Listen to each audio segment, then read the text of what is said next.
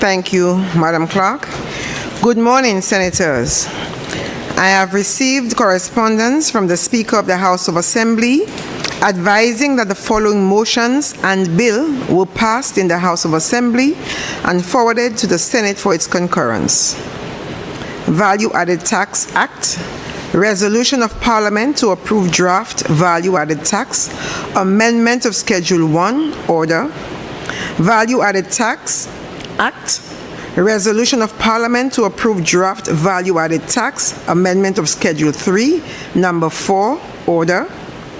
Value-Added Tax Act, Resolution of Parliament to approve draft Value-Added Tax, Amendment of Schedule 3, Number 5, Order. Money Laundering Prevention Amendment Bill. I have received an excuse from Senator Kejiana Toussaint-Challery, who is out of state on official business and therefore will be unable to attend today's sitting. We welcome Senator Shelton Daniel.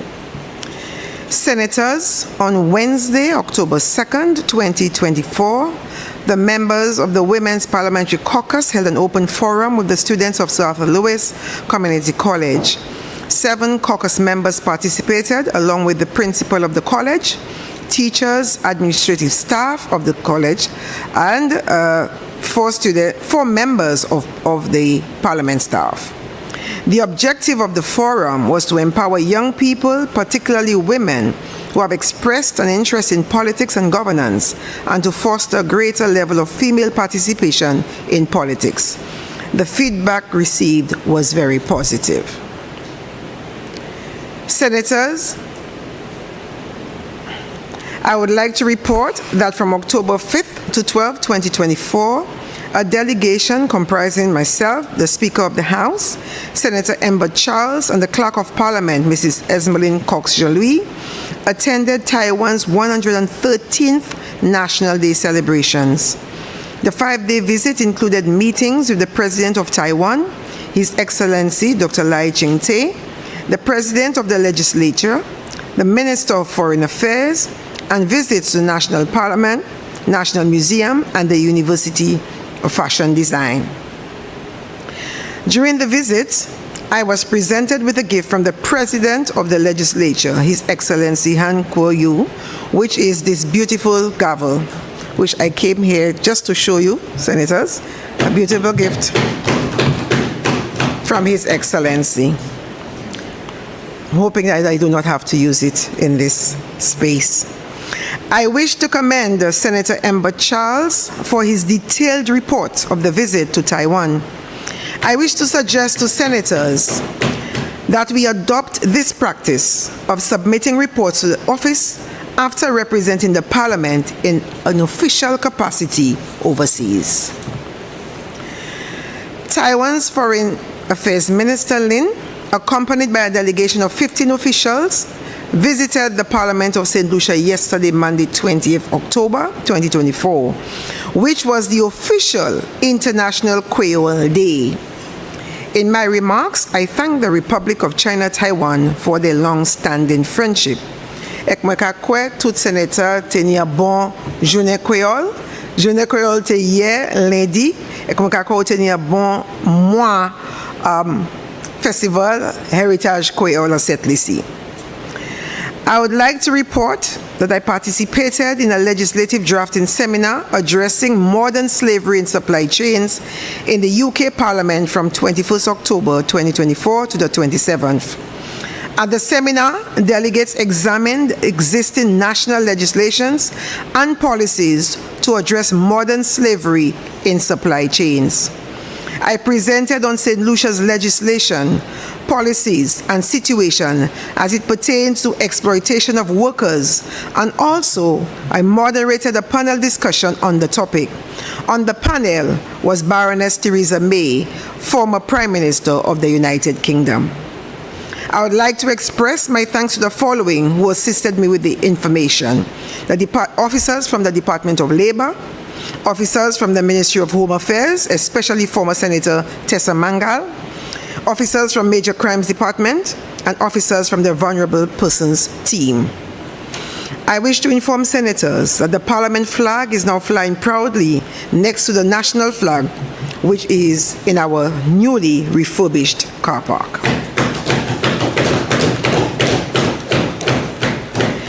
Statements from parliamentary secretaries.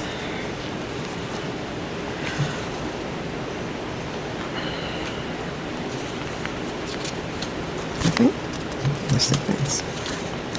Papers to be laid. Honorable Leader of Government Business.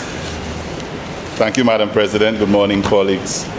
Before I proceed with the papers to be laid, Madam President, I wish to join you and thank St. Lucians who participated in the various Journée Créole activities. Je voulais dire merci, je voulais remercier toute cette Lucia qui pointe dimanche et puis semaine passée, week-end passé, pour participer à toutes les activités nous tenues pour célébrer mon héritage créole. It culminated on Sunday, and as you have said, yesterday was the international observation of the day. So once again, I want to thank St. Lucians for everything they did to ensure that that particular celebration was enjoyed and was noted. I want to also thank you in commending Senator Charles for his report, his comprehensive report. Madam President, unfortunately, since I haven't gone anywhere, I have nothing to report. But I want to remind you that I too did the same. So the standard was set, and I'm happy that Senator Charles has actually upped it a little more. So I think you're on track with that. So therefore, Madam President, I move on and wish to lay the following papers standing in my name. Statutory Instrument Number 126 of 2024, Money Laundering Prevention Amendments Regulations. Statutory Instrument Number 127 of 2024, Fiscal Incentives, Island Property Development Limited. Statutory Instrument Number 128 of 2024, Public Finance Management Act. Resolution of Parliament to authorize the Minister of Finance to guarantee borrowing by the St. Lucia Development Bank for the housing sector and productive sector of St. Lucia. Statutory Instrument Number 129 of 2024, Public Finance Management Act. Resolution of Parliament to borrow for capital and current expenditure to finance emergency cleanup and restoration for critical infrastructure projects. Statutory Instrument Number 130 of 2024, Tourism Stimulus and Incentive Investment, Rodney Bay City Centre Limited Order. Statutory Instrument Number 131 of 2024, Fiscal Incentives, Ganache Machine Shop Limited Order. Statutory Instrument Number 132 of 2024, Price Control Amendment Number 14 Order. Statutory Instrument Number 133 of 2024, Excise Tax Amendment of Schedule 1 Number 14 Order. Statutory Instrument Number 134 of 2024, Labor Minimum Wage Order. Statutory Instrument Number 135 of 2024, Tourist Duty-Free Shopping System, Cabot St. Lucia Inc. Order. Statutory Instrument Number 136 of 2024, Civil Aviation Flight Safety Regulations. Statutory Instrument Number 137 of 2024, Citizenship of St. Lucia Amendment Regulations. Statutory Instrument Number 138 of 2024, Alien Landholding License Exemption, SDSL Limited, SDSL Enterprises Limited, and SDSL Ventures Limited Order. Statutory Instrument Number 139 of 2024, Legal Profession Eligibility, Kayla Ray C1 Order. Statutory Instrument Number 140 of 2024, Tourist Duty-Free Shopping, GMC Holdings Inc. Order. Statutory Instrument Number 141 of 2024, Price Control Amendment Number 15 Order. Statutory Instrument Number 142 of 2024, Excise Tax Amendment of Schedule 1 Number 15 Order. Citizenship by Investment Report 2022-2023.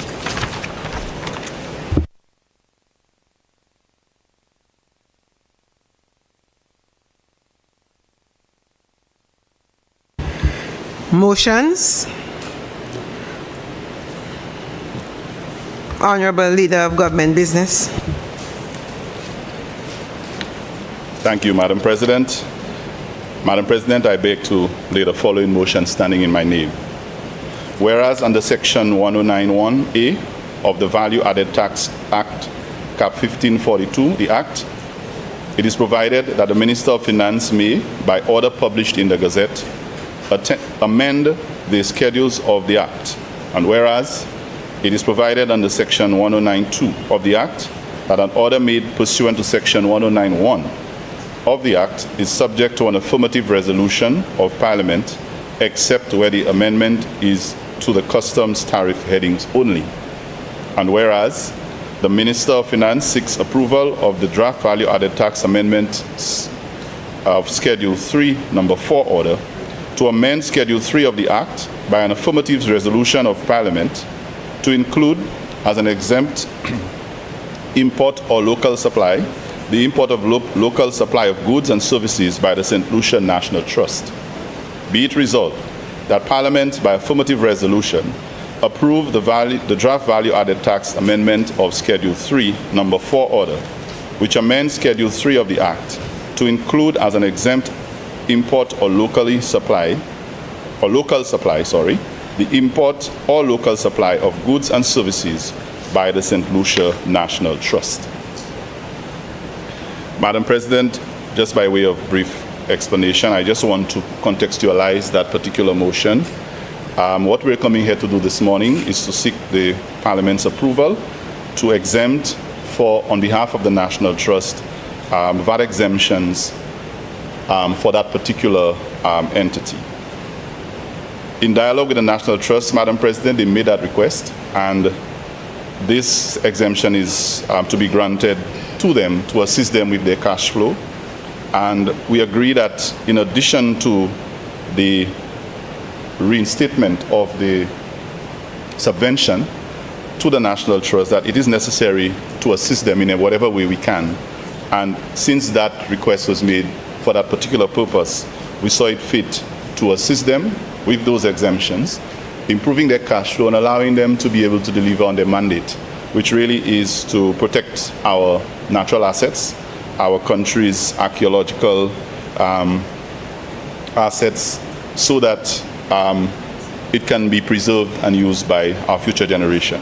So this is basically an exemption that we are seeking on behalf of the trust for that purpose, and I would hope that this chamber will find it necessary to agree to give them or grant them those exemptions.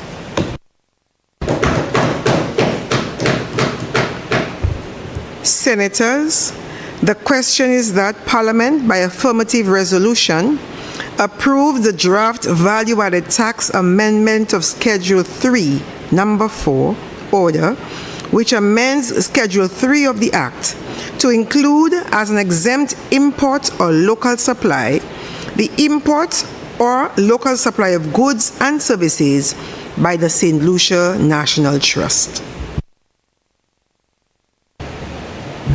Senator Ferropoulos.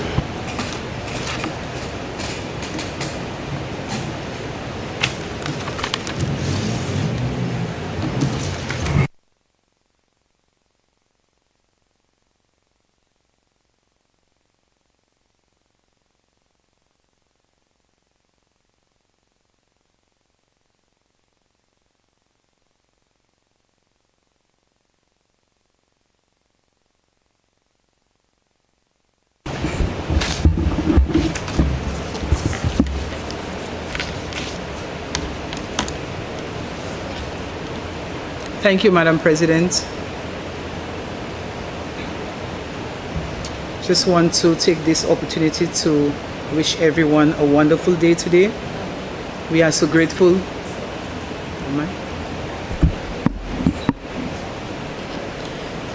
Yes, we are so grateful to be alive and kicking today. So I just want to wish everyone a wonderful day. Madam President, I rise today to speak in favor of the bill, or is it the motion? The motion, which seeks to amend Schedule 3 of the Value-Added Tax Act and to exempt the import or local supply of goods and services by the St. Lucia National Trust. Madam President, I want to begin by acknowledging the positive impact that this amendment can have on the preservation of our natural heritage.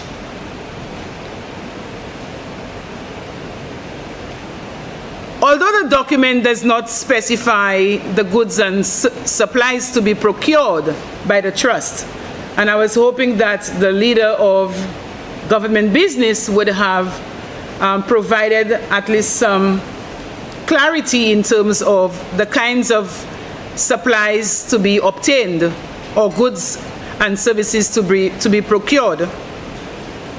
However, I just surmise that whatever supplies the trust obtains, it will be used for the operations of the entity and, of course, to fulfill its mandate. Madam President, the National Trust, as we all know, plays a critical role in safeguarding the history, the culture, and the national or natural beauty of our beloved island, St. Lucia. This exemption, I strongly believe, Madam President, will enable the trust to more effectively carry out its duties without the burden of additional taxes, especially as it strives to protect and to conserve the nation's invaluable assets for future generations. And the leader of government business alluded to that, Madam President. Notwithstanding, Madam President, while I support this amendment and recognize the potential good that it brings, it would be remiss of me, Madam President, at this point, not to use this opportunity to call upon the St. Lucia National Trust to rise above any perceived partisan politics. Any perceived partisan politics. Our natural reserves and historical landmarks, Madam President, Senator, are not... Senator, I'm advising you very early. Speak to the motion. Madam President, that is exactly what I'm doing. You are speaking to the National Trust about not involving in partisan politics. Speak to the motion, please. Madam President, our natural reserves and historical landmarks are the domains of all of us in this country. They belong to all St. Lucians, past, current, and future. And we know that the preservation of the treasures should and must transcend all political divisions that may exist, Madam President. So I just want to urge all of us, including this government and the trust, to take this opportunity to recommit itself to a united national effort. And I want to commend this government for the exemptions that are being allowed to the National Trust in order to carry out its mandates in the preservation of our natural heritage. Thank you, Madam President.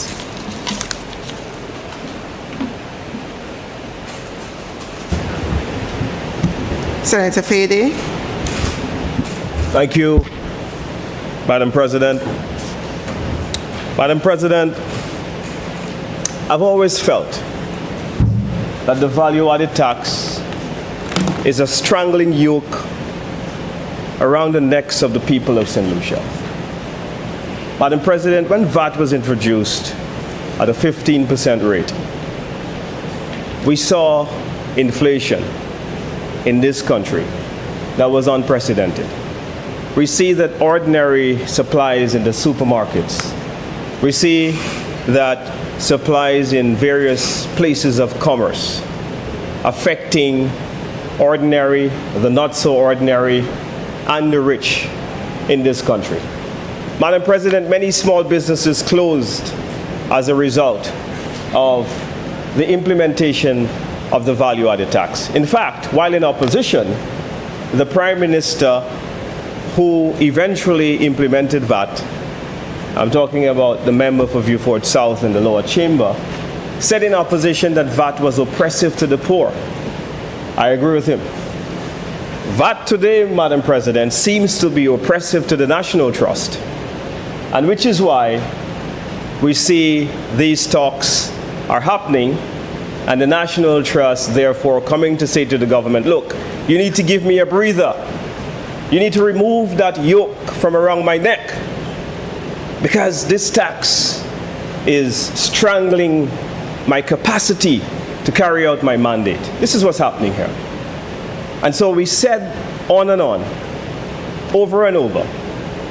And if you check the Hansard of this House, Madam President, you will see that the United Workers' Party, we've always registered the view that VAT is a yoke that has strangled the people of St. Lucia for too long.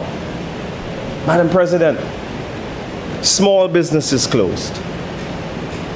Bigger and larger companies argued because of their cash flow, that VAT was affecting their cash flow by the way in which it was constructed. Knowing, Madam President, that businesses are charged VAT on their revenue, on their invoices, and not necessarily when they are paid. I want to make that distinction. So VAT, Madam President, it is charged. If you're a small business, you're making over 400,000, you are charged VAT based on invoices. So you, the business, once it is recorded in your revenue, you've got to pay this money whether your client has paid you or not. And these concerns were raised, Madam President, to the sitting regime at the time, saying that VAT is burdensome, it is oppressive, it is not right. The rate of VAT also stirred up some controversy. We felt at the time, Madam President, that 15% was a very sudden and a very uncaring approach by the then St. Lucia Labour Party government. When we came in, Madam President, we sought to, even though there were challenges in the fiscal situation, the United Workers' Party government of 2016 to 2021, we reduced the rate of VAT by 16%, but 2.5 percentage points.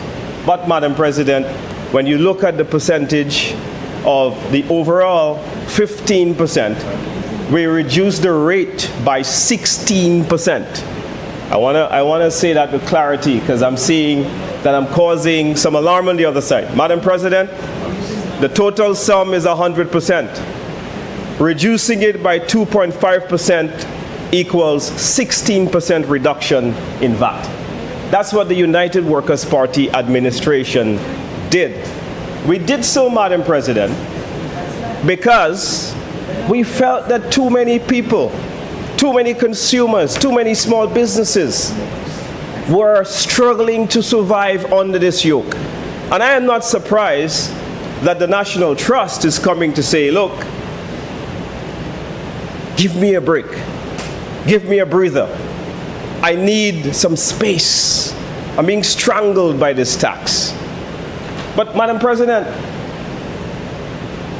one would have thought that requests like what is being posited in this motion here today, to remove VAT on fittings and plastics and water tanks and water pumps, pressure reducing valves, all the things.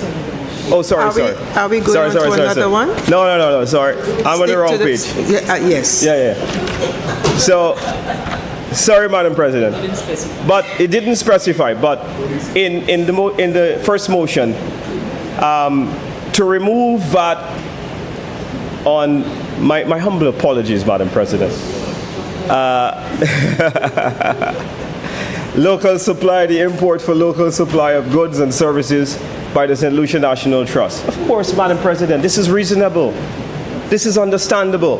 This is understandable because VAT to begin with, Madam President, was a bad idea. We said so. And one would have thought that after learning that the government would have learned from VAT, because we also came in this house and the business people themselves can't even pay the VAT on time.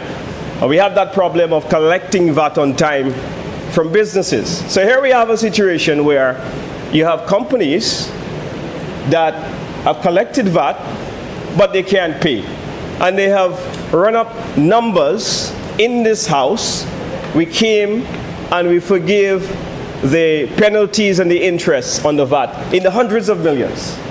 That's what we had to do for the businesses, because they're all singing the same song that the National Trust is singing, that VAT is very onerous on their operations, that this is affecting for-profit businesses as well. So this, Madam President, calls for the restructuring of our tax regime in this country. And one would have thought that after VAT that the government would have learned.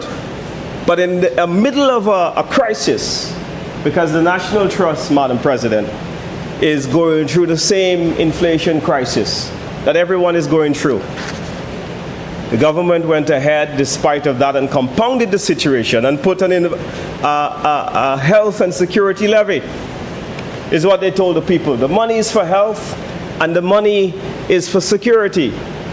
When we check the corresponding years of what was spent in health, Madam President, the budgeted amount was less than $10 million.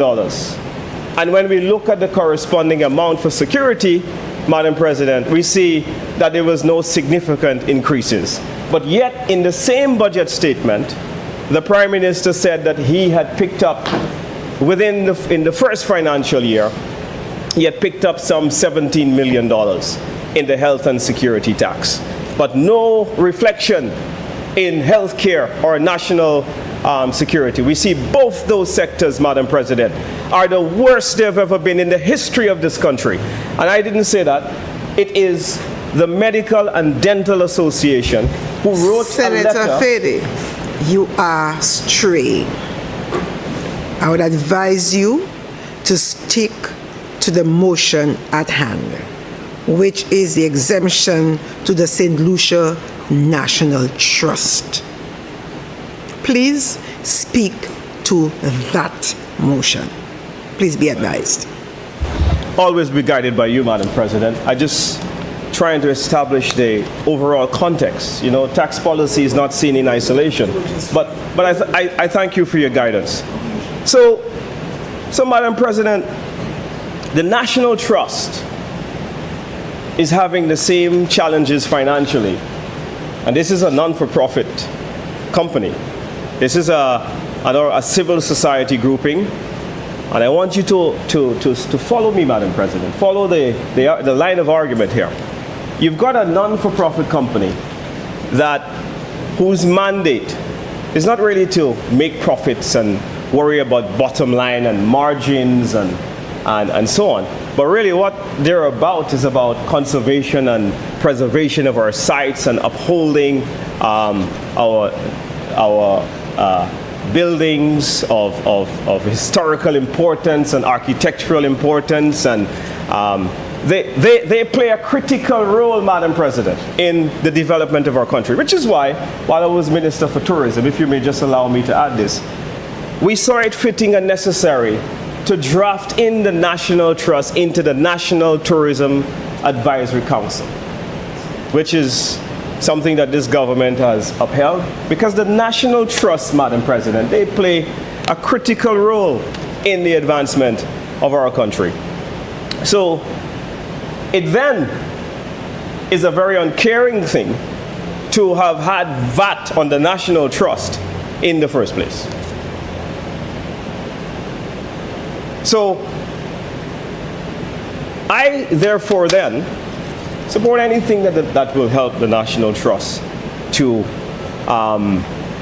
reduce its overheads and to carry out its mandate more seamlessly without a yoke around its neck.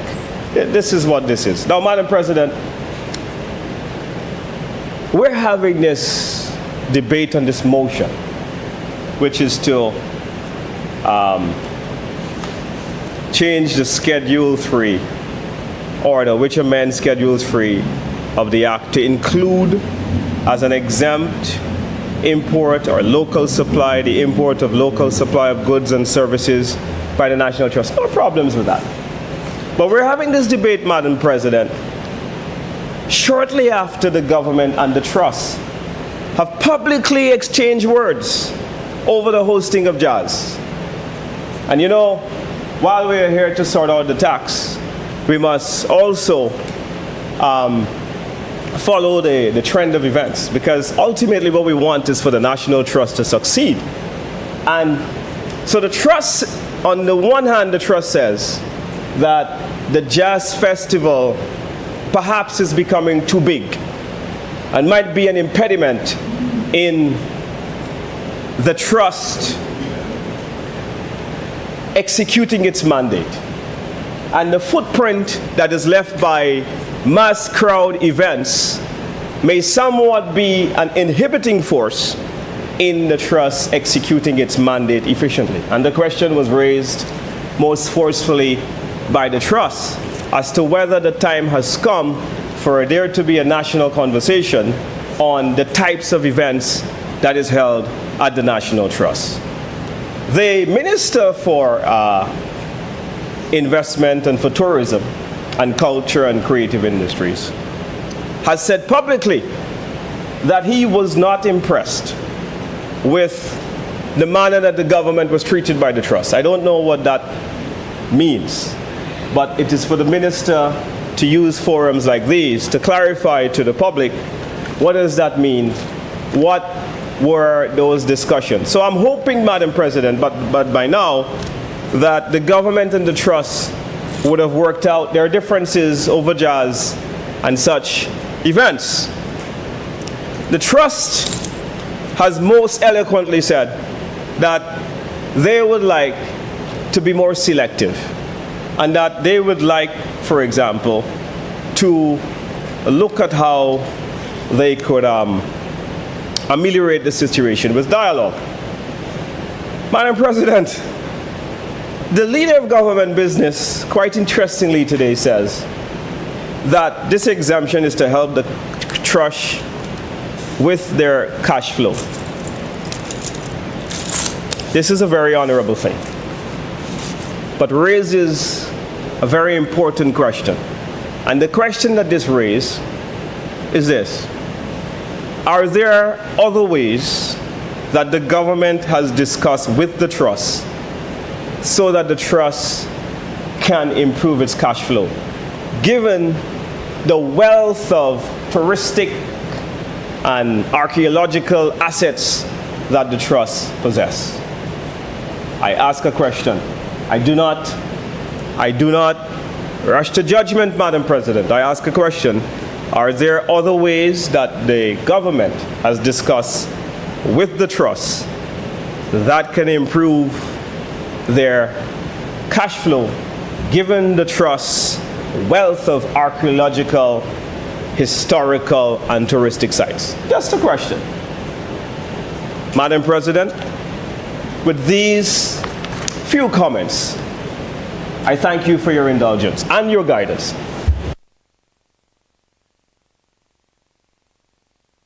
Senator Jean.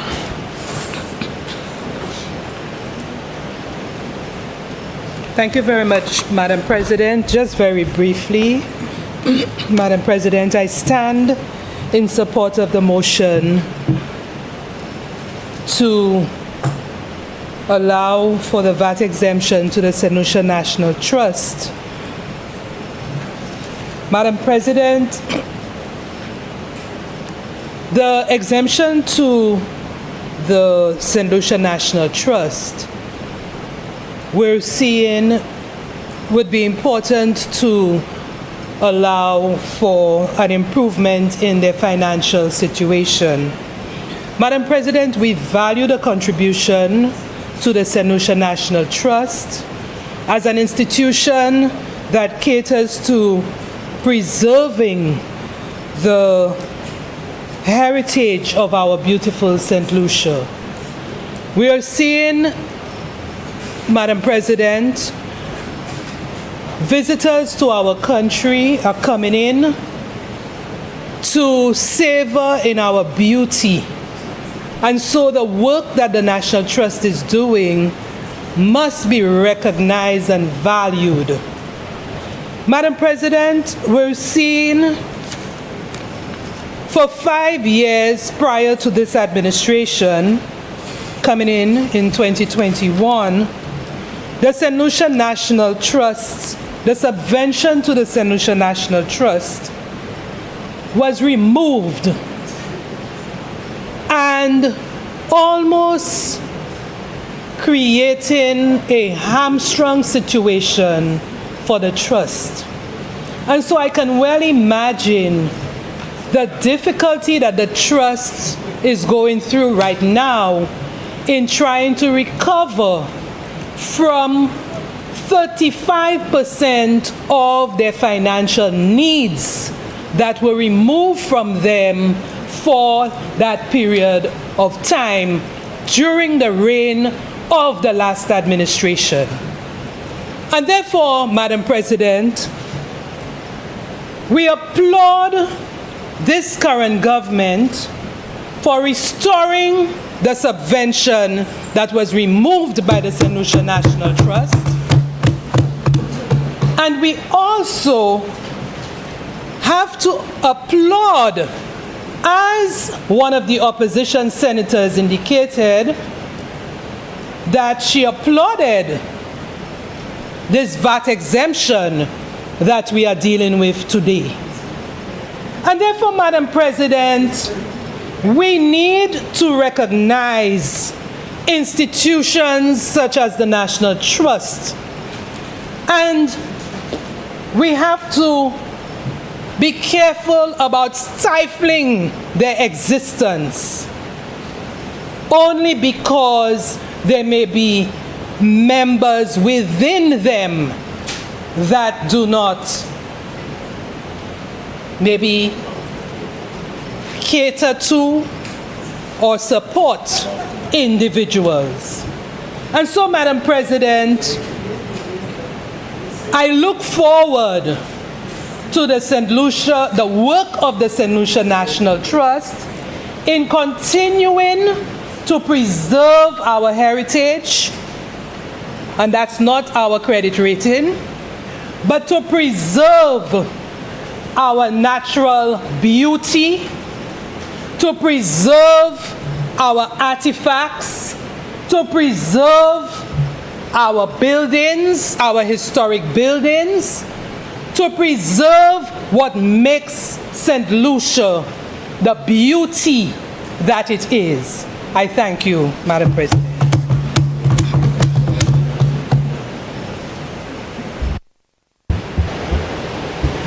Senator Charles. Madam President, like the other senators, I rise to support the motion, but also to take the argument a little further. First of all, I would like to state for the records, I am a member of the National Trust, financial, fully paid. You want to raise the mic? Officer?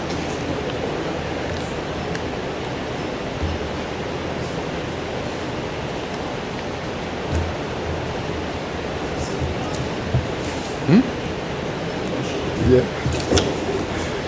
So I'll recuse myself from the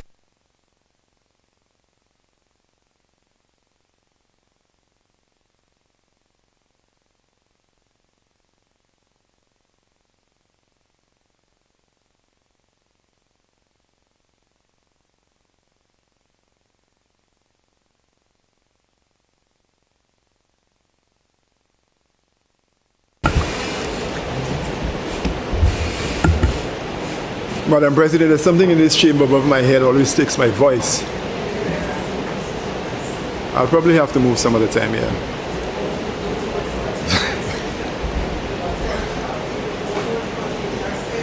I could stay here once you could hear me.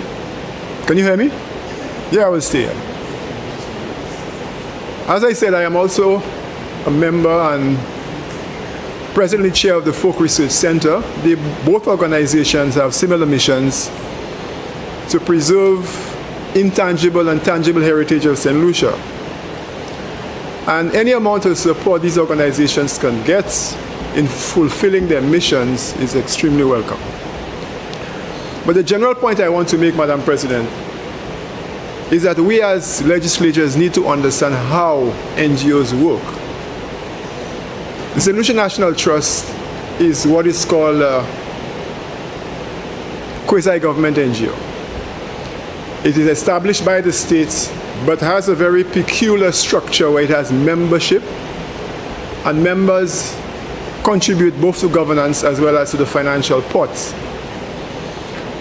But the membership fees are pretty small. I mean, it is really token. It's really to give you the legal standing to vote in the organization's annual meeting.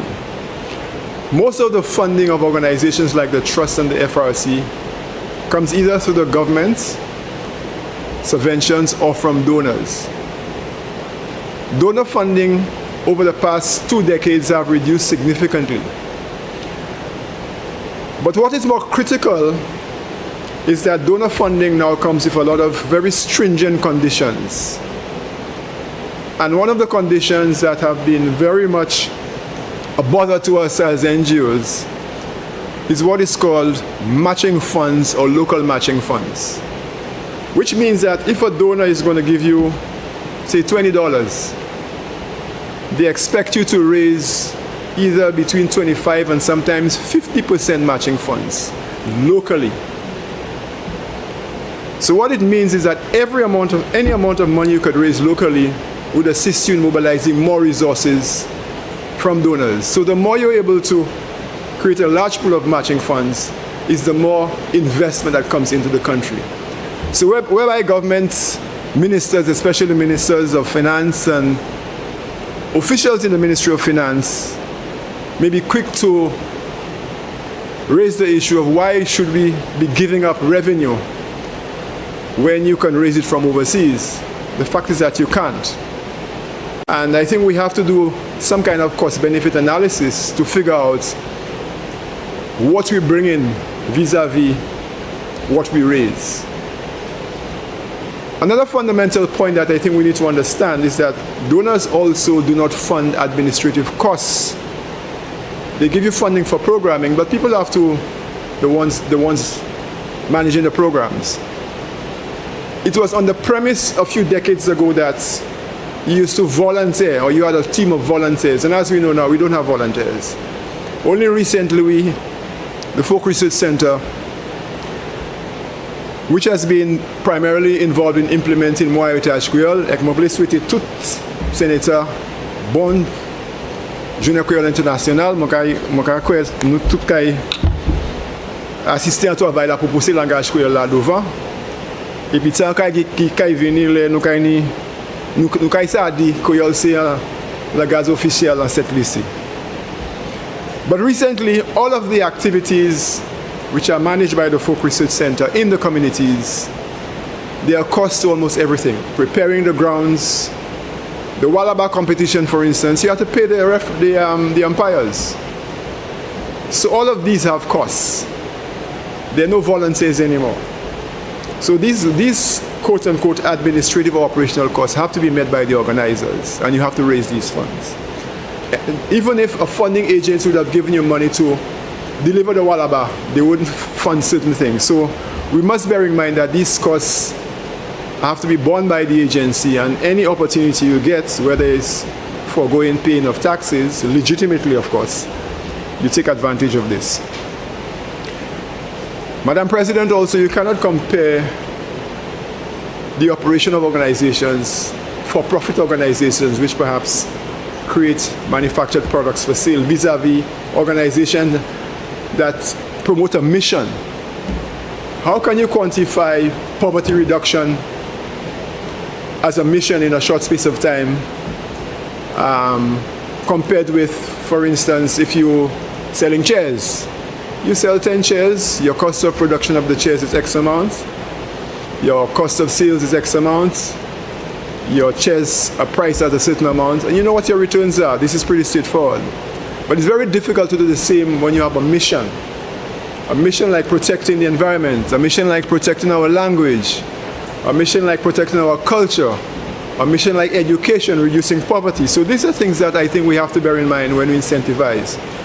So what I would like to advise and recommend to the government through the leader of government business in the Senate is that these incentives, consideration be given that these are extended to other NGOs and civil society organizations in St. Lucia. Because they all have to pay the tax. Sometimes they are given the privilege of tax waivers, but it's such an onerous exercise at times that by the time you get the response from the agencies, you already have to pay. And it's very difficult to recover even in your tax returns. So NGOs like the Trust are extremely important to our development. The Folk Research Center, the Archaeological and Historical Society as well, these are all doing the same task in terms of preserving tangible and intangible heritage. And I would like to strongly recommend that consideration be given to them as well when we're considering tax exempts on the purchase of local goods and services, or also on the import of goods and services. And with these few comments, Madam President, I give my full support to the resolution. Thank you.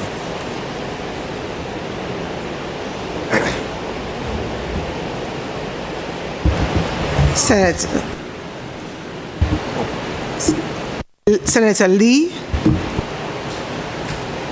Thank you, Madam President. Before I get to the resolution at hand, I would like to join my colleague, Independent Senator, in wishing everyone more International Day of Creole. I'd like to thank him for saying what I wanted to say in Creole so that I don't have to suffer grievous injury to myself in trying to say it.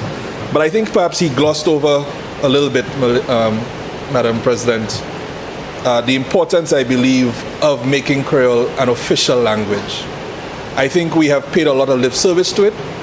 We have promoted Creole food, Creole heritage, all these things. But the only way the language is going to really survive and grow, and the culture by extension, is if we give it the due deference and position that it deserves as an official language. I think it is high time that a bill be brought to this honorable chamber where we get to debate and approve the Creole language as one of our official languages in St. Lucia. I must confess, Madam President, that I'm a little conflicted with regard to this resolution. I have listened to my learned colleague and his rather insightful and perhaps different take on the impact and effects of this resolution. And I do not seek to in any way detract from what he has indicated as to how this will work in practice. My conflict really arises, I think, on a matter of principle.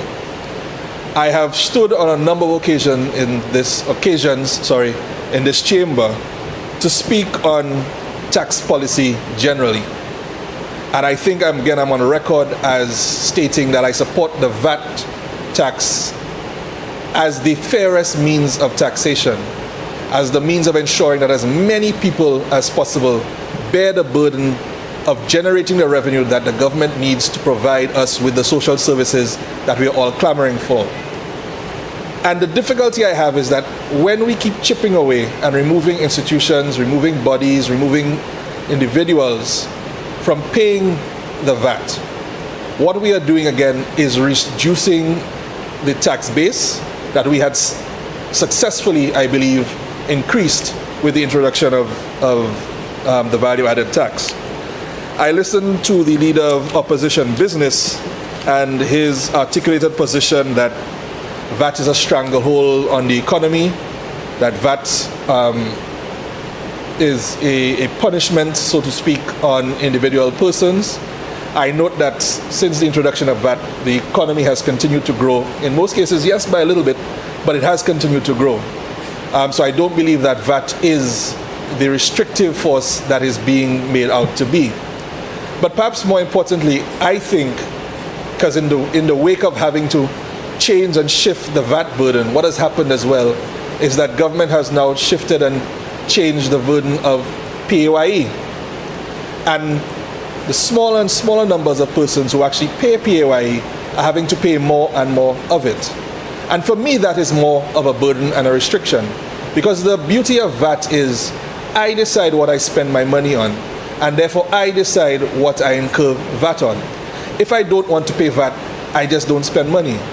PAYE, I have no choice. That comes out before I even see my money. And then it then limits what I can do because the monies available to me are restricted.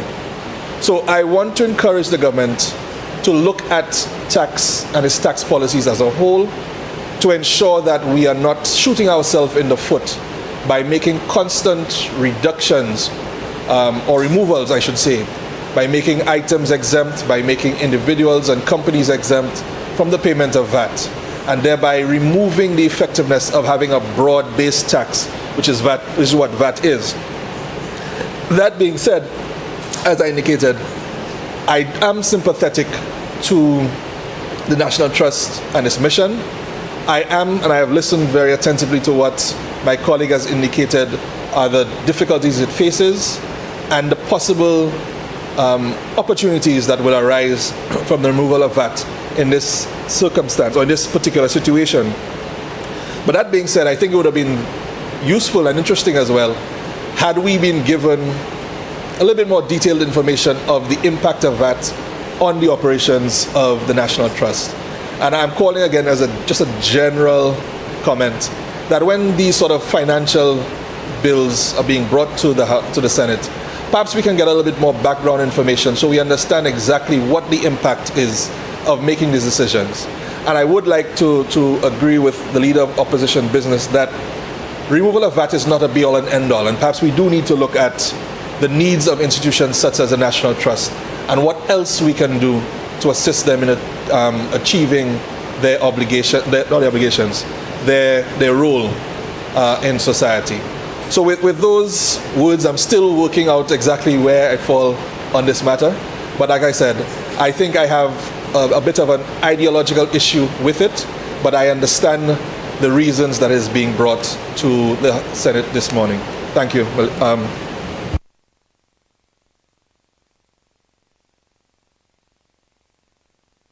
Senator Daniel. Thank you, Madam President. I rise in support of this resolution to approve the draft value added tax amendment schedule 3, number 4 order. I want to just share what I hope will be some very brief comments on some of what emanated from the opposition senators who have shared their thoughts on the amendment with us.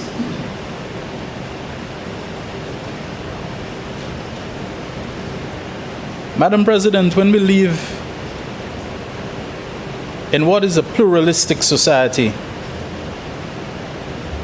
one of the challenges, and I dare say,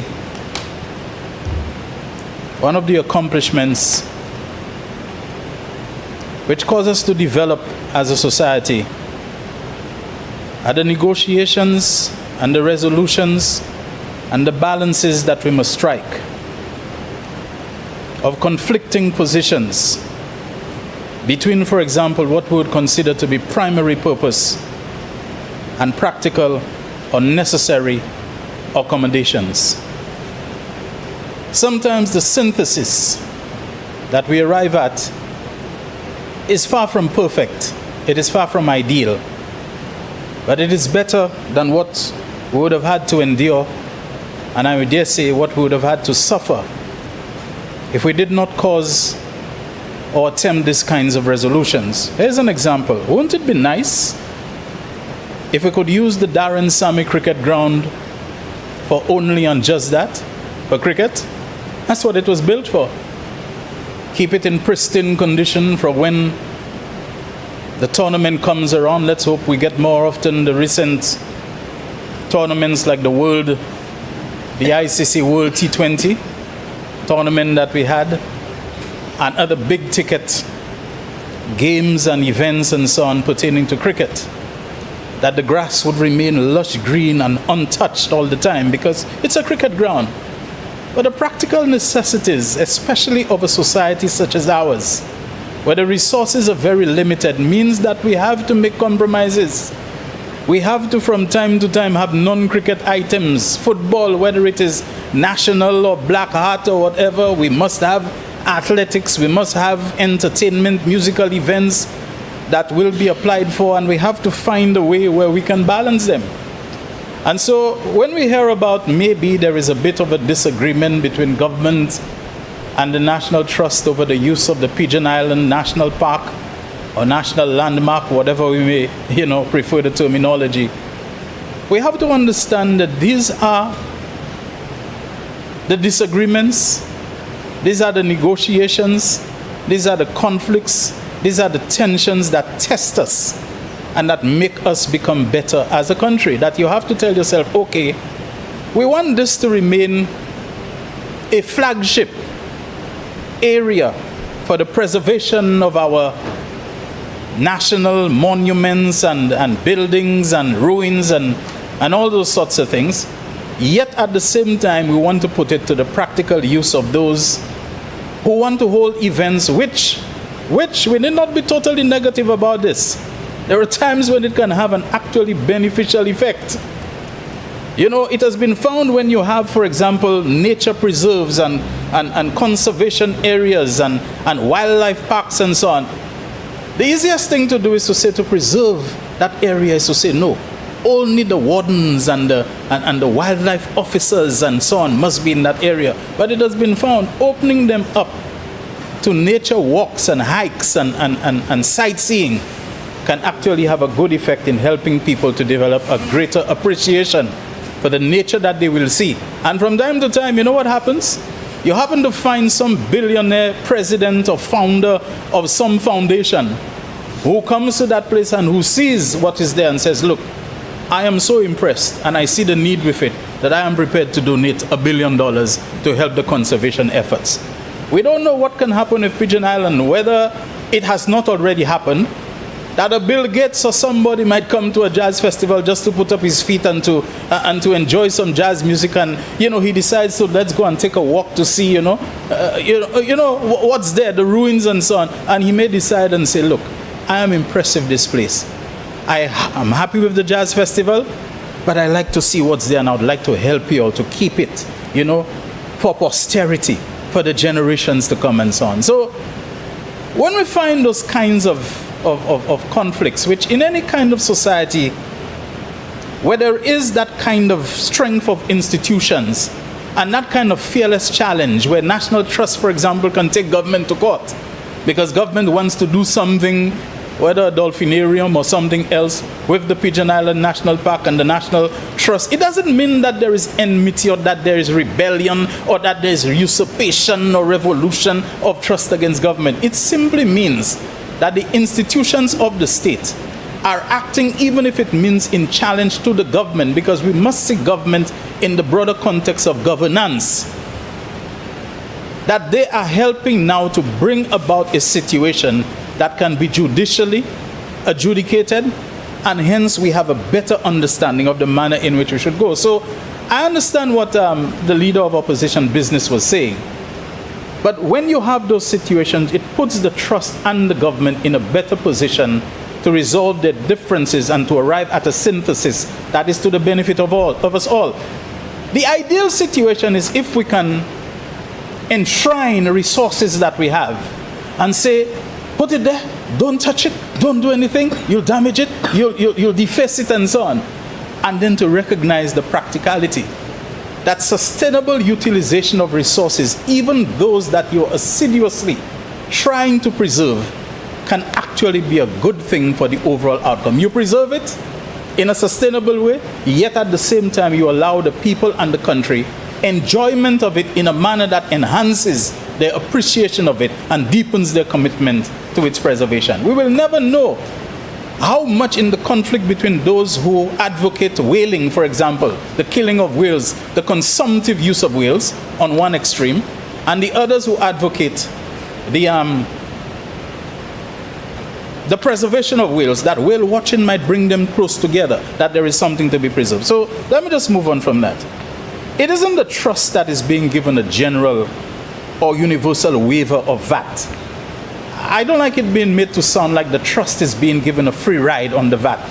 The trust is being given a breathing space for matters pertaining or relevant to its operations and to its purpose and what it does. It isn't the case of the trust is being told, you can go and buy corned beef, you can go and buy this, you can go and buy that, and there'll be no VAT. It is for things that are pertinent to the work and the business of the trust. So let's not make it sound like everybody else has to bear the burden of VAT, and the trust crying that they cannot bear VAT, and they're being given, a free upness. That's not what is happening. It is specific to the work of the trust. The matter of VAT relief for the poor. And again, Madam President, I'm just referencing some of the things that the leader of opposition business said. VAT relief for the poor and even for the not so poor already exists. We have the basket of zero-rated goods. We have VAT-exempt goods, and the VAT exemption is being revisited. It is being added to it, is being modified. All those things are being happened. So whoever is poor and VAT would be a burden on their backs, as we are being told that it is oppressive to the poor are being factored to all the time in the things that are being done. When you have, for example, a subsidy on cooking gas, it is something that was in mind done especially to benefit people of lower income. But of course we know there is nothing to prevent people who are very rich from saying that they're not going to buy the 100-pound cylinder anymore. They're only going to buy the 20 and 20 pound because they're getting it cheaper, and so they will probably be using more of it. You really cannot prevent it. But the people you know who are unlikely to be able to afford a 100 pound, you give them a little relief and a greater breather, a greater chance to be able to survive in what is essentially sometimes a merciless world. So I just want to say that there are countless waivers, concessions.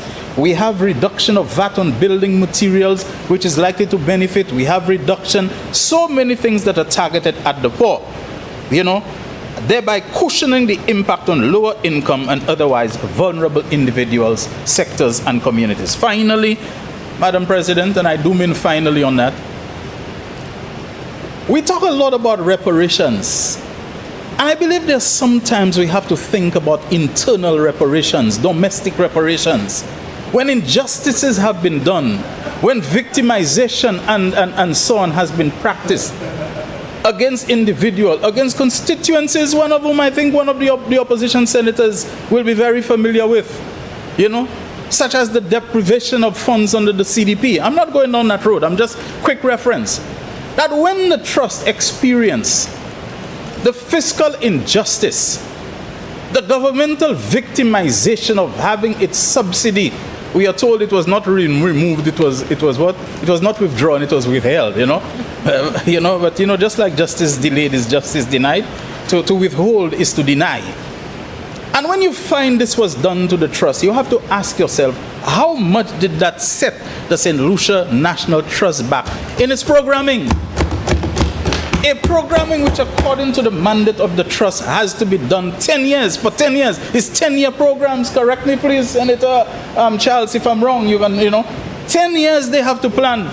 And when you just come and simply because of a disagreement, no matter how you try to couch it, you take away their funding for 1, 2, 3, how many years and so on. And the line item in the budget statement actually says, St. Lucia National Trust, 0.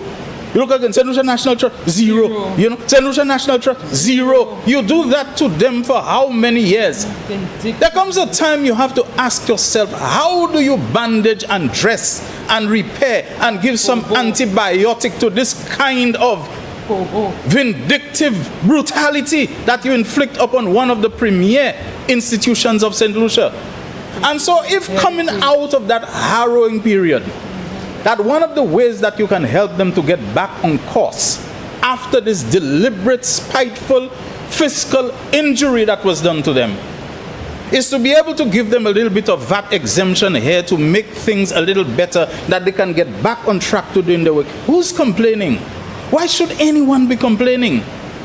And so that's what I want to say. This may well be one of the very modest reparations to the St. Lucia National Trust. I do hope one of these days a senator on the other side, at least one of them, will be able to advance to us some suggestions, some recommendations for reparations to certain constituencies, one of which was Denry North. Maybe we need to talk about that when you do those things to people simply out of vindictiveness. Madam President, with these few remarks, I want to reiterate my support, and I thank you very much. Honorable Leader of Government Business. Thank you, Madam President. I've had the privilege of listening to my... Oh, sorry. I've had the privilege of listening to my colleagues share their views and contribute to this motion, opposition, independent, and colleagues on the side of government.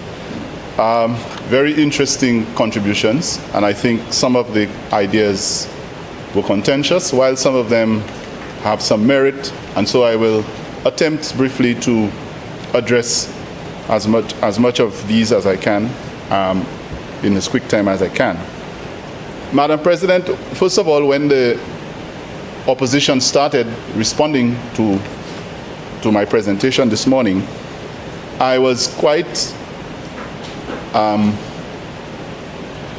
pleased, maybe for want of a better word, to hear that the National Trust was acknowledged as a very important institution, and its role was reinforced by Senator Polius, and who went on to actually commend the government for the intervention.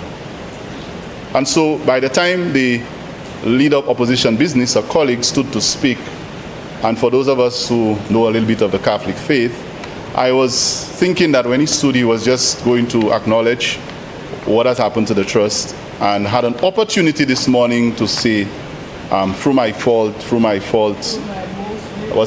most grievous fault, the opposition is sorry for the pain that we've caused you, and we are happy to support the government's intervention at this time.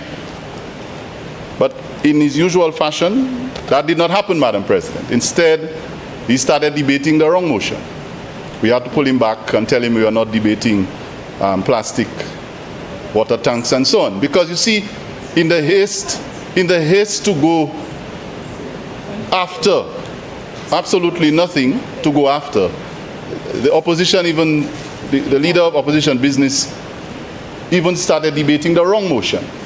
And that tells you that the intention was not to debate the National Trust receiving a reduction or removal of VAT for particular purposes.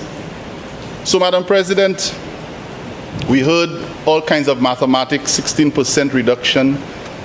On the record here, I know that the opposition then in government had reduced VAT by 2.5%. That is what is in the record. I will not attempt to analyze the mathematics or the statistics that the leader of opposition business attempted to provide. I will not attempt. My mathematics students, I taught for many, many years. I will not do them that injustice at all. Keep my reputation intact. Madam President, I think the independent senator has already addressed the issue that was raised about VAT being an oppressive tax, so I will not go there. But I noted that the leader of opposition business used a statement and quoted, if I can quote him, that this VAT thing was a yoke, or is a yoke around the neck of the National Trust. Madam President, I wish to remind the opposition that the yoke that was placed around the National Trust's neck was the removal or withholding of the subvention. That is the yoke that was placed. And if you can quantify $700,000 every fiscal or every financial year, that is some yoke around the neck of an institution. So he was right that there was a yoke. But this government has recognized that, and we have said that we are not going to do likewise. So we have reinstated that subvention and we have increased it. so that the National Trust can be supported in providing or going ahead with its administrative function. Madam President, I heard the leader of opposition business, oh, he's not leaving, I thought he was, saying in his own words, I was wrong. I stand to respond, Kapati. But I will respond to the opposition. In his own words, Madam President, that jazz is becoming too big. I thank him for saying that. Jazz in this country is doing so well, it's becoming too big. Well, if that's bad news for our country, I would want to hear him say that every time he comes to the House, because the bigger jazz gets, the better it is for the people of this country to enjoy the benefits. And I want to remind him that it's not Soleil, it's jazz that's getting too big. Now, there was a very salient point that was raised about the role of the trust, and even a suggestion that what the government is doing is trying to appease the trust. Madam President, that issue about the trust raising concerns about Pigeon Island hosting jazz. If we had a national trust, Madam President, that would not raise issues or that would have no concerns about what is done on those sites, I would become very concerned. It is the role of the National Trust to stand up and say that we are here to protect the natural heritage or the natural assets of this country. And when the trust tells you that there are certain things they do not want to permit on certain sites and in certain areas, that is their duty. We have no problems if the trust is saying that. So if the opposition thinks that this government is going to come here and say, oh, the trust is not supposed to tell us that we're not supposed to have a certain number of people on the Pigeon Island side because jazz is too big. We are not in the business of fighting with the trust, Madam President. We will not fight with them. You know what we do? We are different. We are not going to fire anybody because they spoke up on behalf of the trust. We are not going to remove subvention and punish the trust because they did not agree with something we were doing. From time to time, the trust will have a difference of opinion or a different position from government. That is expected. There is no way you can coexist with an institution that is supposed to protect our assets. And when they believe that you're going a little too far, that they will not speak up. That is their right, and they know with the Labour Party government in office, they can speak freely. And do you know what we do, Madam President? Instead of firing people and withdrawing subvention, we increase subvention. And we sit around the table with the trust and we say to them, what is the issue? Let us have a conversation. How can we improve this? How can we give you what you want while we give the people what the people need? How can we continue to preserve Pigeon Island or any other national asset while we use it to generate revenue and to improve our economic situation, while St. Lucians need to benefit? That is the approach that this government uses. We engage in dialogue. That is why, Madam President, we can come here and we can speak of what we do on behalf of the trust, and the trust can then respond. And in a little while, Madam President, I will mention to you that the trust has responded. Yesterday, the trust put out a press release, and I will quote from it in a minute. So, Madam President, just to wrap up on the issue of the opposition's arguments that did not go very far. And the question was also raised by Independent Senator Lee. We agree that waiving VAT is not the solution to the problems that the trust will have. That's understood. That is not the panacea for all the problems of the trust. However, we believe that it is one of the many measures that can be put in place to assist them with their administrative function. And so we are not averse to enter in dialogue with the trust to say, look, we are giving you the waiver of VAT. We have reinstated your subvention. We have increased it. Now, what else can you do to help yourself so that you can become more self-sufficient, more efficient, and more sustainable? That conversation is the conversation that we need to have. And this government is open to that conversation. Madam President, the independent Senator Charles raised the issue of other NGOs that probably should be considered for the same benefits of the trust. And it is true that the trust is not a profit-making organization. And so that is a legitimate argument. And I will say to him and to St. Lucians that as this economy continues to improve, as this government continues to manage well and increase the revenue and the economic situation in our country, we'll be in a position to extend that kind of hand to other NGOs who need it. And we are not going to make promises because I'm not the Minister of Finance, so I can't stand up here and say that. But I can tell you, based on the trajectory of this government and what we project in terms of our fiscal situation, we may very well be in a position to allow more NGOs to benefit from the waiver of VAT. So that, I hope, very soon, Senator Charles, I will be able to give you a more precise response coming from the Minister of Finance. Madam President, Senator Lee, always very firm in his belief, and he has correctly stood here before and opined on the issue of taxes. And very consistent, he has always made that point, and he reiterated today, which has clearly taken care of the argument that the opposition tried to raise, that VAT is oppressive. The opposition leader, the former Prime Minister, in his own words, and I'm sure those of us in here can remember, has actually stated that VAT is the most comprehensive and most efficient method of taxation. He has said it. He wished he didn't say it, but he has said it. And it is true. One of the very few things I can probably say that he has. At least this time, he may have been correct. So to try to label VAT as an evil force is not going to work because we have gone past that point. So, Madam President, what Senator Lee was raising was that there has to be a better formula, or we need to look at a formula that can make it more equitable for everyone else, because the continuous exemption may not be the best method. But I want to say that while this is the ideal situation, the more, I want to use a little bit of scripture here. To whom much is given, much is expected. So the more, those who earn more would be expected to pay more.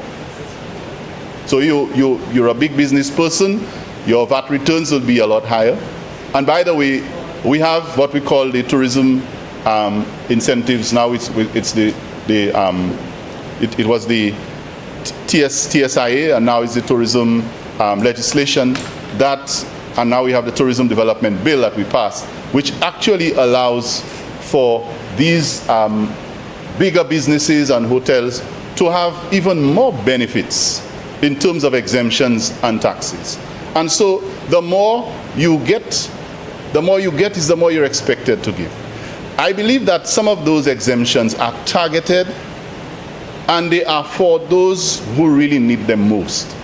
And the National Trust, which is a non-profit organization and has a responsibility, as you heard from Senator Charles, to pay salaries, to deal with expenditure, administrative costs that they cannot get grants for, will need support at some point. And that is the function of the subvention, and reducing VAT allows them some breathing space. So while in principle I think Senator Lee is correct, but practically there are times when you have to look back and say, some need a little more, so let's give them a little more. Madam President, to round up, I think the point was made about matching funds. And can you imagine if we do the math, and this is the real math and not the math that one attempted earlier. If you take 700,000, that was the annual subvention, yes. And I'll even leave out the first year, multiply it by 4. 7 4s are 28. That's 2.8 million. That is revenue that the trust would have had in a 4-year period. And if, of course, they couldn't use that to attract grant funding. But if they had that to take care of the administrative costs, and they could have used the revenue that they generated on their own to attract matching funds, do you know what position the National Trust would have been in today? That they may not even have needed VAT exemption. We may not even have to be here today to provide them with any exemption. So it is a liability that we inherited, created by the then government, that we are now trying to put some soulagement for. Madam President, now I just want to wrap up here by saying to the opposition, with all the talk about why we needed to do that for the trust, and it's this and it's that, the National Trust itself has said to the public what it thinks of what we did last week Tuesday and what we are here to do today. The trust has spoken for itself, so I don't have to speak for them. So I will just, the document is there, is a press release dated October 28th, yesterday, if necessary, and I will not quote in its entirety, so I don't intend to make it the document of the House, but if necessary, I can. Madam President, the trust is basically saying two things in that press release. One is that it is in the process of improving its financial operations. It mentions financial audits. It actually gave a representation of what percentage of its expenditure that the subvention represents, 35%. It gives that figure in the second paragraph. And finally, in that press release, the National Trust is expressing thanks to the government for providing that tax waiver that we provided. The trust is saying, the government of St. Lucia, thank you because we need it. Now, if the trust is telling you they need it and they are thanking you for it, who am I to say that they did not? Who is the opposition to say otherwise? Although one of them said it's a good thing, but I can't say the same about the other. So, Madam President, if I may just quote one line from the document, one line. It says in the penultimate paragraph, we are grateful for our recent inclusion in the list of VAT exemption organizations and assure the public, not the government, the public, that this fiscal relief will directly support our nation's heritage conservation efforts. That is how the National Trust concluded the press release. And Madam President, the opposition can go online and they can reference that press release and read it for themselves. If they read the entire document, I think it is quite instructive. The National Trust even responded to comments made by persons within their own organization.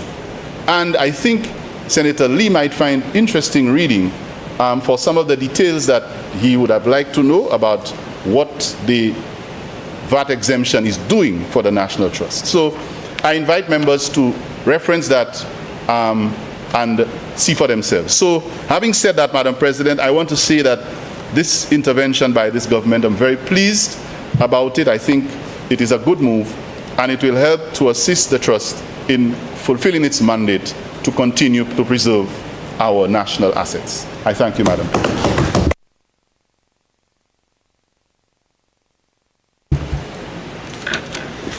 Senators, the question is that Parliament, by affirmative resolution, approves the draft value-added tax amendment of Schedule 3, Number 4, Order, which amends Schedule 3 of the Act to include as an exempt import or local supply the import or local supply of goods and services by the St. Lucia National Trust. I now put the question. As many as are of that opinion say aye. Aye. As many as are of a contrary opinion say no. I think the ayes have it. The ayes have it.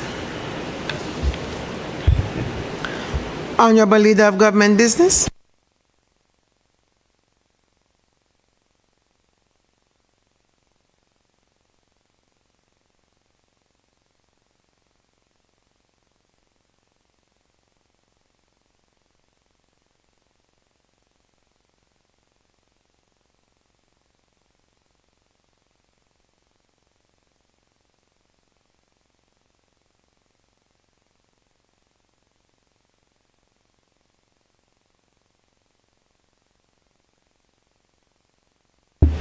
Madam President, thank you. I was just making sure I had the right motion. I didn't want to do like someone else.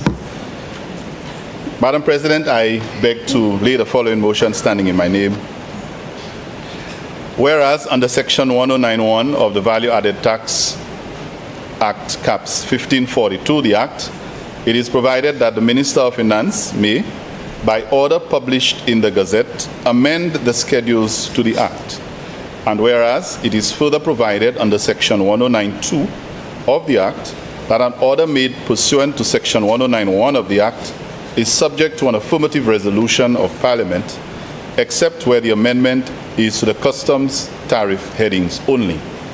And whereas the Minister of Finance seeks approval of the draft value added tax amendment of Schedule 1 order to amend Schedule 1 of the Act by an affirmative resolution of Parliament to include as zero-rated goods a supply of goods under the following customs tariffs headings: 3914.0 fittings, 17.40.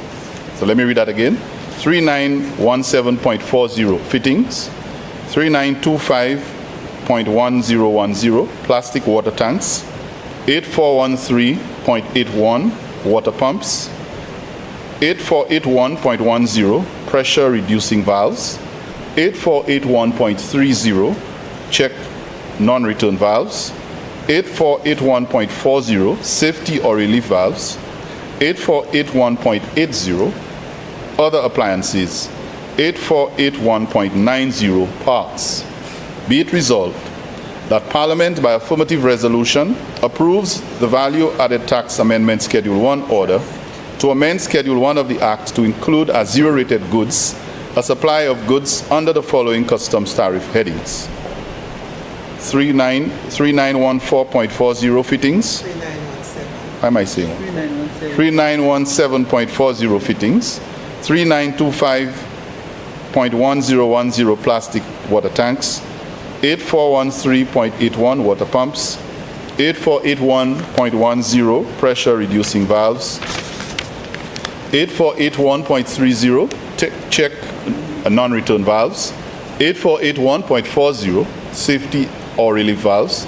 8481.80 other appliances. 8481.90 parts. Madam President, this motion, if I may just elaborate a little, it really seeks to exempt VAT on certain items that are required for water storage.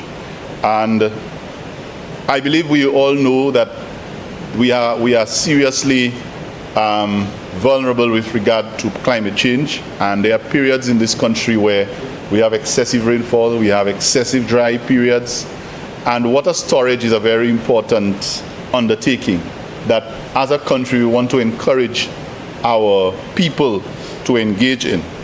We understand the agricultural sector, for example, because of the vulnerability we are faced with.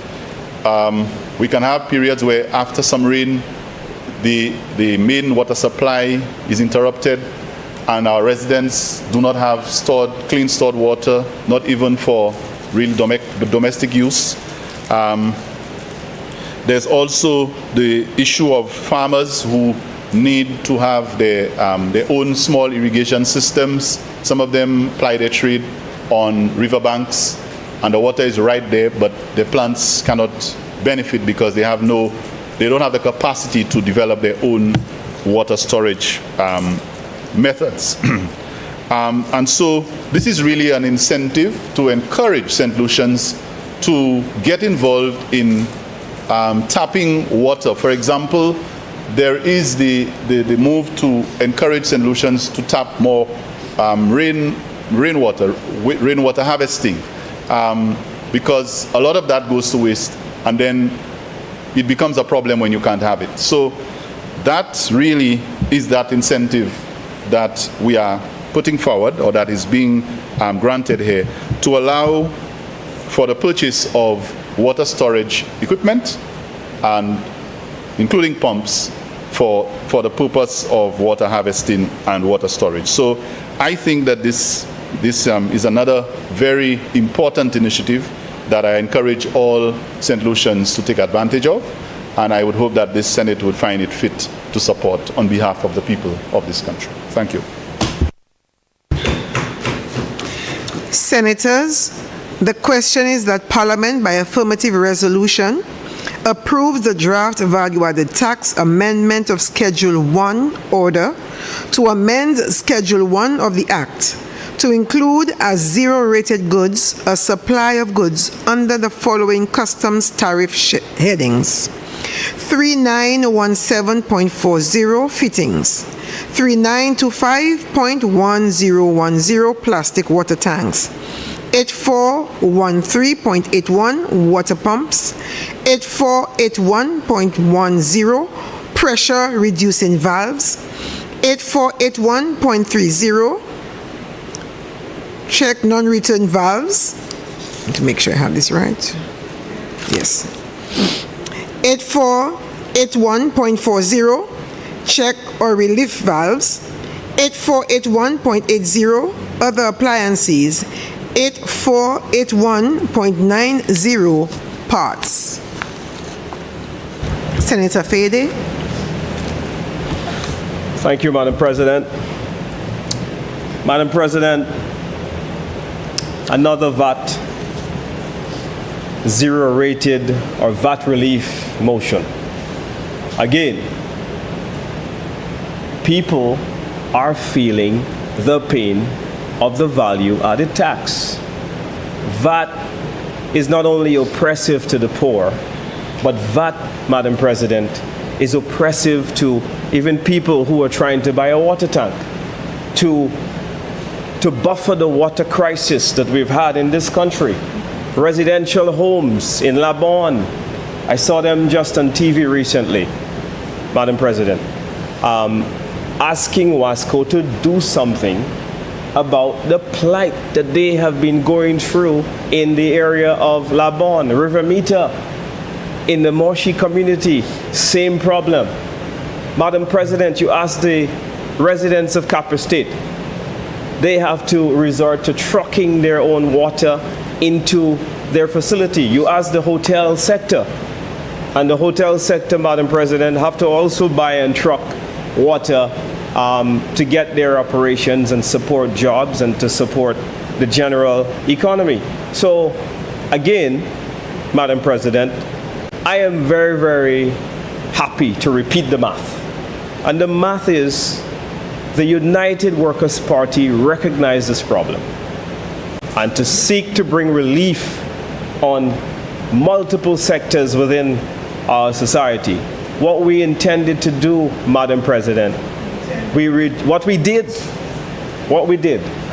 was that we reduced VAT by 2.5 percentage points, but it represented 16% reduction from the original rate of 15% VAT. So whoever want to question that math, that's really up to them. Madam President, I want to say that this motion is being debated at an unprecedentedly low level of agricultural production in this country. So one of the important facets of farming, and I don't know much about farming, Madam President, but I've dealt with enough farmers in my time, that they need to properly irrigate their fields. They need water in the dry season. Livestock farmers certainly need storage capacity. And so it baffles me that we're zero rating this now, and it raises the question whether the farmers, who I know historically they would have been barred from, they would have received duty-free on the duties.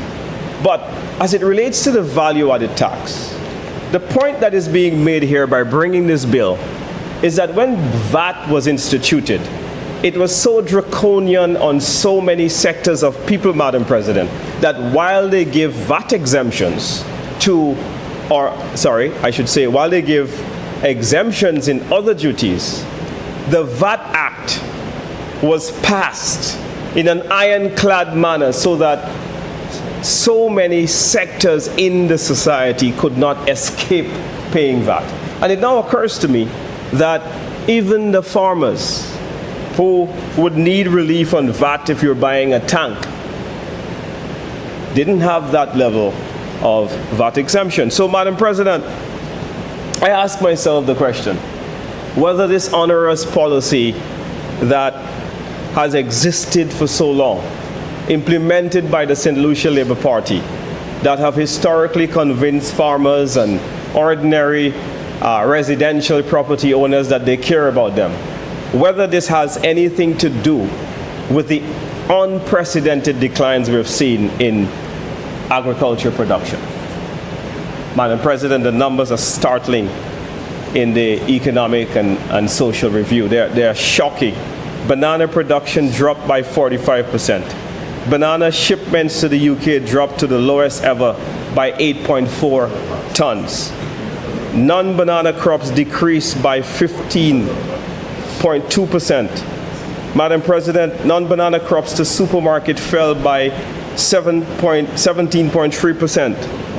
There were shortages on consumers of St. Lucia. They couldn't get certain locally produced farming products. Madam President, in the livestock sector, where many chicken and pork and these days they even grow rabbits and goats, which has become a popular thing on the menu. They rear rabbits and goats. And so, Madam President, it then asks me, it raises the question, earnings from chicken production went down by 8.9%. Earning from the pork industry, a delicacy that we all enjoy and love so much, unless you are, for religious reasons, you don't consume.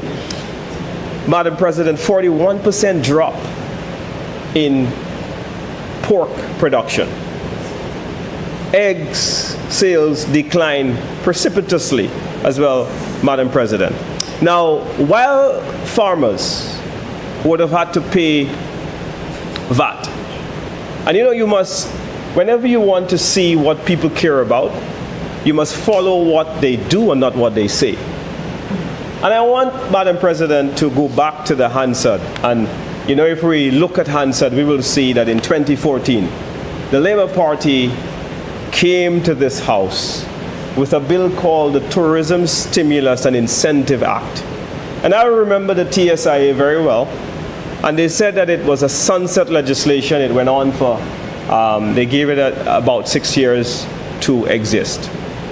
And would you believe, Madam President, that they carved out VAT reduction for hotel developments?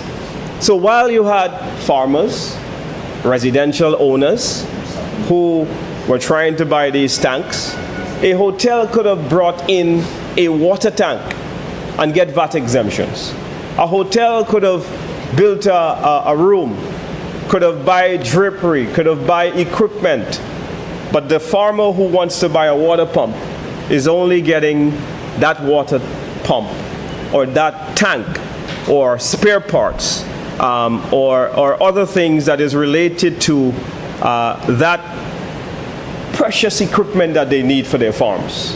It's only getting that today. And they did not even exempt it, to say let's amend the legislation. They put it as zero rated. And the difference is, Madam President, you have to ask yourself that if you're not going to take out the option to do this in the future completely, right, whether you intend to raise the rate in the future. So it is still a provision that the government can come in and raise the rate of VAT on all of these items that we're talking about here, important for farmers. I drove through Roseau and I drive through Mondo, go through Millet, Madam President, a place that I know very well. And you see that the farms are overgrown with bushes. You see that, you look at people who are trying to rear chicken and pigs and livestock, Madam President, it's already difficult for those farmers to compete with cheap imports coming in. And rather than seeing over the years that removing VAT so that they can buy their equipment, tanks and water pumps, would be an important thing to incentivize and beef up their capacity and improve their competitiveness. What we've done it for the larger hotels, but not for the farmers. What does that say, Madam President? But I anticipate that my colleagues are going to say that they care about the residential owners, the people who can't afford to buy water tanks. Madam President, you know, I was shocked during the recent water crisis that WASCO instituted. I was very shocked that there are still many families in St. Lucia who still cannot afford to buy a water tank. And I ask myself the question, by decreasing the price of the water tank by 12.5%, whether that water tank is going to become, how much more affordable that is going to become to these residential people that need it. Madam President, I want to say, you are coming to zero rated it. You are removing the zero. Follow the line of the argument. So when we see that there is a water crisis, we must look for other means to cushion that blow. How do we make sure that we can shore up our water supply? I mean, during the government I was in, I was very proud of our continuous investment in beefing up the facility and water projects in Viewfort North, in Viewfort South, in Labrie, in Dennery North, the famous one by the road, ancillary canneries, all of these water catchments beefed up, working with the World Bank. We had a very aggressive program, Madam President, to make sure that we didn't just give people storage, but we also beefed up the capacity of various water systems around the island. Because that's what has happened. Madam President, the story of the John Compton Dam is a very nasty political story. Very terrible political story, Madam President. The John Compton Dam, which I think to help residential members or ordinary families in residential dwellings with a consistency of water supply. This bill alone cannot solve their problems. Cannot solve their problems. Because it would mean, Madam President, that a family will need thousands and thousands of storage, especially in the dry season. And why this is so, I can remember the St. Lucia Labour Party administration, and I felt sorry for the then Prime Minister, Dr. Kenny Anthony, who complained and did many visits to the dam and told the press that the water levels of the dam had been significantly reduced, and that what had happened, Madam President, as a result of this, the dam's storage capacity, because of unprecedented levels of silt, had been shrunk and therefore hampered WASCO's capacity to send water, especially to extreme parts of the island. And hence, in the dry season, we had rotations, especially to families living in the north of the island, who rely on the John Compton Dam for their water supply. Madam President, there were millions of cubic meters of silt in the dam. The United Workers' Party drilled the dam and reduced the level of silt by 10%, Madam President. So from 1.5 million cubic meters, it went down, Madam President, by 10% of the capacity of the dam. Madam President,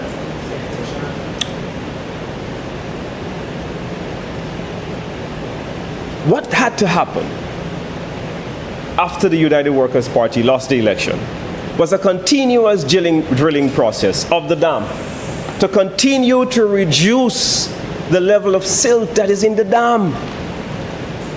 That's what had to happen. Instead, the government played politics. They say, oh, it's corrupt. They spent millions to drill the dam. I want to say in this House, Madam President, no amount of money is enough to bring consistent water supply to the people of St. Lucia. So for those of you who want to, for political purposes, talk about how many millions you put in, what has been your alternative to what has been done? No drilling has taken place prior to the Wasco crisis. Instead, their plan was to impose on the people of St. Lucia a water crisis, telling them they can't wash their vehicles, telling them that they can't flush their toilets, telling them that they can't do this and they can't do that and they can't do that. They have families with babies, Madam President, newborns that need consistent water supply, but have to ration, have to fill up bottles, go by family members. That's what has happened because of years of neglect of the water situation. And I'm telling you, quite recently, just in Labon, Gruzele, you had the residents there complaining bitterly about the continuous neglect of their water supply needs in that area. And this is what has happened. This is the absolute truth, what has happened. So, Madam President, instead of continuing to drill and reduce the dam consistently by 10% every year, what we saw instead was neglect. There was a plan by the former Wasco, the board under the United Workers' Party, to buy a dredge, to now go and dredge the dam, to do the dredging. Because, Madam President, having done the previous exercise, the United Workers' Party regime looked for other more cost-effective means of reducing the silt. And so the decision was taken by the former board to buy a dredge, train people locally to dredge the dam more consistently and more cost-effectively. I want to know what has happened to that plan. Okay, you came in, you don't want to buy the dredge. At least see the value. See the value of the intent of the policy. See the value of the intent of the policy. See the value of it. No. Politics as usual with the St. Lucia Labour Party. They started that, it's not good. That's Flabo, right? So we must mash up everything that Flabo started. That's how they operate. They get so distracted. I've never seen a more unfocused government. Madam President, if I slip out to the bathroom, the leader of government business has to use the precious time on this show to tell the whole world he went to the bathroom. It's 2 minutes and 30 seconds he's been to the bathroom. I have never seen a government that is so distracted and unfocused that members on the opposite side can't even go to the bathroom without them getting upset.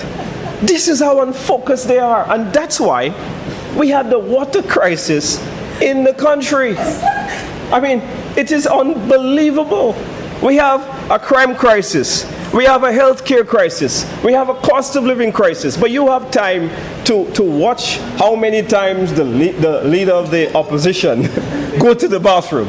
This is amazing, Madam President. You know why that has happened? They are not focused. They are not focused. And so, Madam President, this is not just a small measure. This is important. And while this is a small measure, Madam President, we have to look at the bigger comprehensive situation that this is seeking to solve, which is why I took the time to mention that the agriculture sector is in a mess, which is why I took the time that the water supply to many homes and families. Imagine in the Wasco water crisis, it told people that they will not get a water connection if they had completed construction of their homes. Could you imagine that? That's where we have reached to in St. Lucia. You can't get a water connection during the period of the crisis if you had constructed your new home. So what are you supposed to do?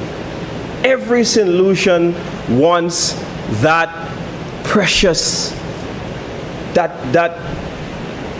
I want to use the right word because I don't want to be criticized, because even your words are being evaluated on the other side. So, Madam President, it is so precious to so many families to own their own home. But when you are told by WASCO that, look, we have a crisis and we can't connect you, right? That is mismanagement. That is mismanagement of a situation. And so, Madam President, I want to use this motion, which seeks to bring relief, to say to the government that we need to give water tanks to so many more families. Give water tanks to more people. I know that you've given some, but there are so many families still that are living in inner city areas, rural areas, that can't afford to buy these tanks. I sincerely hope, Madam President, that with this small measure, that the people of St. Lucia, especially residential residents, will find it easier to afford a water storage tank. And I sincerely hope that more farmers, Madam President, will find it easier to buy the pumps, because the pumps are important. There's a reason why several farmers try to cultivate plots that are next to rivers, because of the proximity to water supply. So the pump, Madam President, is a very important thing in the production, but I'm not sure how this is going to solve the problem that we face in this country with agriculture. It has fallen so back. It has regressed so badly, Madam President, that it will require more than VAT on pumps, water pumps for farmers, for us to resuscitate this and for agriculture to reassume its rightful place into the St. Lucian economy. Madam President, I thank you for your indulgence. Senator Jean. Thank you very much, Madam President. Madam President, again, I stand in support of this resolution to provide for VAT or zero-rated VAT to the supply of water tanks and plumbing fittings and equipment, Madam President. Madam President, this resolution, to my mind, shows the strategic management of this current administration. Having served, Madam President, in my previous career as the Permanent Secretary in the Department of Infrastructure, and even before that, specifically the Public Utilities Department, I was responsible for policy development and implementation of water, sewage, electricity, and telecommunications. So I have a fair idea of the issues that confront the water sector. Madam President, what I am seeing from this resolution is that we have an adequate supply of raw water coming out of the John Compton Dam and several other water intakes on the island. It has been proven, Madam President, through research that the surface water from which we get our water supply is adequate. What is inadequate is our supply of treated water. Because as the water comes from the various intakes, especially the John Compton Dam, it is treated. In the case of the dam, it's treated at the Thebes treatment plant at Ciceron. But when that water is pumped, there is inadequate storage of that treated water. And that is what accounts for the shortages that we have in the various communities. So, rather than having to wait for the water company Wasco to provide these storage facilities in the various communities, I am seeing that these incentives will allow for households to procure their own water tanks, but not only that, they will have the facilities, especially the pumps, to be able to have a consistent supply of that water. So in other words, when there is surplus, they are able to store that water and have it consistently utilized at their homes. This incentive also allows, Madam President, for the storage of rainwater, and if especially new houses are plumbed or retrofitted adequately, they should be able to separate the two supplies of water, the raw water versus the treated water from Wasco. Because, Madam President, one of the things we do, we use treated water for everything, which we ought not to be doing. We use treated water to water our plants. We use treated water to flush down the toilets. And so if we had a separate supply, we would be able to use treated water mainly for our cooking, for our drinking, and other things. So this VAT exemption, which would allow, and I want to caution, Madam President, that we should ensure that the reduction in prices are realized. Because, yes, we will have VAT exemptions, but we hope that it does not reflect in profits to the suppliers. So I think the Department of Consumer Affairs need to be vigilant that these incentives are actually passed on to our consumers. So, Madam President, we heard of the 16% reduction. But, Madam President, as a citizen of St. Lucia, I waited in bated breath, not for a reduction of 16% in VAT, but for 100% reduction, Madam President. Now I keep hearing about 16% and 16%. We were never promised 16% reduction. The promise was the elimination of VAT. But eventual pa have any PS, Madam President. When is eventual ever going to reach? We were promised 100%. Mam setli si te promet yo 100%, yo 100%. Elimination of VAT. Nou pa te kay paye VAT. Me promet sa pou wive jist toujou.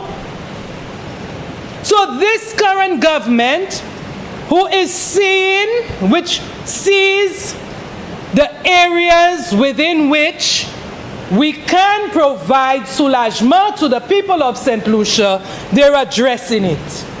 Now, Madam President, let's go to the dredging of the dam.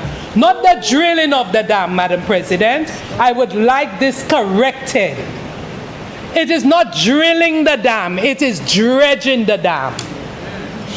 In the year 2013, Madam President, the government of St. Lucia, remember the years, take note of the years. In 2013, the government of St. Lucia took a decision to dredge the dam because following Hurricane Thomas in 2010, the dam was heavily silted. The water capacity in the John Compton Dam was inadequate to provide a consistent supply of raw water. So the decision was taken at the time to dredge the silt that was in the dam. The government of St. Lucia approached the Caribbean Development Bank, and the Caribbean Development Bank provided a loan to the government of St. Lucia to have the dam dredged. At that time, the loan was in around 14 million, United States dollars, and it would have been one project of dredging the dam. The dredging would include the construction of what is called a sediment disposal area, a place where the silt from the dam would be transferred so that it does not go further downstream and cause continuous problems. It also included the actual dredging, where this facility, the dredge, would have been used to extract the silt. They created conditions for managing what is called a dredging fee that was imposed on the people of St. Lucia for the purpose of dredging that dam. And that dredging fee represented about 14% of the water rate increase that was granted to Wasco then. Come 2016, again, be careful, take note of the dates. The loan that was provided to the government of St. Lucia was reviewed, and it was reduced to $10 million. That's the loan from the Caribbean Development Bank, reduced to $10 million for the purpose of dredging only, and the proceeds of the dredging fee would be used directly to build the sediment disposal area. So the loan, the whole project was divided into two. It was said that the one project was too large for it to be done by local contractors. And so this project was separated.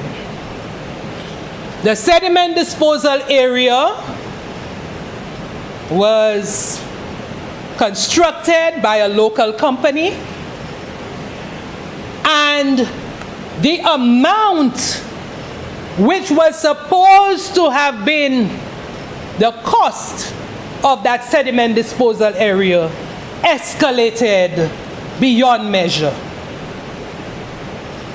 And so the regulator for electricity, water, and sewerage, which is the National Utilities Regulatory Commission, was tasked to monitor the progress of that project. And when the National Utilities Regulatory Commission saw that escalating cost of just the sediment disposal area, In in September 2019, they capped the project cost at 60.1 million EC dollars. What that meant is they're saying to the water company that you will only be allowed up to 60.1 million to complete this project. No more, work within that amount. Mind you, Madam President, the original cost of the project was US $14 million. Now, leader of government business, you're the math expert, multiply by the 2.7, you would get about 35 million, Madam President. Instead, the project was capped at 60.1 million. So we see how the cost escalated from 35 to 60, an extra 25%. So if we're coming here and talking about dredging and so on, and the government was going to continue, they would buy the dredge and continue the dredging. After the 60.1 million was reached, Madam President, you know how much silt that came out from the dam? They said 10%, let's leave them at 10%. But the records show 8% silt was removed, having reached $60.1 million. So, Madam President, we can gesticulate and we can say to the public whatever we want, Madam President, but we must say the truth. And the truth is not what you want the truth to be. There can be only one truth. There can be perceptions all over the place, but there can be only one truth. So, Madam President. Madam President, I rise on a point of order. You put on your light. Sorry. I acknowledge you, then you stand. Senator Fede. Yeah. Madam President, I rise on a point of order. And what is your point of order, Senator Fede? The senator is misleading the House by potently implying that whatever information that has been given here is an untruth. And so by suggesting that I have told a lie, I asked the president, the member, to please supply substantiating documents that it was 8% and not 10%, because I know 10% to be the truth. Maybe I should ask both members to provide the information you will provide, as well as the Senator Jean, and we shall come to a conclusion. Thank you. We will proceed, Senator Jean. Thank you very much, Madam President. I will certainly provide the document that substantiates the 8% and look forward to the one that says 10%. Senator, please proceed. Senator Fede, please allow Senator Jean to make a contribution. Madam President, regarding the water-related emergency which was imposed earlier this year, this is not the first time that this was done. In fact, Senator Fede should remember that a water-related emergency was imposed in 2010. Again, let's pay attention to the dates and which administration was in office at that time. It was in 2010 that a water-related emergency was imposed prior to Hurricane Thomas, because we had an extended period of drought. So it's not unprecedented that the water company is unable to provide a consistent supply of water, Madam President. So to make it look as if it's only this year that we've had to endure a water-related emergency, again, is erroneous. The records will show it. Go back to the records. The 2010 water-related emergency is in the law. because it has to come to Parliament for it to be imposed. And I am sure that there are other years in which such a water-related emergency was imposed. So, Madam President, we need to be careful. I mean, yes, there is this desperation about the good things that the government of St. Lucia is doing right now. And so people, who would like to get back the reins of power would want to see that things are bad. Mais Madame President, là y bon, di bon.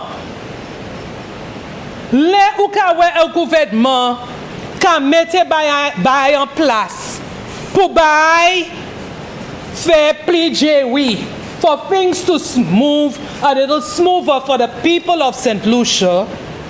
Let us say that it is good. And one last thing, Madam President, the member on the opposite side kept alluding to this resolution as if it was for farmers only or associated with the agriculture sector. Let me just put that back into perspective. The Minister for Agriculture announced that he will be providing, that the government will be providing free water tanks to farmers. Ça pas dit de ça. C'est pas ça qu'a dit. Résolution ça, c'est pas pour buy water tanks. Buy farmers water tanks. Yo ahen. That is gone already. Pass. Farmers who need water tanks can apply to the Ministry of Agriculture for water tanks. That's not in this resolution. This resolution is to provide VAT exemptions or to make these fixtures and tanks zero rated. Okay? So the farmers may get the other fittings and so on, zero rated, but the water tanks free. Dis-moi, ça pas gouvernement qui ka gade to the benefit of the people of St. Lucia. Madam President, we are seeing more of these initiatives as examples of putting people first. And we must see it for what it is and stop denouncing it as if c'est by mauvais gouvernement qu'a fait by Mom St. Lucie. The people of St. Lucia will benefit, and I can see this going a very long way. But all I ask is for a more comprehensive approach as it relates to our water supply. Yes, there is assistance to the water company.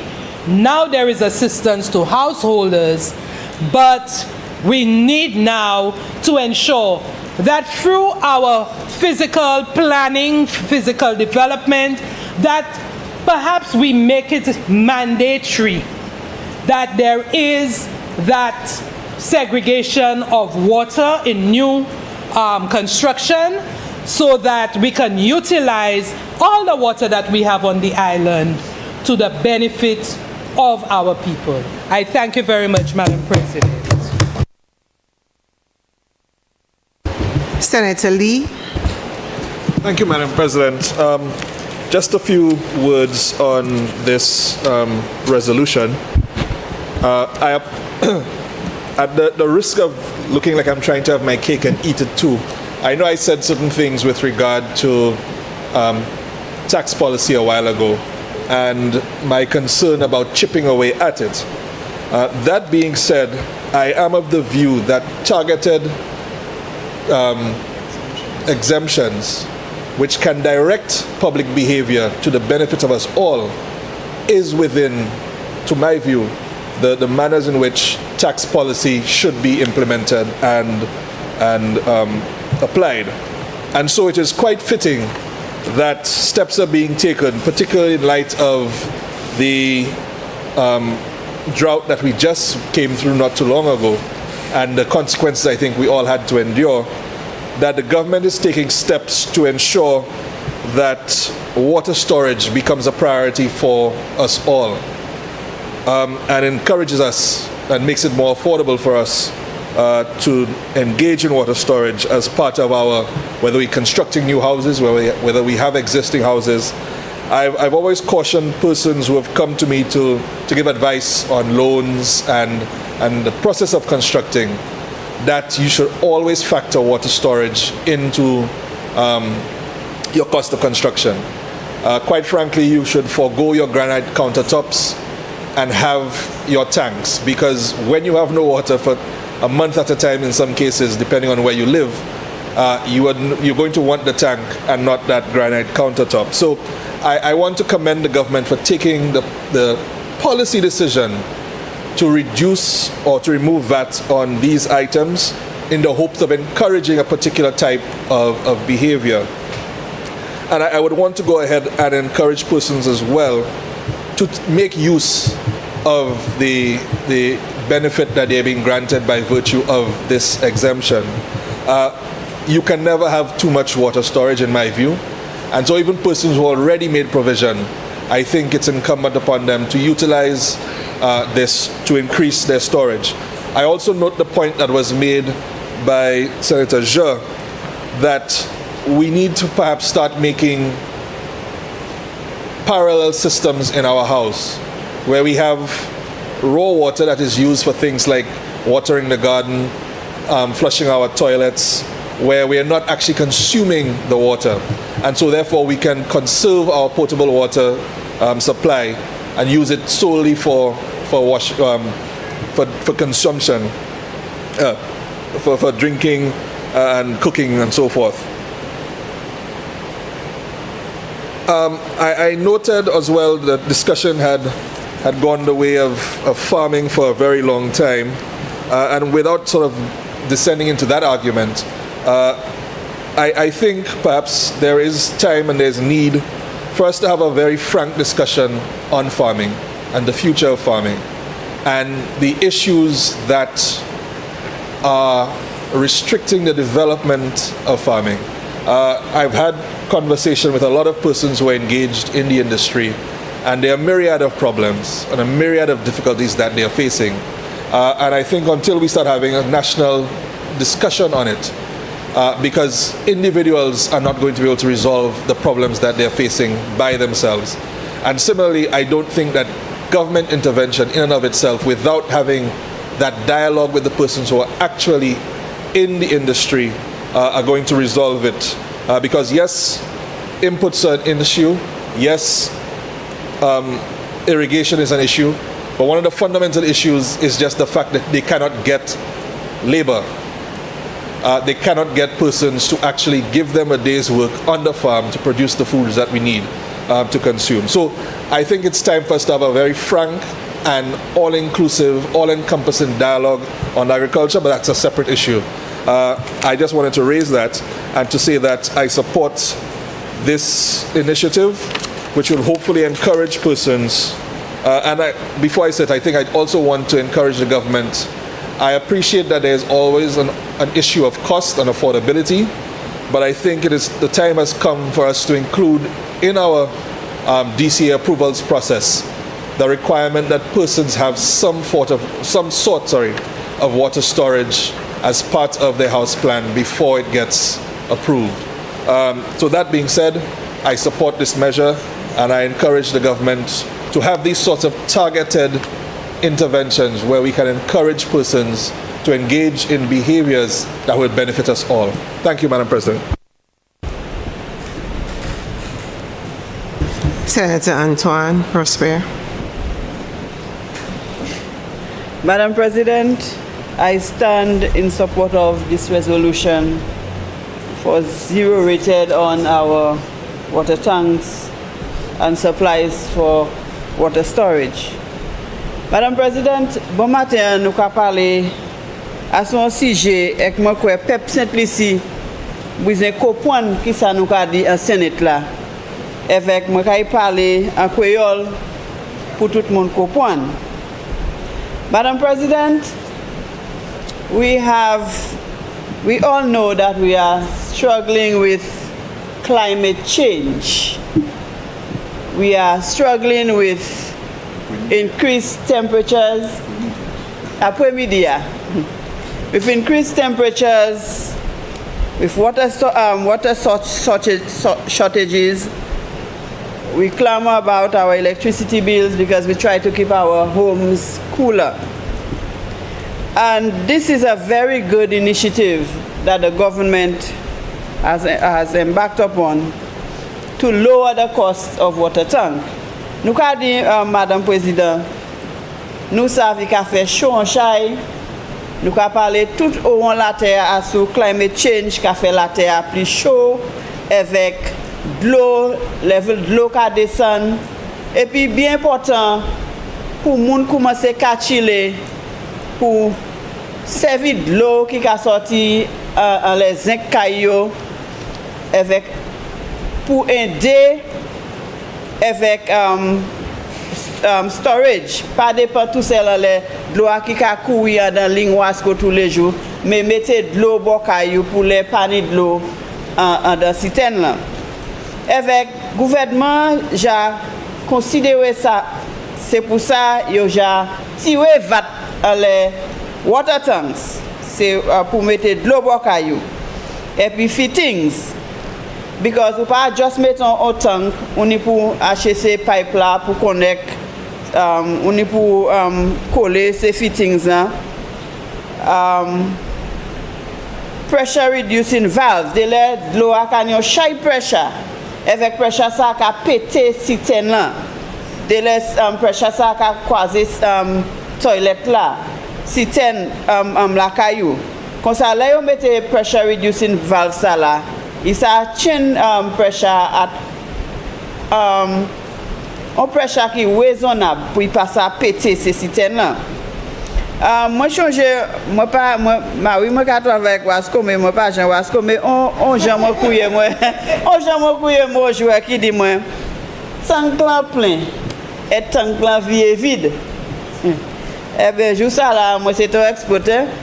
Moi dis regardez si on pas mettre pressure reducing valve là devant derrière parce que moi t'ai travailler dans l'école et que tu mettre devant derrière et plutôt pour de l'eau à standard tank là doit être avier à dans citerne là avec l'export là c'est ça qui t'est vrai et moi t'ai en jauté artiste moi t'ai sendé au monde même si moi pas Jean Wasco so ou vous sorry non return valve là pour mettre baisser tank là pour de l'eau à western tank là pas vier à dans système là avec toutes ces appliances là ou quoi besoin pour connecter tank là comme ça de l'eau à ça western dedans les de l'eau en tuer en dedans les plein pour tank là fermé et pour de l'eau à pas continuer couler à terre so c'est pour ça gouvernement qu'a tiré vat là toutes ces bagailles ça là pour assurer là on mettait de l'eau en tank là qu'a resté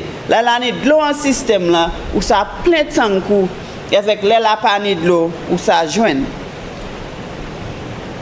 Adam moun ka parler about farmer ministre agriculture pattern nous ka parler ya ka point non farmer qui ka planter fruitage qui ka planter vegetables pour bayo tank pour rien yo pas ka acheter ces tank ça là so moun qui peut encore apply puis extension officer yo ça fait ça parce que nous ka garder farmer qui certified farmers qui joignent ces tank ça là pour rien avec nous ka garder les autres gens cette ici nous pas garder farmer seulement les autres gens cette ici nous besoin moun font l'habitude pour plein tank de l'eau pour soulager koyo les paniers de l'eau en système là parce que c'est ici c'est un petit pays et que nous pas ni toute l'eau nous kay besoin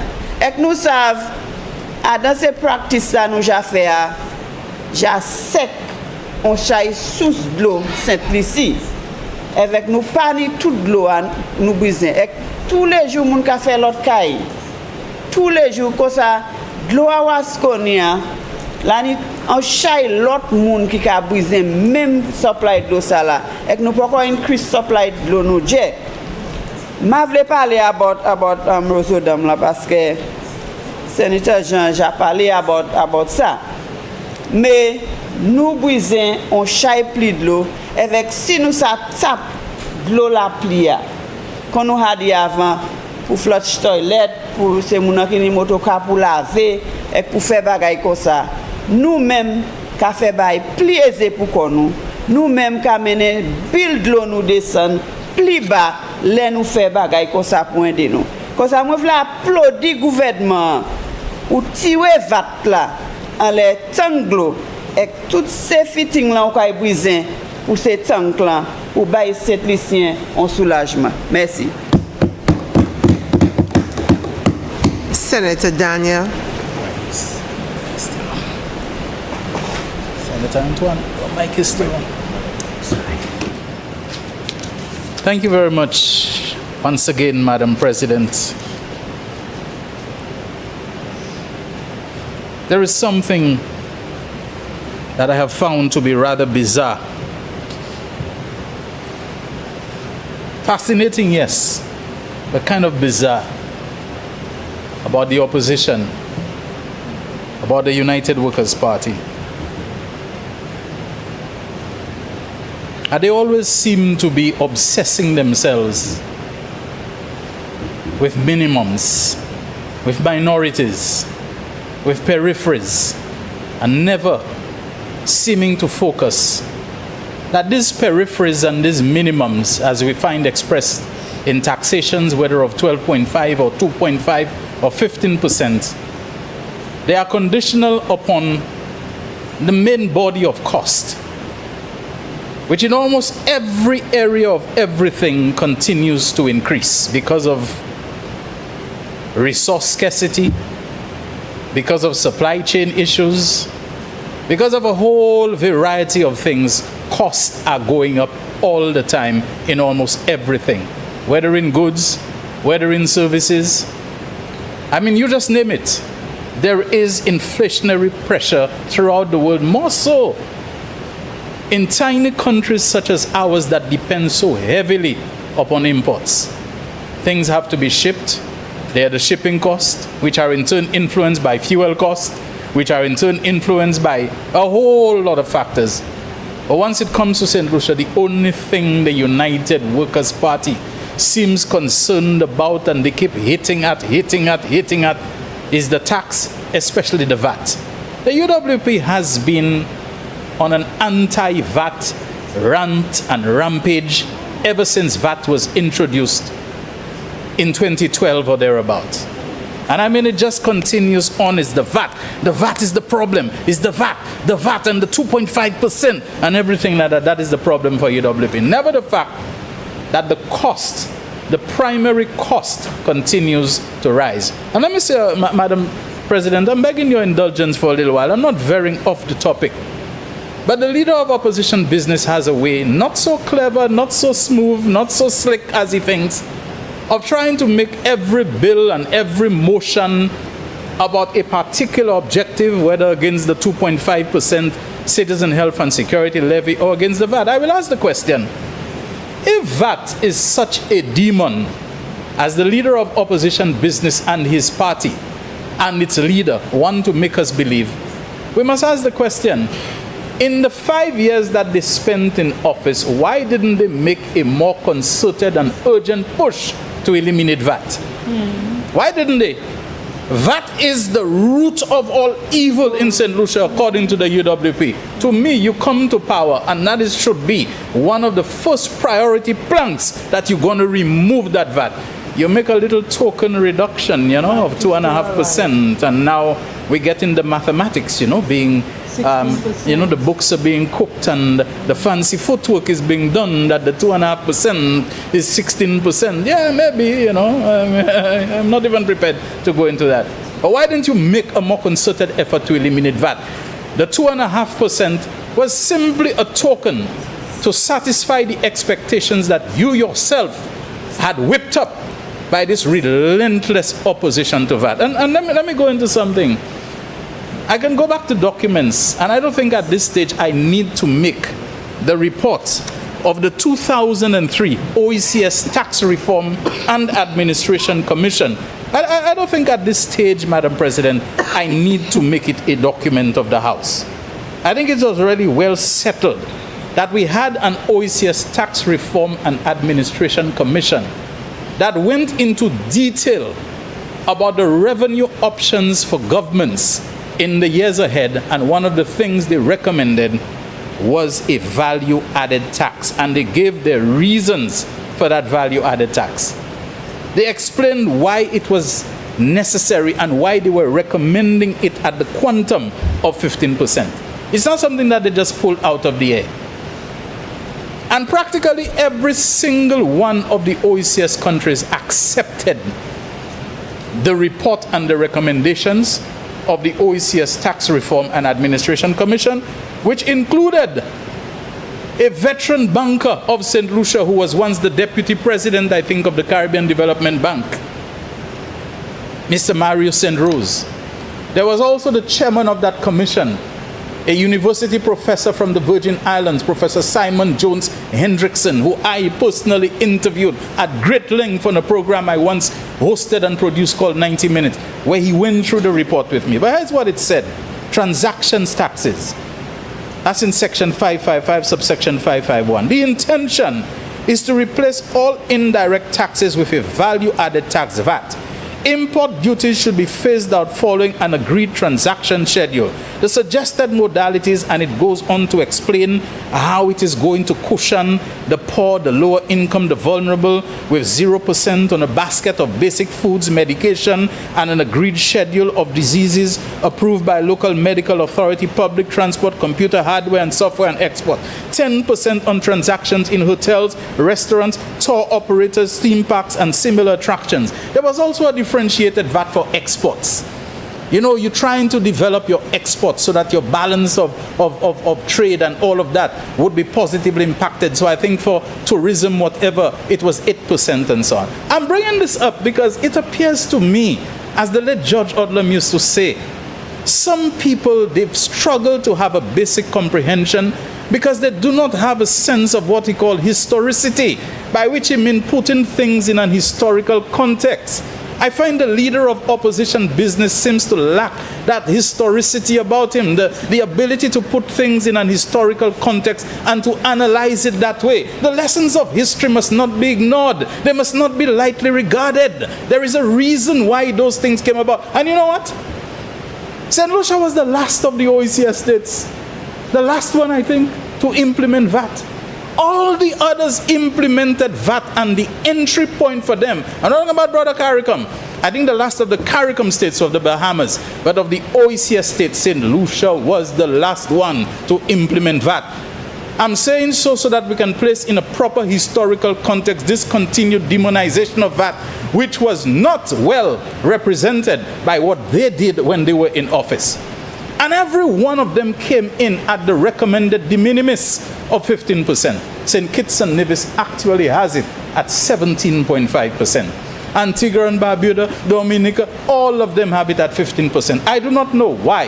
In none of these territories do you hear them making a hue and cry as if the devil has been raised, as if Armageddon has come, as if the end of the world and the final judgment is upon us because we have VAT in St. Lucia. And that it was an evil that was placed upon the people. Is it so evil? Remove it now. Don't just give us 12.5%. Remove the thing, because it is the devil's work upon us. And let me just say this also. I'm going to leave this thing about the OECS Tax Reform and Administration Commission. The document is there. It's been there since 2003 or thereabout, I think. And it is there for reference.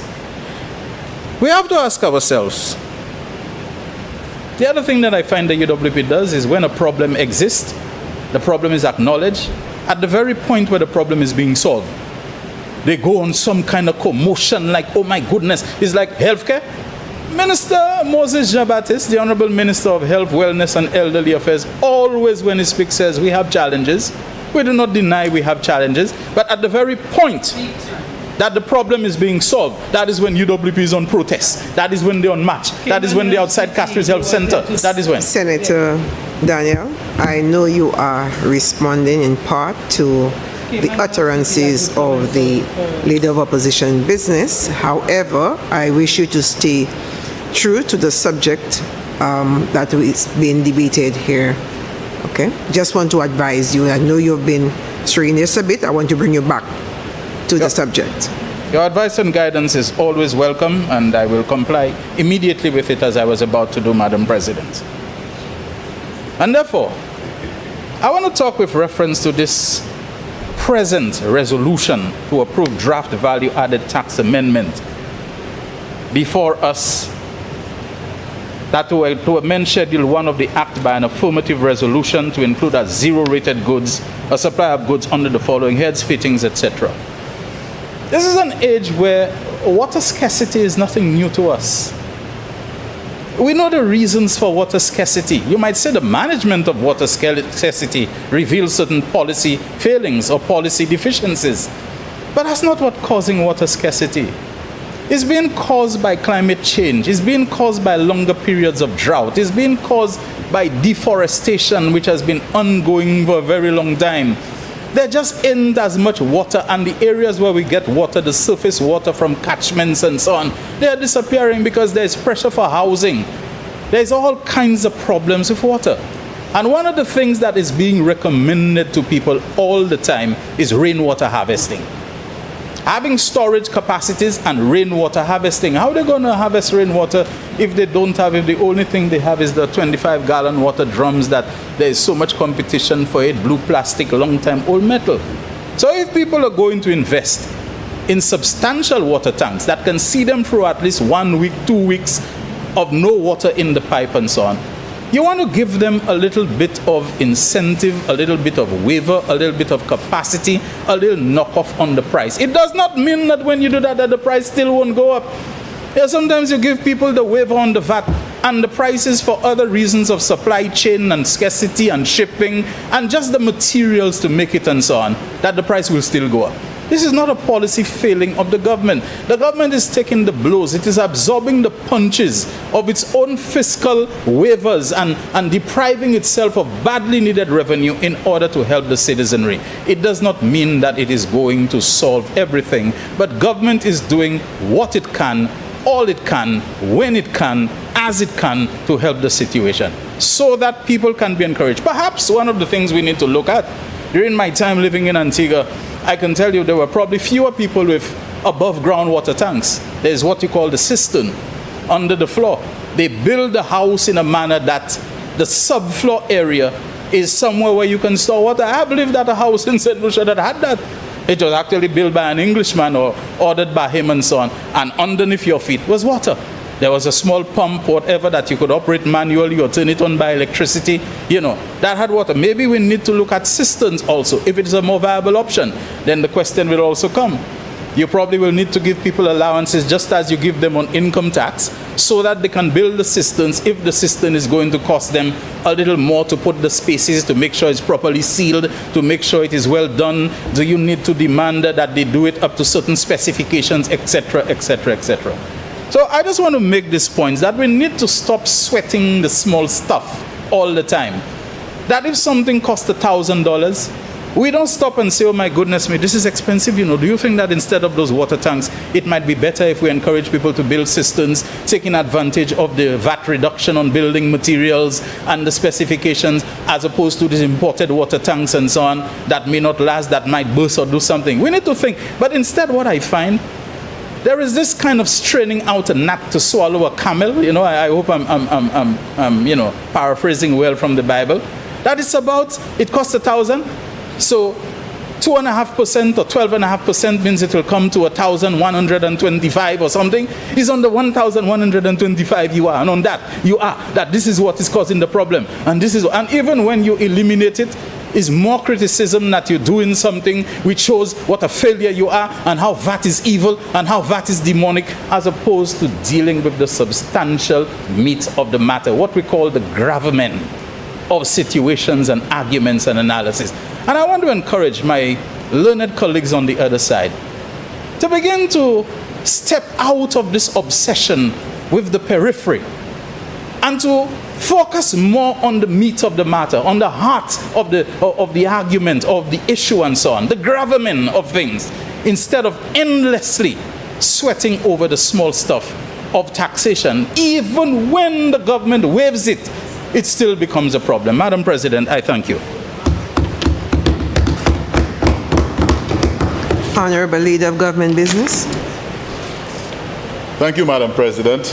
I didn't even think I would have been sitting here for so long when I went through that motion. However, thankfully, a number of the issues that were raised by the opposition have been properly addressed by my other colleagues, and so I will proceed on three main issues. One, by the opposition, and two, that were raised by the independent senator. Madam President, like is the case now, I'm standing again to respond to the opposition, leader of opposition business, and he has an issue with me pointing out that he's not in the chamber, and he does it again.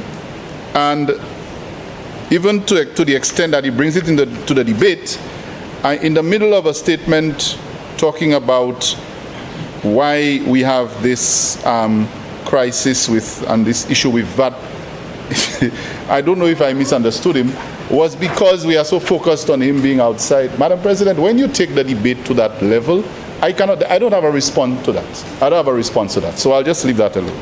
But one of the observations I made is that in the discussion from the opposition, there was a reference made to a number of different communities that have benefited from policies, I would use the word policies, of water improvement. And one of them was Denry North. And the senator present is from Denry North. I want to make it very clear to this chamber and to all St. Lucians that this water improvement project that Denry North enjoys currently was an initiative that was negotiated by the then Minister of External Affairs, if I may call his name, Honorable Alva Baptiste, the member for Labrie, during a Labour Party government with the Mexican government. That was initiated, that was negotiated, secured, and ready to go. I must say that when the opposition was in power, they were able to complete the project. But under no circumstances will I allow them to get away with claiming that that was a project that was a policy decision under them. So I want to make it very clear that was the case. Madam President, to the other two issues, number one, from the independent senator, the issue of having a policy where having water storage should be included in the planning and approval process, I think that is a very worthwhile and creative and relevant observation. I want to thank Senator Lee for raising this. And I believe that Senator Jean also supported it. I think that this is the kind of discussion that we need to have in this chamber, Madam President, where we look at things and we find ways to see how this can be fixed and how it can be improved.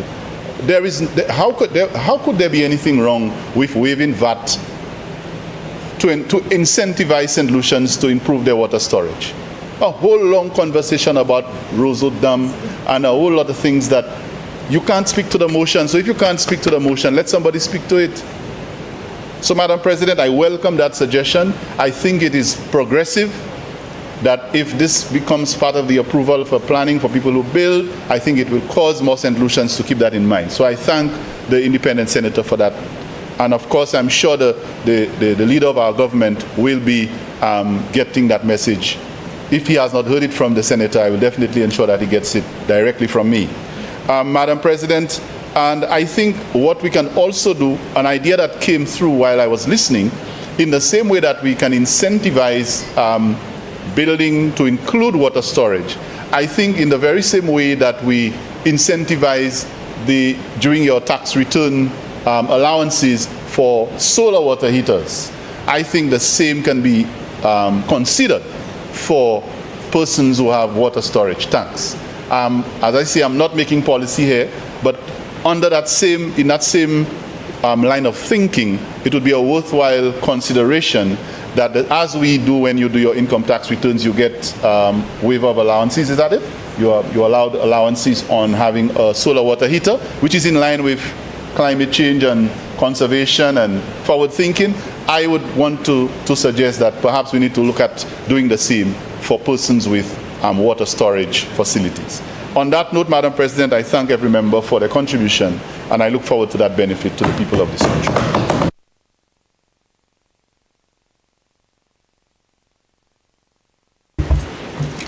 Senators, the question is that Parliament, by affirmative resolution, approves the draft value-added tax amendment of Schedule 1 order to amend Schedule 1 of the Act to include as zero-rated goods a supply of goods under the following customs tariff headings: 3917.40 fittings, 3925.1010 plastic water tanks, 8413.81 water pumps, 8481.10 pressure reducing valves, 8481.30 check non-return valves, 8481.40 safety or relief valves, 8481.80 other appliances, 8481.90 parts.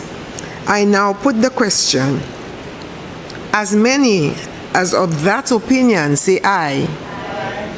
As many as of a contrary opinion say no. I think the ayes have it. The ayes have it.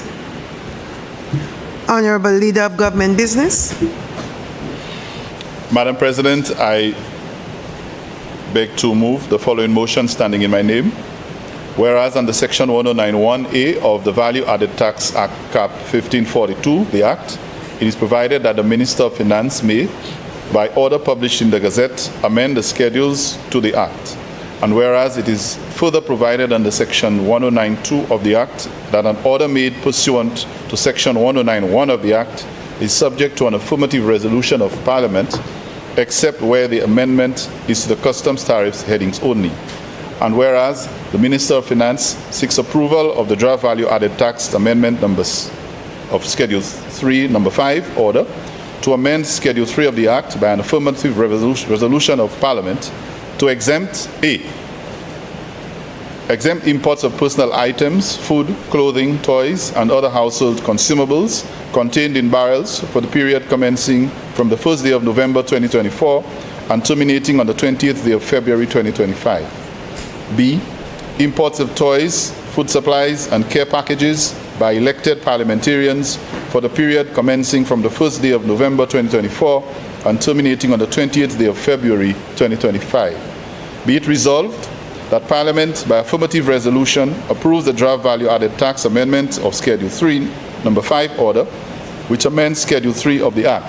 2A, exempt imports of personal items, food, clothing, toys, and other household consumables contained in barrels for the period from the first day of November 2024 and terminating on the 20th day of February 2025. B, exempt imports of toys, food supplies, and care packages by elected parliamentarians for the period commencing from the first day of November 2024 and terminating on the 20th day of February 2025.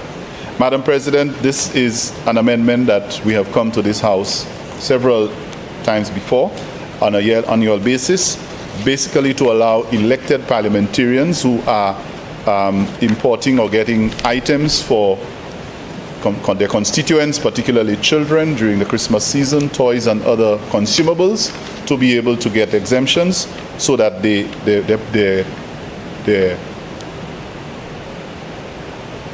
members of their constituency, their constituents can benefit.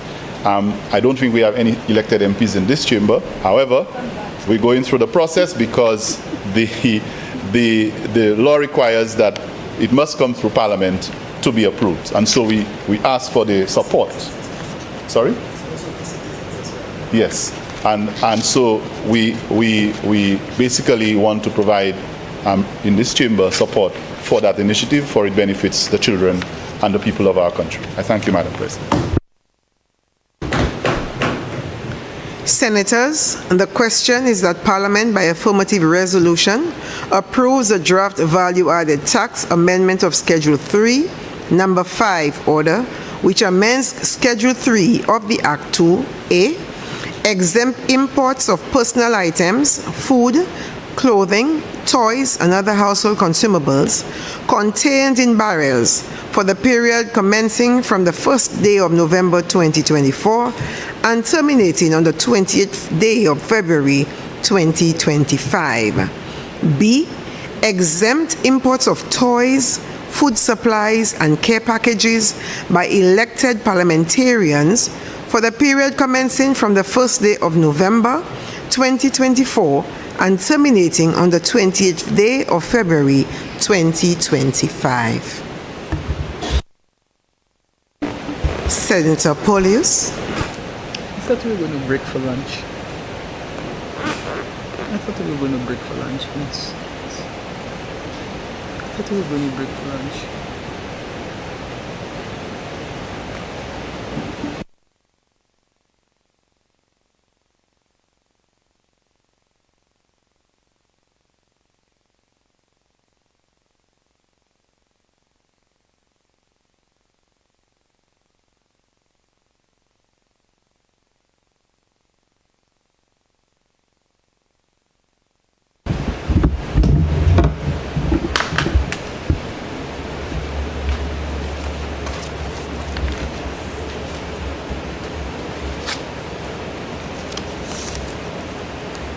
Madam President,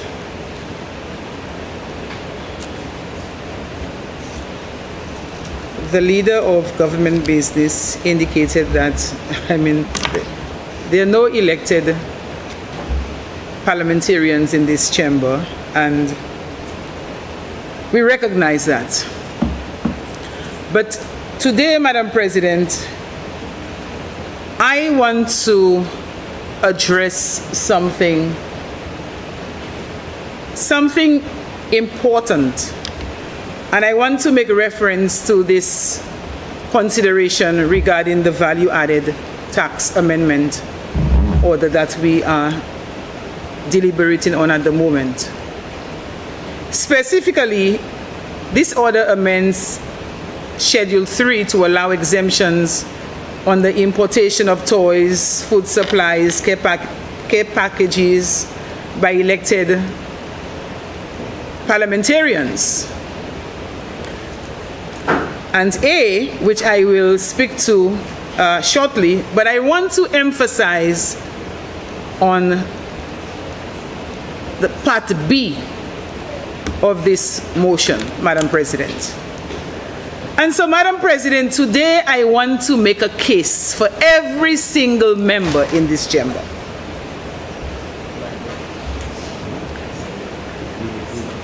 I strongly propose, Madam President, that this exemption also extends to non-elected parliamentarians whom I believe play a quintessential role in representing the interests of various groups in our society.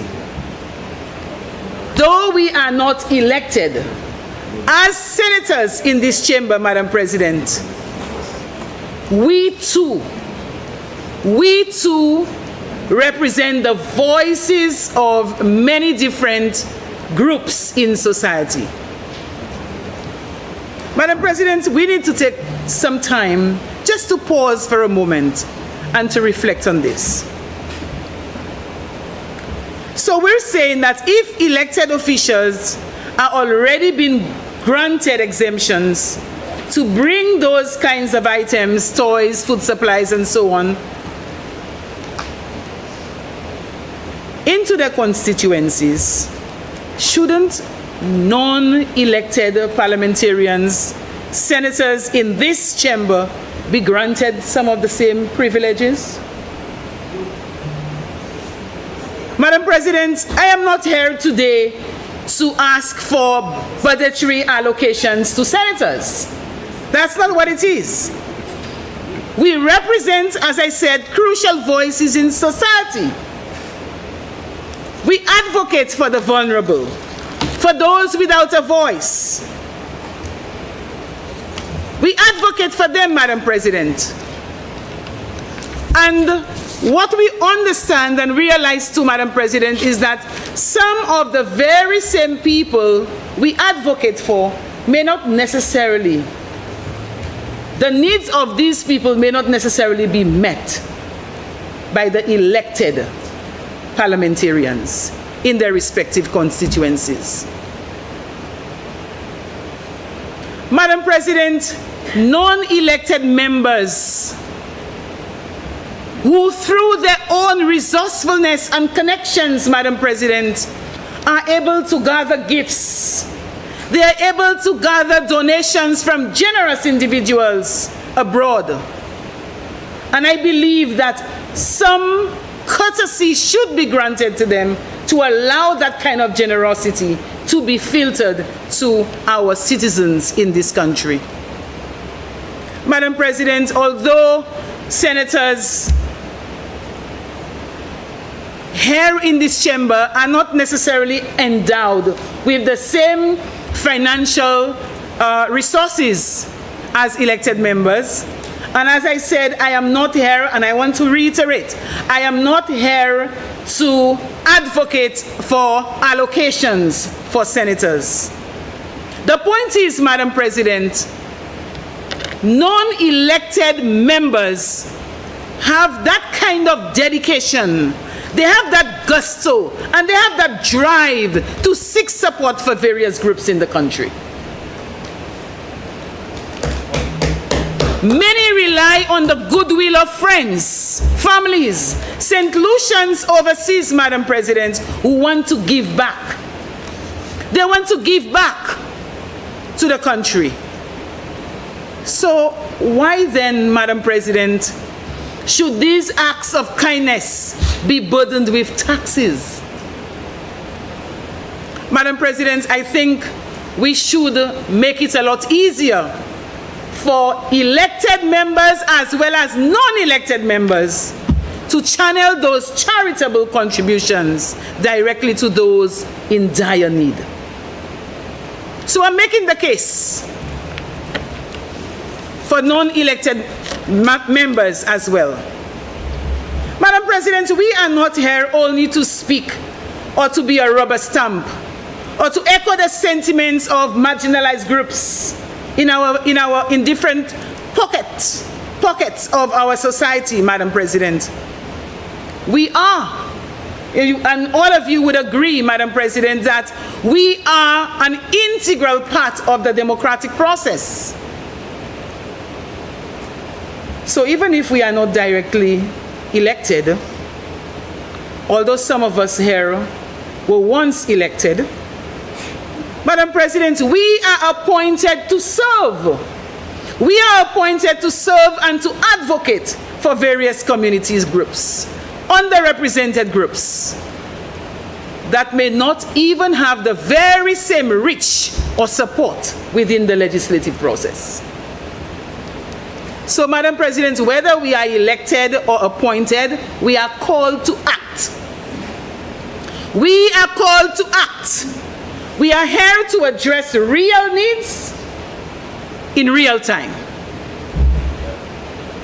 So I believe that, Madam President, and just to illustrate, perhaps, Madam President, there are people in Mikud South, for example, who might prefer to go to the leader of government business. Yes, as they normally do, yes. They would prefer to go to him because they feel more comfortable with him. They feel more comfortable with him, particularly just to get some toys, to get some items, and so on, than the district representative. And the same can be said in any constituency where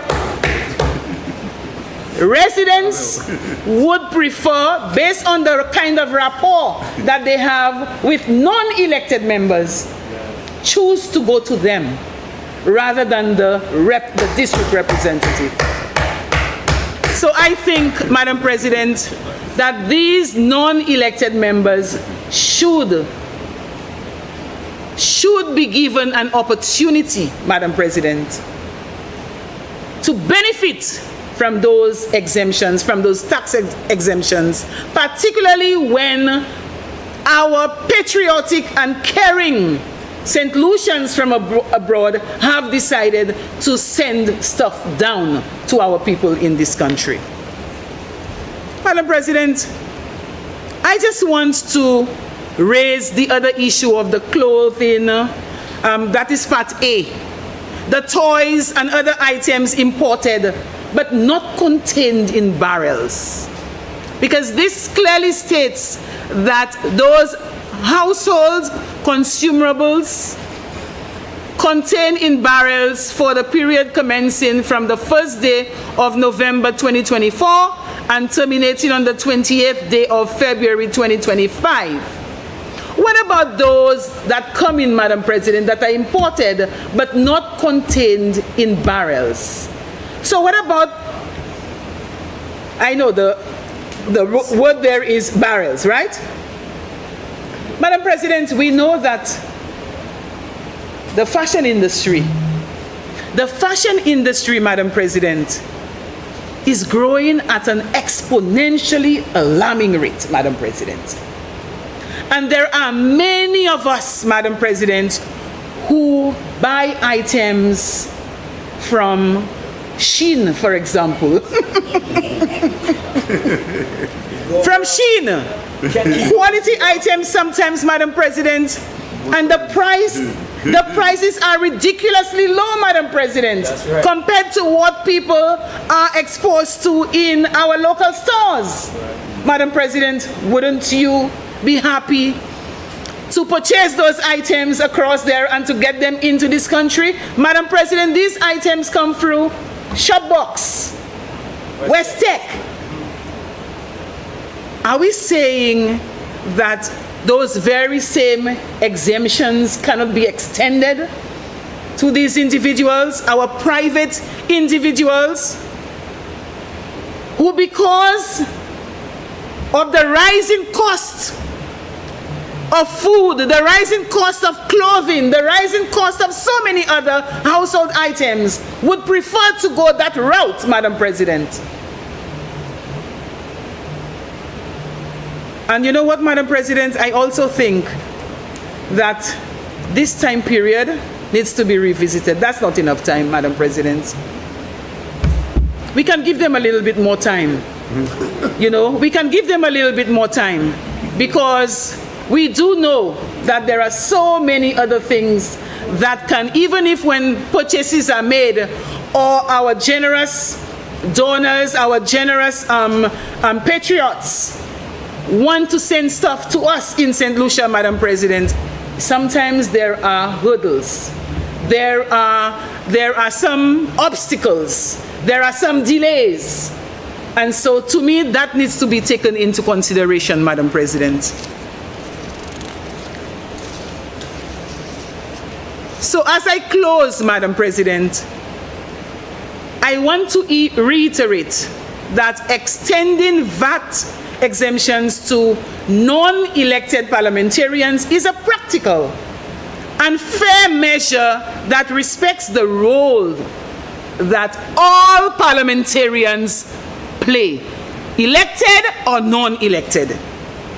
It would empower all elected officials to meet the needs of the citizens of various groups in society, and to create a more holistic approach, Madam President, to governance. One that will ensure that Parliament serves as a unified body in addressing the diverse needs of our society. I don't think, Madam President, it is just an issue of policy. It's about affirming our values of equity and compassion. Compassion for the people of this country. So extending these VAT exemptions to non-elected parliamentarians like all of us here in this chamber reflects our shared commitment, Madam President, to serving all citizens, especially the most vulnerable. So I just want to impress upon this administration to do everything in its power to allow the generosity of our friends, our relatives, our caring and patriotic St. Lucians overseas to flow freely to those who are in dire need. Thank you, Madam President. Senator Fady.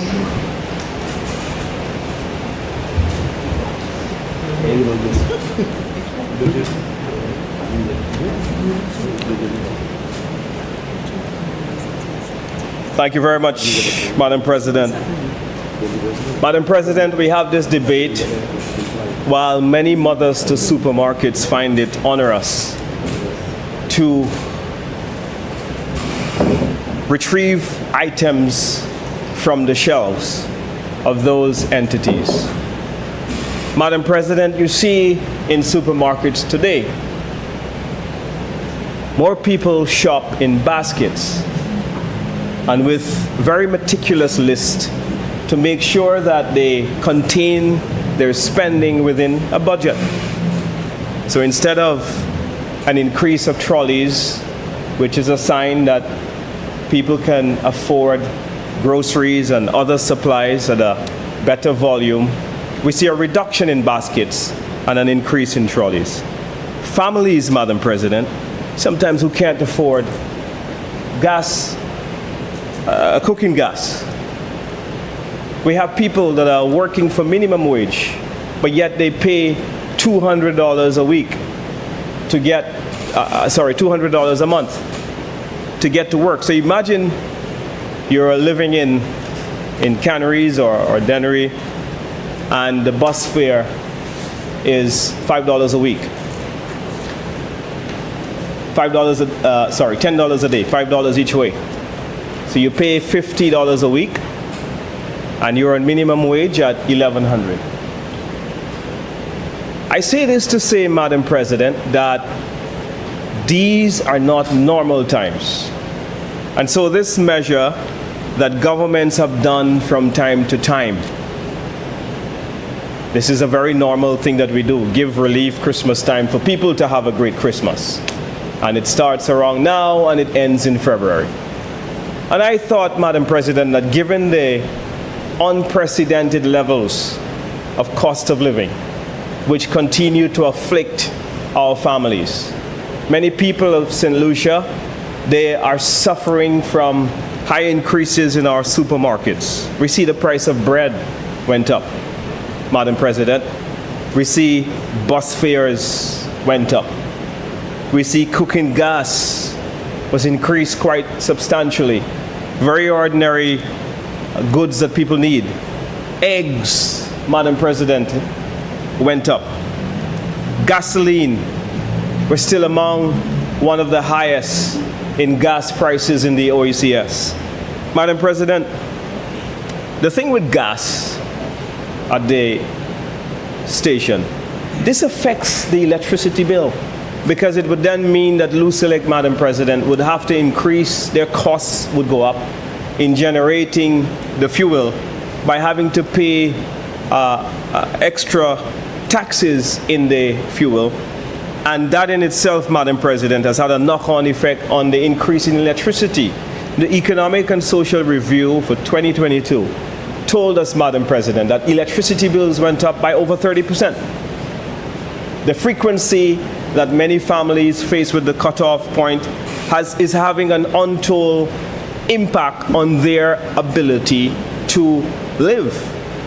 When the energy cost is allowed and gas prices are allowed, Madam President, diesel and gasoline is allowed to stay as high as they are, what they do, Madam President, is that you have a knock-on effect on locally manufactured products. So everything that is manufactured locally, because the government has decided that they are going to collect all of the excise taxes, in fact an increased amount of excise taxes, says the Economic and Social Review, it is then causing goods to be more expensive. And so why I'm saying that these are not normal times, and this measure should not be treated as just a Christmas barrel measure, it ought to be seen and viewed in the broader context of the cost of living scenario in our country. And so the senator is very right in taking into consideration those people who shop on Amazon and Shein, and their ability to import these goods should be seen as a measure to help to reduce the importation of goods, not just at Christmas time. Because when this measure, Madam President, comes to an end in February, what is going to happen is that ordinary consumers are going to have to pay more for personal items. They're going to have to pay the VAT on food, on clothing, on toys, and other household consumables contained in the barrels. We should encourage families overseas to continue to send barrels. We should make it more affordable for people on the receiving end of those barrels here in St. Lucia to receive a bigger volume. We should stretch the dollar of family members living overseas so that instead of having to buy a barrel and then having to send some duties for them to clear it here in St. Lucia, that they can use this as a measure to help to reduce the cost of living in St. Lucia. Madam President, this was done in St. Kitts at the outset of the inflation crisis, which we've all recognized that have come about because of the global supply chain, mainly because I don't agree with the assertion that the inflation is only imported. When you allow gas to stay as high as it is, you are manufacturing your own inflation crisis and hence carrying up the cost of local manufacturing goods in St. Lucia. When you pick up your excise tax, and it says here, one line from the Economic and Social Review, to show how the policy of this government is affecting it. So, Madam President, page 56, excise tax collections on imports rose significantly by 51% to a peak of $119 million. You heard that? Excise tax, Madam President, rose by 51.3%. This strong performance was occasioned by an almost doubling of the excise tax receipts on petroleum products. So while we see that prices on the world market of oil, crude oil, went down, there was not a corresponding adjustment of that of the excise tax to pass on the savings to the people.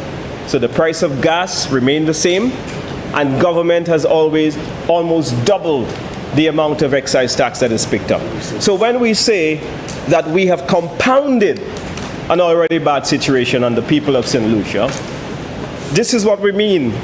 These kinds of reckless policies instituted by the St. Lucia Labour Party administration, causing the price of household commodities to go sky high. So for me, 4 months is not enough, because the people of St. Lucia are going through this 12 months annually. And we have to then look at this, Madam President, with a certain degree of care, with a certain degree of compassion and empathy for what is taking place in the pockets of the people of St. Lucia in their everyday lives. They are having to confront these prices. And that's really a sad state of scenario that we still seem to not understand the untold damage that this is having on the people of St. Lucia.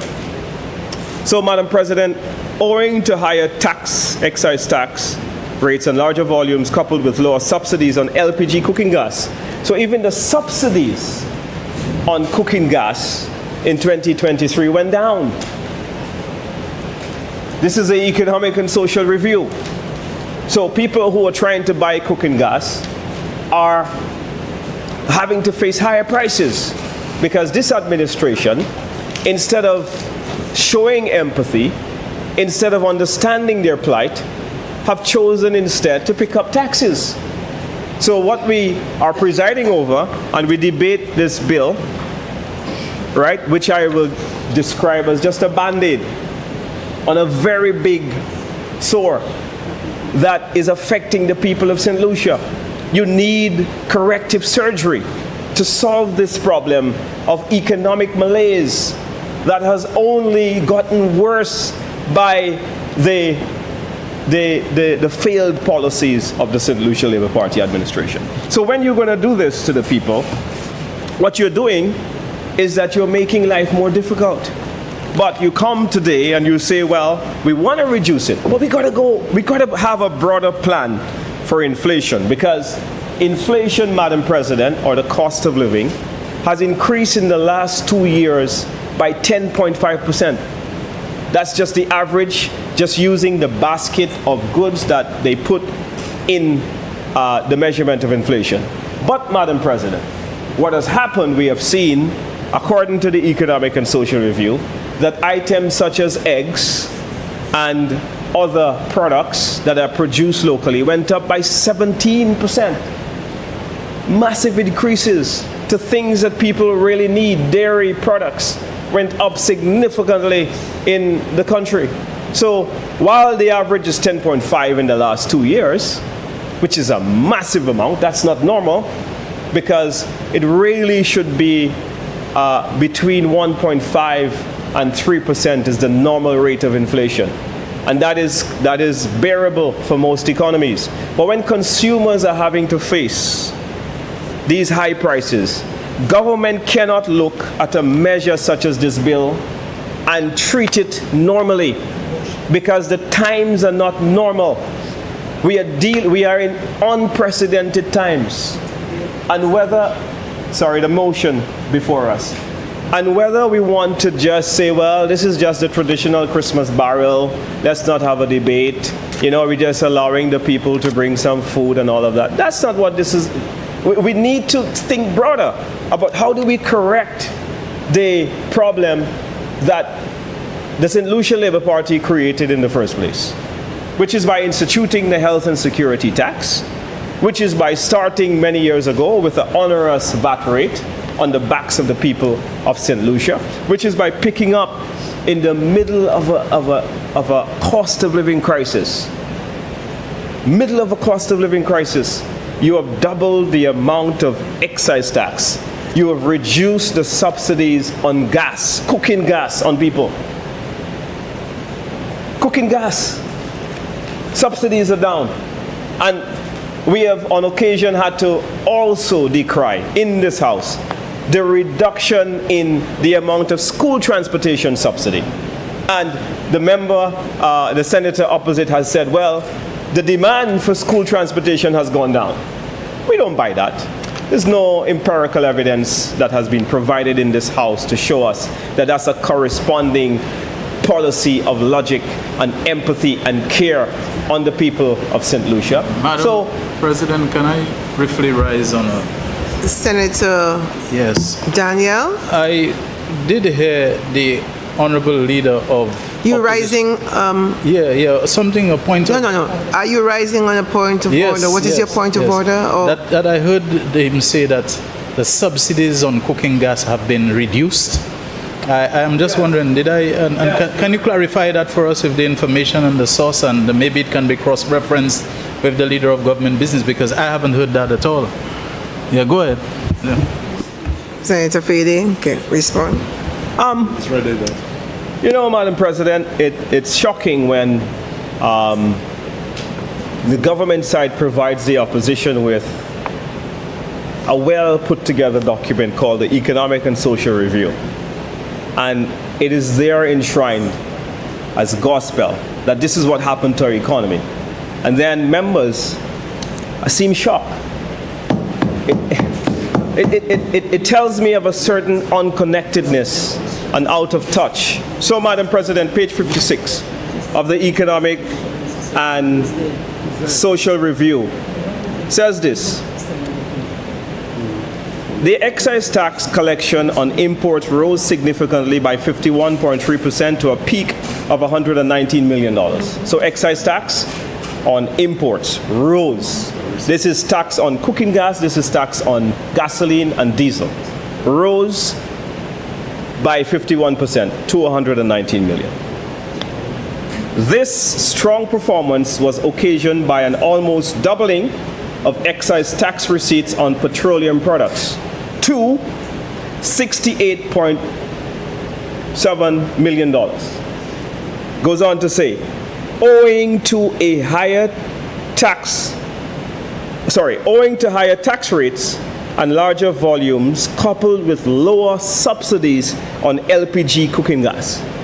Page 56, given to us by lower subsidies on cooking gas. The tax rose, the subsidies went down, which is bad news for the consumers of the country. Very bad news. So, Madam President, Senator Gibeon Ferdinand. Madam President, I rise on a point of order. What is your point of order, Senator? Senator Fede is misleading this House, this chamber. Senator Fede is using the Social and Economic Review, quoting the increase in the collection of revenue on these items that he's mentioning. He gave us the figures. Yes, there was a larger collection, but he's saying that we increased the subsidies. Now, the subsidies were no. Saying that we collected more money is not the same as saying that we interfered with the subsidy. Because, Madam President, the fact still remains that the excise tax from $2.50 to $4 was increased. The last time that happened, it was done under the leadership of his government by 60%. What he's trying to say to the chamber today is it's crafted to misrepresent what he's reading. And not because he reads it, Madam President, that it will get past my eyes, because the fact that more people shop and you raise more revenue doesn't mean that you have increased the rate. And that is what he's attempting to do, and I think that is grossly misleading. Please proceed.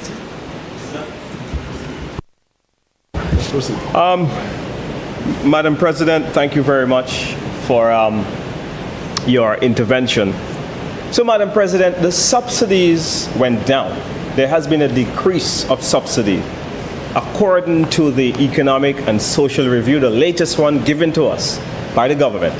I would really love that if any government senator has any empirical evidence that discounts what their own documents are saying, then please provide it to us. And we're very happy to evolve our position on this. But based on the analysis provided by the Ministry of Finance under the stewardship of the Honorable Philip J. Peer, the Minister of Finance, we have been told that the subsidies on cooking gas has decreased. That is bad news for the consumers of this country. And we're saying, as we debate this motion on attempting to give the people of St. Lucia some relief for Christmas, that we need to have a broader plan to help to reduce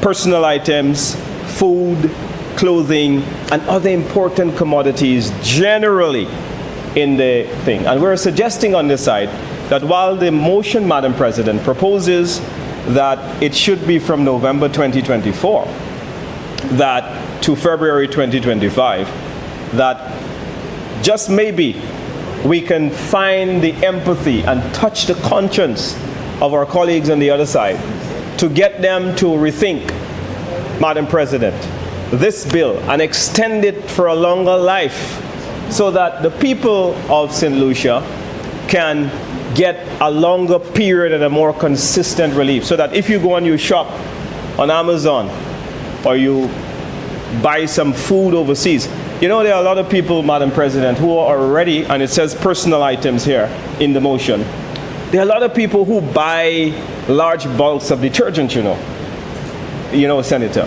They buy large bulks of detergent because they can't afford to buy the local supermarket prices.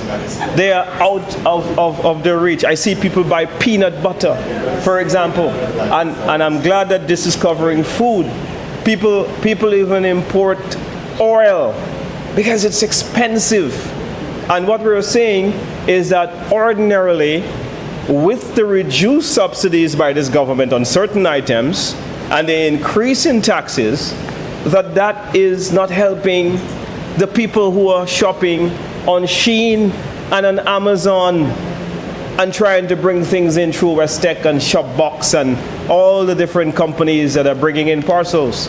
This is regressive, the policy of high taxation and low subsidy posited by this administration. So, Madam President, I was alarmed by the fact that the Labour Party's motto is freedom, bread, and justice. But even bread they have allowed to go up. On the people of St. Lucia, the price of bread, they have allowed that to increase. A major staple in the diet of the everyday lives of the people of St. Lucia, Madam President, they have allowed to go up. But yet they go around our motto, bread, freedom, and justice.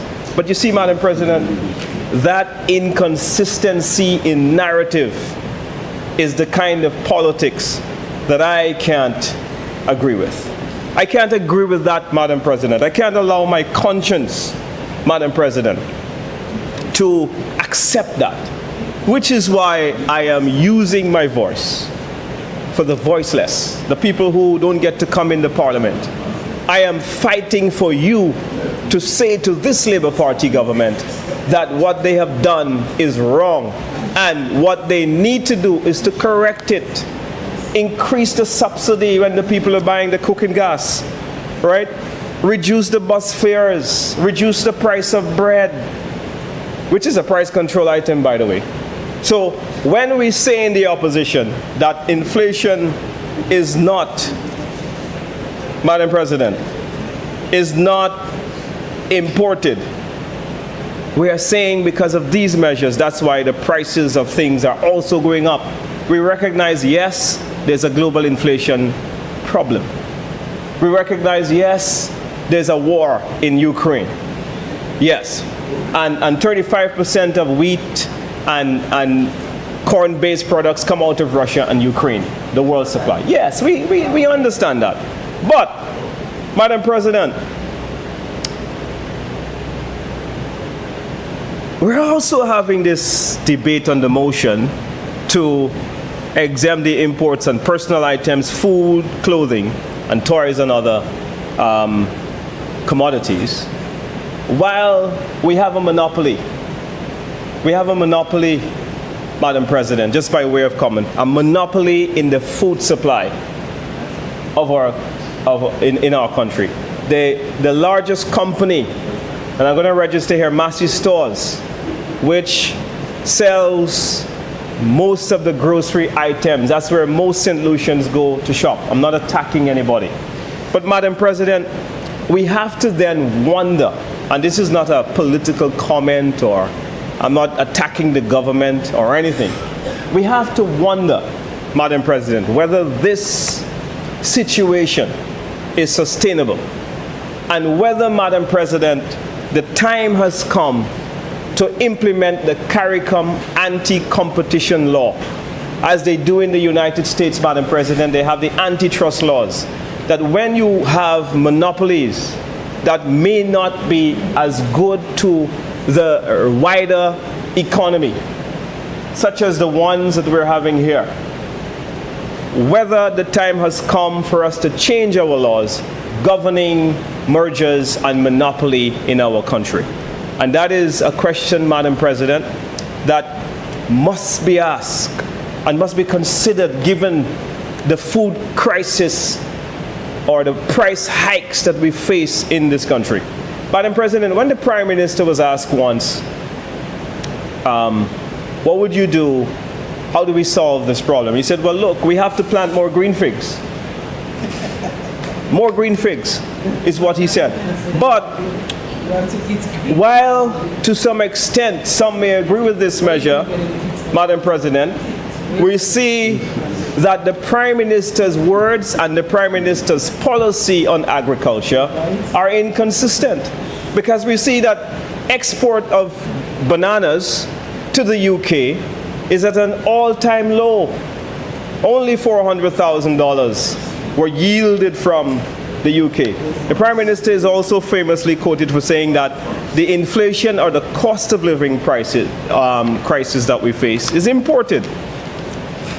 And so, Madam President, while I agree that we should exempt, as this motion suggests, imports of personal items, food, clothing, toys, and other household consumables contained in barrels for the period commencing from the 1st of November 2024 and terminating on the 28th day of February 2025.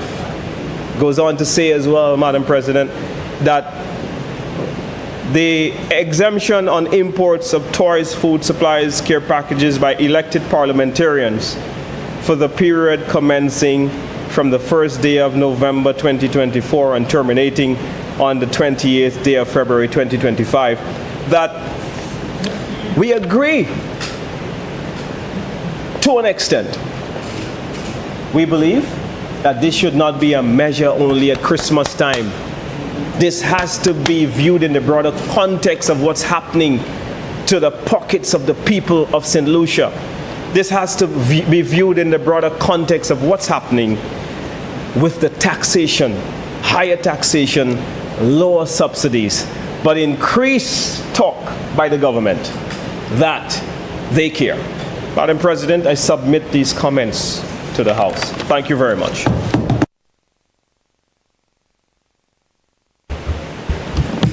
Honorable Leader of Government Business. Madam President, I'm hearing the voice of the voiceless. Conscience, people have found their conscience. You know, it's amazing what going into opposition can do. Causes you to find your conscience, find your voice. And so I'll start on that note to make a point. I'm not going to deliberate much on the presentation made by the Leader of Opposition Business. I think, I really couldn't find much substance in there, so I'll leave that alone. But I'll say, on the note of being in opposition and being in government, Madam President, I entered politics and I entered this chamber in opposition. And maybe it was a blessing, because during those 5 years plus, I sat on this side, and while I believe that all St. Lucians must benefit from policies of government, I didn't think it was my place to request the privileges that are afforded to elected members, because being elected says something. And so I listened, and I first of all must say that in this motion, Madam President, there are two different sets of exemptions. It is not only, while the motion speaks of elected members, the VAT exemption is not only for elected members, because in A it says exempt import of personal items, food, clothing, and so on. And in A, it does not speak specifically to elected members. It is in B that it makes specific reference to elected members. Because the reason it says so, and we have to look at the context of this piece of this resolution, it is not suggesting that the only people who will benefit from the exemptions are elected members. There are other ordinary St. Lucians who during that time will also enjoy VAT exemptions. So I don't think that saying that we should also get exemptions and it should not be to elected members is a fair statement, because you, myself, and everybody in here, Madam President, will enjoy exemptions on barrels during that time. But what I suspect has happened, Madam President, is that some people entered government or entered this chamber in government, and they got used to certain privileges, and now they believe that they still have entitlement to those privileges. And although they are not in government, they think that elected members' privileges should be extended to them. Madam President, lema kaima de pour exemption, c'est lema ge sit moi. So I will advise the members opposite. My advice to you, you want exemptions? The one who has not won, Madam President, win your seat. Beat the member of Denry North. And the two who had won their seats, if you want exemptions on barrels for elected members, when you have won your seat, don't lose them. You shouldn't lose your seat and then come and ask for privileges for people who have won their seat. There is a clear message in this. Everybody can get the exemption, but there is an additional extension for an additional privilege to elected members. It doesn't prevent anyone else from St. Lucia who has brought in a barrel to get exemptions. Madam President, I rise on a point of order. Oh, sorry. Senator Fede. Yeah. Thank you very much, Madam President. I rise on the point of order. What is your point of order? The member is misleading the House on this given topic to suggest that only elected MPs in either administration is using the resources from duty-free imported barrels to share among constituents is grossly misleading. I did not get that. That's not what he said. But that's what he's implying. He's saying that the member needs to win her seat. No, Senator Fede. Gross potentification. That's what he's saying. Take your seat. That's what he's saying. I know he has done it. You have interpreted it wrongly. Senator Fede, Honorable Leader of Government Business did not say that. Okay? Please proceed, Leader of Government Business. Madam President, thank you for your intervention. I really would like to be able to contribute. Can I get some protection? I need to continue, Madam President. I can't even hear myself. Madam President, I know I hit a nerve. I always know when I hit a nerve.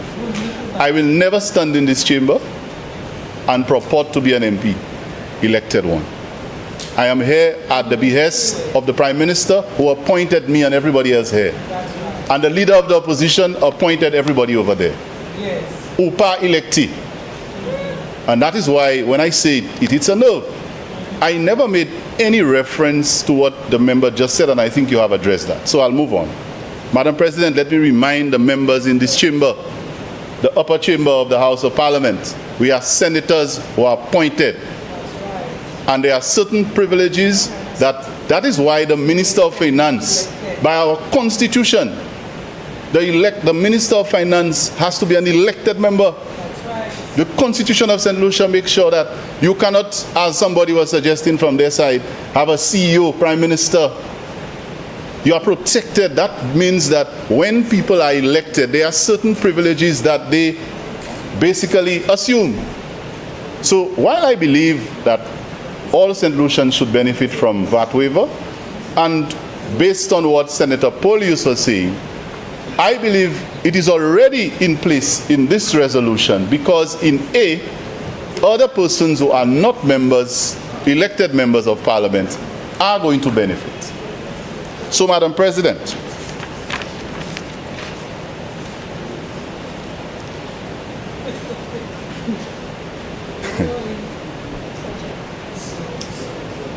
you know what has added to that argument in favor of this government?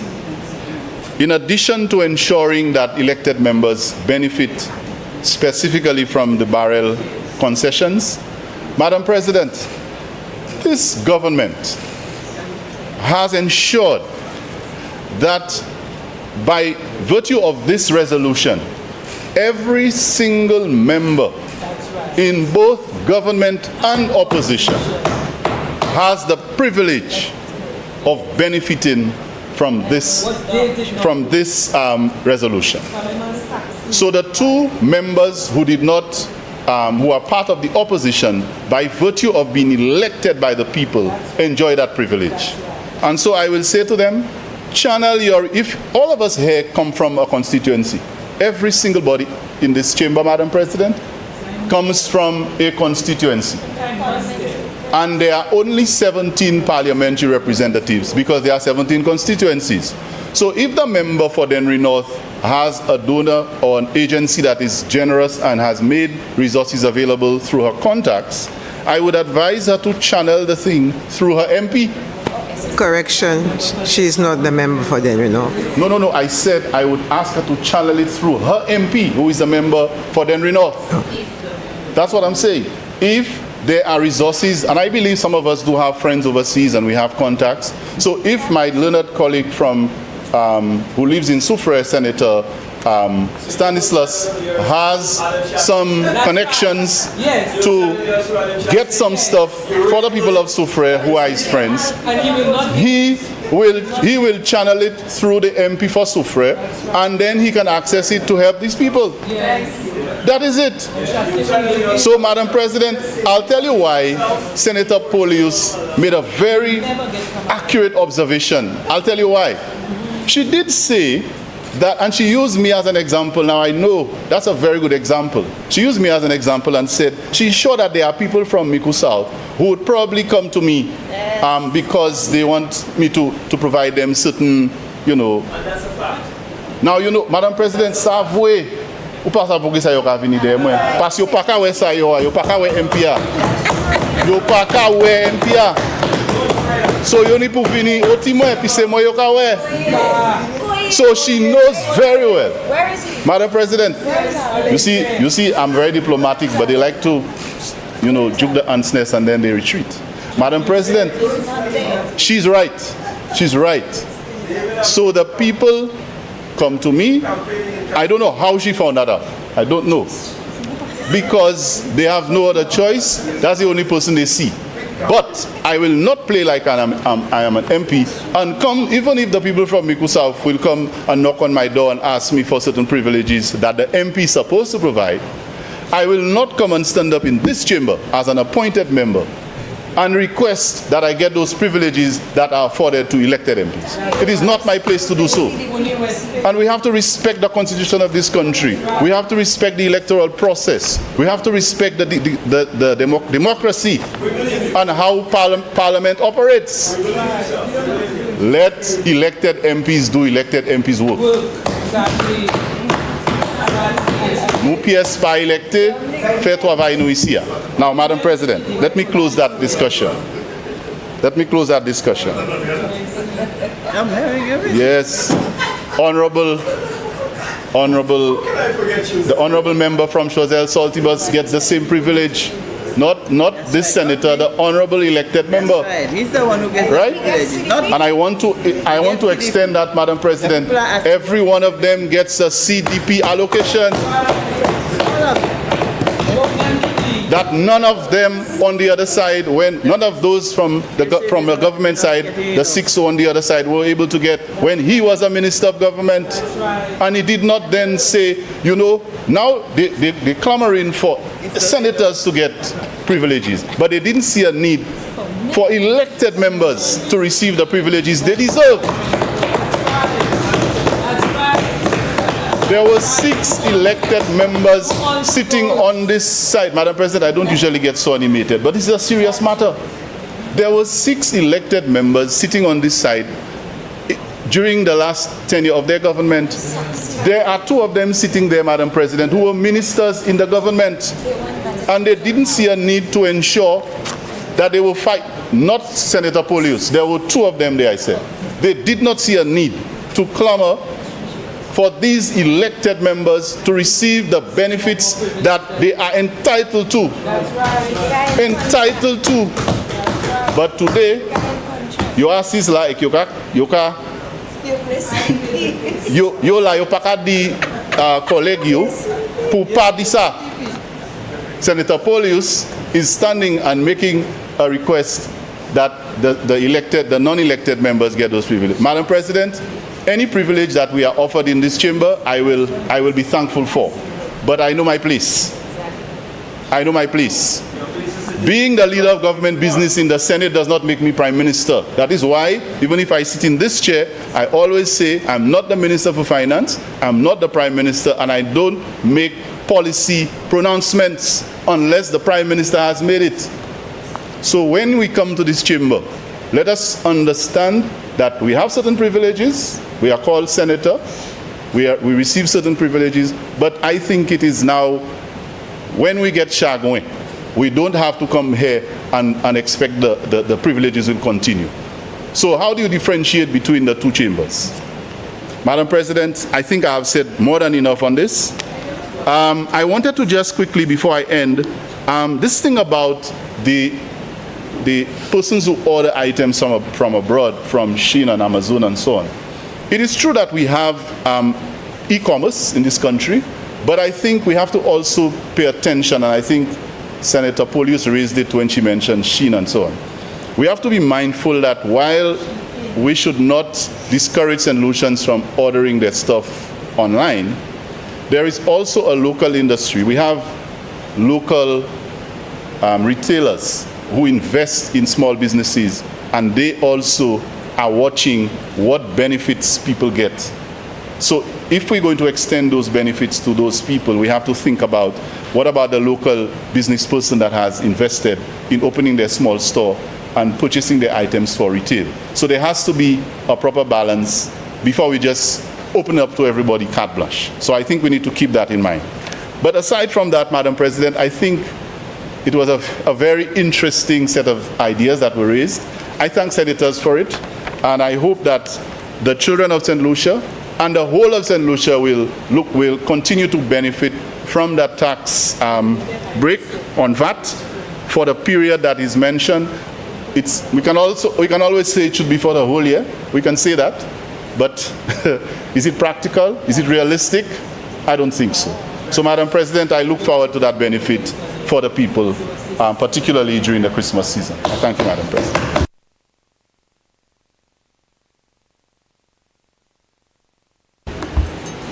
Senators, the question is that Parliament, by affirmative resolution, approves the draft value-added tax amendment of Schedule 3, Number 5 order, which amends Schedule 3 of the Act 2A, exempt imports of personal items, food, clothing, toys, and other household consumables contained in barrels for the period commencing from the 1st day of November 2024 and terminating on the 28th day of February 2025.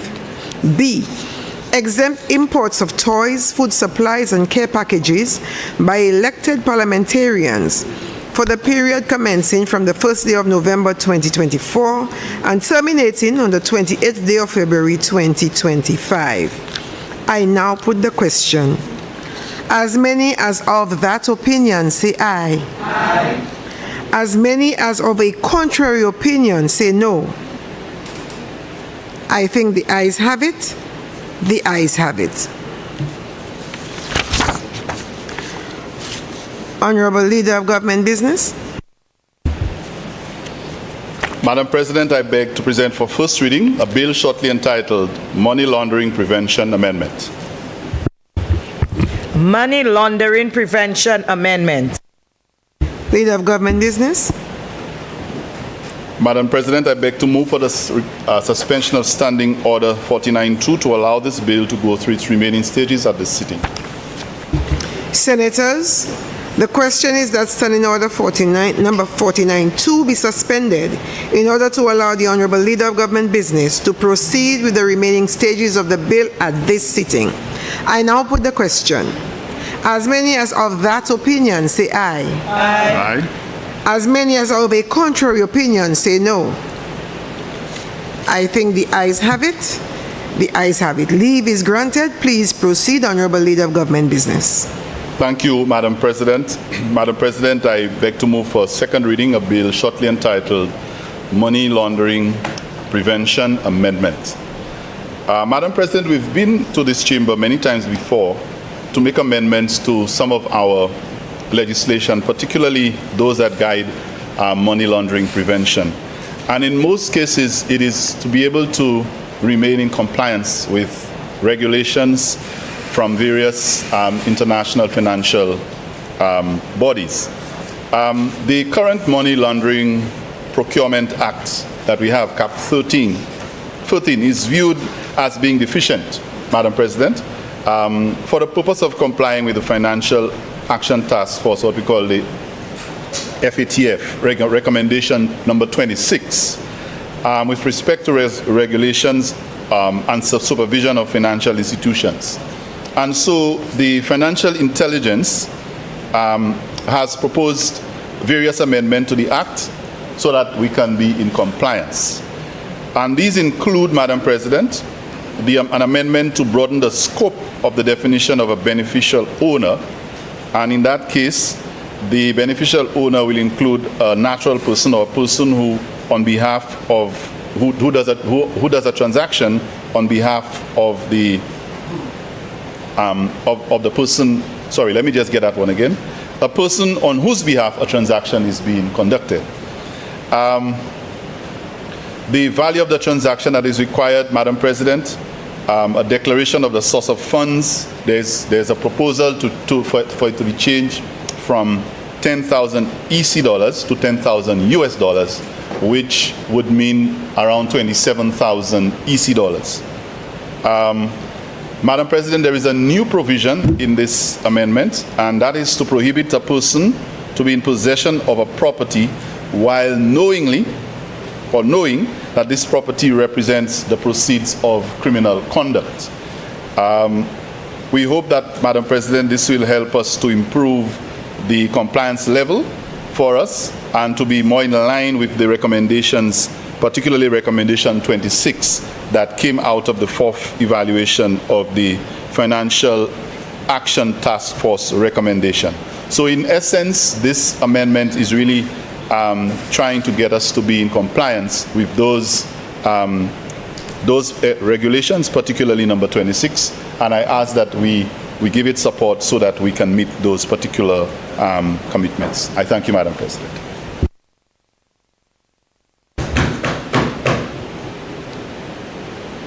Snowman, Leader of Government Business.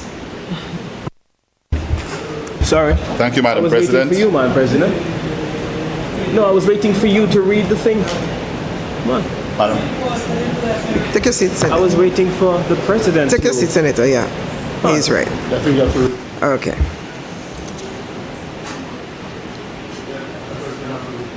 Senators, the question is that the Money Laundering Prevention Amendment Bill be read a second time.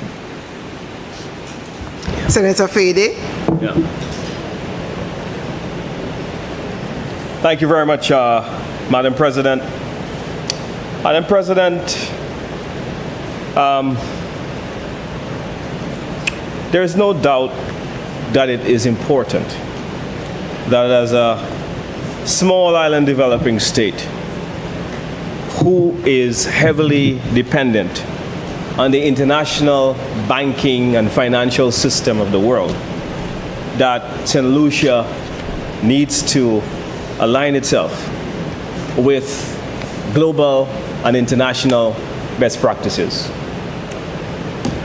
Very often I've said before in this House that sometimes in trying to align ourselves with these global and international best practices, that it may sometimes appear to be burdensome, sometimes an infringement on our own sovereignty or a constitutional right to govern ourselves.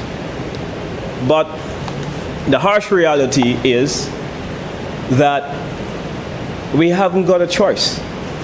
We must align. We must show the international community, Mr. President, that we are committed and we are determined to bring our financial sectors and laws governing our financial industry in line with international and global best practices. So I have in my hand, and it's been made a document of this House, the Anti-Money Laundering and Counter-Terrorist Financing Measures, St. Lucia. This is a mutual evaluation report published on January 2021. This report was conducted by the Caribbean Financial Action Task Force. It's CAFATAF. And it's done, and it has some very key findings in its executive summary. Now, while the report was published in 2021, it reviewed and audited periods that predated 2021. So if you look at many of the key recommendations, this was basically an update, but there have been many reports done before this. So you will hear me, for example, in the key findings of the report, highlight dates that predates 2021, like 2014, 2015, and so on. So the key findings of that report put together by Kafataf. This report summarizes the AML measures in place in St. Lucia as at the date during the visit of 2029. It analyzes the level of compliance with the Financial Action Task Force 40 recommendations and the level of effectiveness of St. Lucia's anti-money laundering system, and provides recommendations on how the system could be strengthened. It says in Part C of the report, in the key findings section, page 6, it says that the CIP program, which is promoted in jurisdictions with known terrorist activities and vulnerabilities in the NGO sector, were not considered as part of the NRA and therefore translated into a low level of understanding of financial risk. So one of the key suggestions is that as it pertains to the operations of our CIP, that we need to make sure that there's rigorous work done to make sure that we take the CIP program as a vehicle through which money laundering and fraud can take place. It's important to note that. And while we're making this change here today, and this amendment, which I applaud, because anything to enhance and improve our local situation to comply with international and financial best practices, we also need to face the reality. And these are the experts, and I've heard many political statements, Mr. President, about the CIP and the due diligence is so great and everything is amazing, but they're saying here that the CIP program, which is promoted in jurisdictions with known terrorist activity and vulnerabilities in NGO sector, were not considered as part of the NRA. So, however, they're saying that this is translated into a low level of understanding by St. Lucia of the risk that the CIP program poses to money laundering and financing. Mr. President, if we take, for example, the government's recent handling of BMAX, where it was revealed that there is a company from Montenegro who one of the principal, and you know what is great about this bill being proposed here today is that it asks us to clearly, that the competent authorities must be clearly listed. And so now we see in like manner that one of the principles of a company that was seeking to do a housing project in Rockall, I think it was, that company's principal was arrested. And it goes to show you why we need, Mr. President, to make sure that we do as much as possible, despite the anguish and the bothersomeness that we often feel. Mr. Deputy President, on a point of order. Sorry, just now. Senator Jara here. Mr.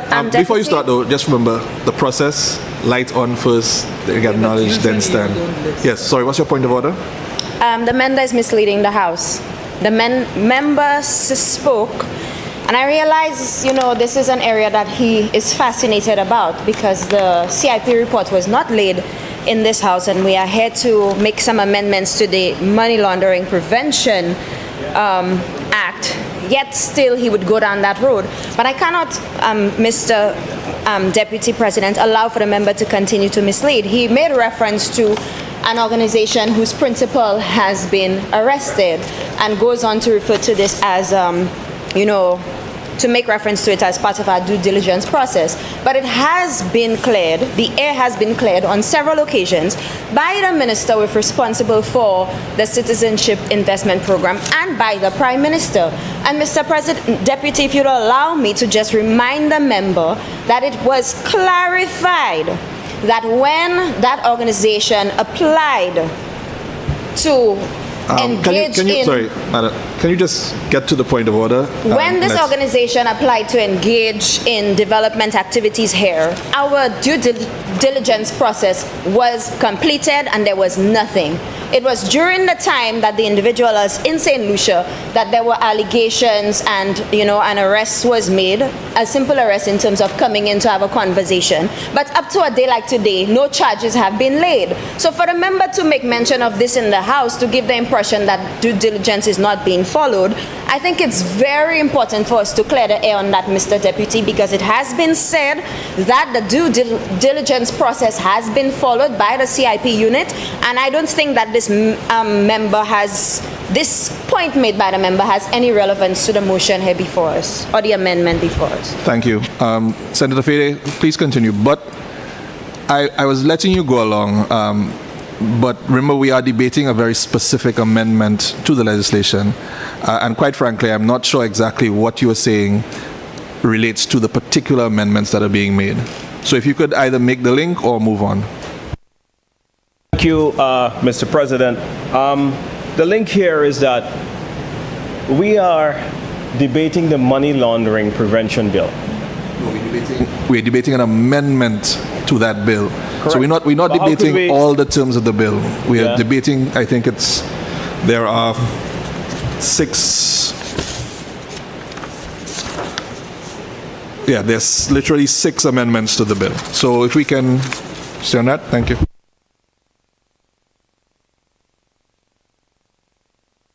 And so, Mr. President, yes, we are debating these amendments, which I think are important, but we can't debate the amendments in isolation of the Primary Act.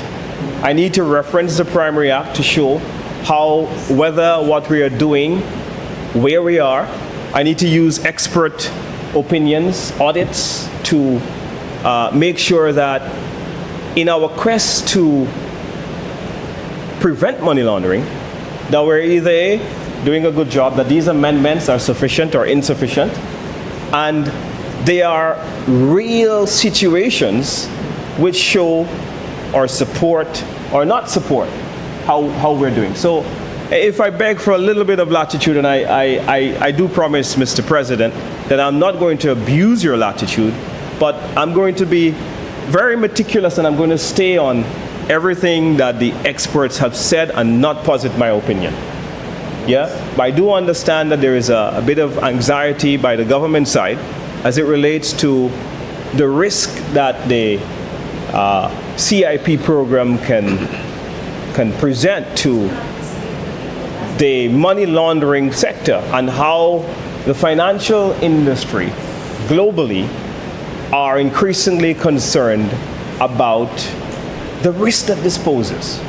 So while we are here today, and I do agree with most of the amendments that have been made in this the prevention of the bill, but I'm also saying that we need to implement this in a more methodological way. We need to make sure that there's a plan going forward, that the risk identified by the Financial Action Task Force, that we can also go with and move with alacrity to implement those as well. So I beg that if you just to give me a bit of latitude to reference the key findings of this report. I'm not going to bore you with the whole report, just the key findings, so that we can, and just certain key findings. So Mr. President, I never said that there was no due diligence for BMAX. I would be presumptuous to say that. But what I am saying is that whatever due diligence they were, those due diligence clearly failed. Because the company... Mr. Vice President, The Mr. principal- Deputy Sorry, President. Oh, I put on my light? Thank you. Thank you, Mr. Deputy. I rise on a point of order. The member is not sticking to the motion and hence is misleading the House, saying that no due diligence was done by the CIP. The member needs to be reminded that this incident happened post the arrival of the organization here. And further, this has nothing to do with the amendments on the money laundering prevention. I see he reading from a document. I do not know what document you're reading from. I know the CIP report was not laid before the House.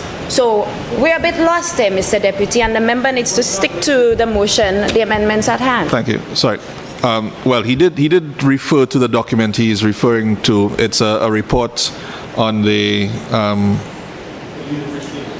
2021. Can you give us the name of the report again? Already laid in the Parliament, the anti-money laundering and counter-terrorist financing measures for St. Lucia. Senator Gideon, Senator Jayaware were all members of this chamber when the report was laid. I'm sure they have copies.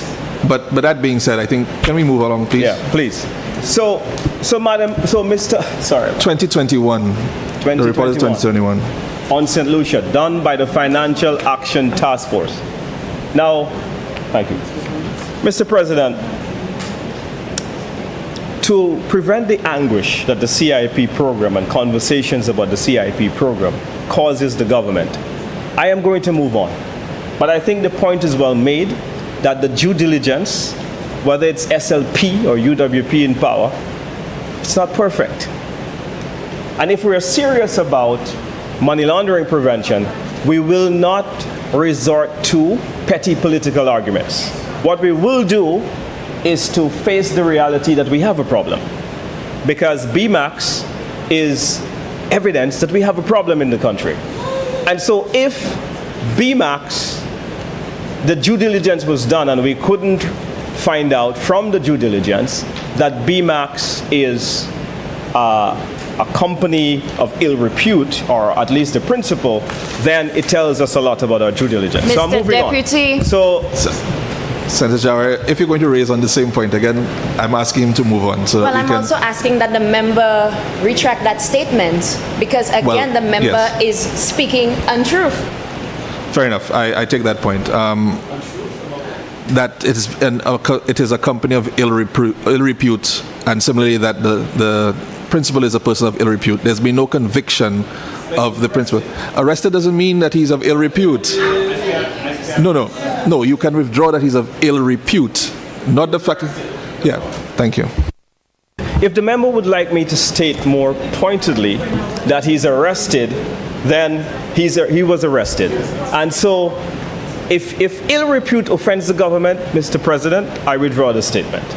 But it doesn't change the facts that the member was arrested. And I'm not sure that people are arrested because everything is normal. When you are arrested by the authorities in any country, then, and you see, this is my point, Mr. President. Mr. President, the larger issue here is to strengthen our anti-money laundering laws. Where are the risks? The experts have told us that our CIP program, which is promoted, is a risk.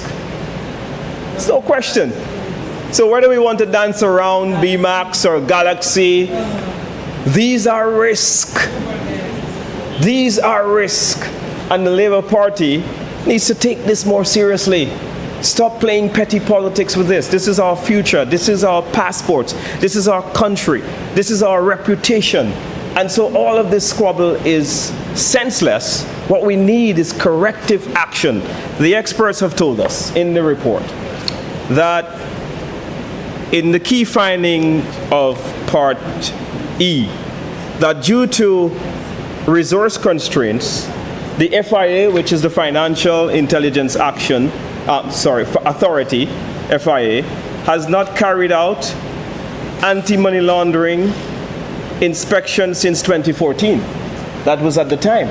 So what it tells us here in the report is that there are constraints, problems within the FIA, and I don't know whether the Labour Party has actually fixed those problems, but within the Financial Intelligence Authority, which is supposed to be an entity to make sure that our due diligence is covered. And so many times they've been mentioned by the CIP as being the gurus of being on top of all of this.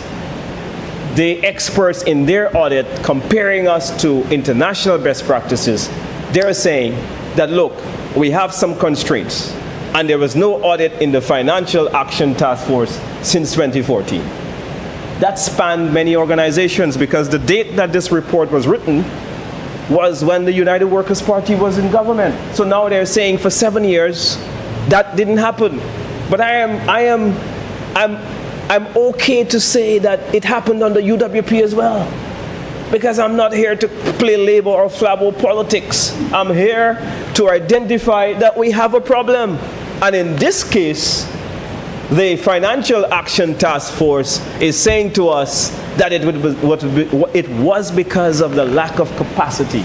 Mr. President, you have seen that we've come here in this House, and many times we have brought amendments that resemble these 6 presented here for advancement of our anti-money laundering law. Because whether it's Labour or Flabo in government, we all want to make sure that we do the right thing. We all want to comply.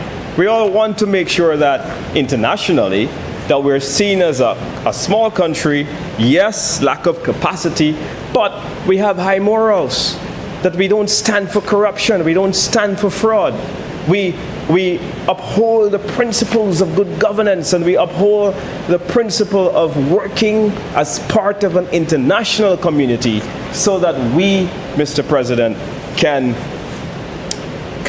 align with the world financial system. This is what it says, Mr. President. It goes on to say that St. Lucia has experienced delays in satisfying the Money Laundering Act requests, as several requests remain outstanding, with some going as far back as 2015 and 2017.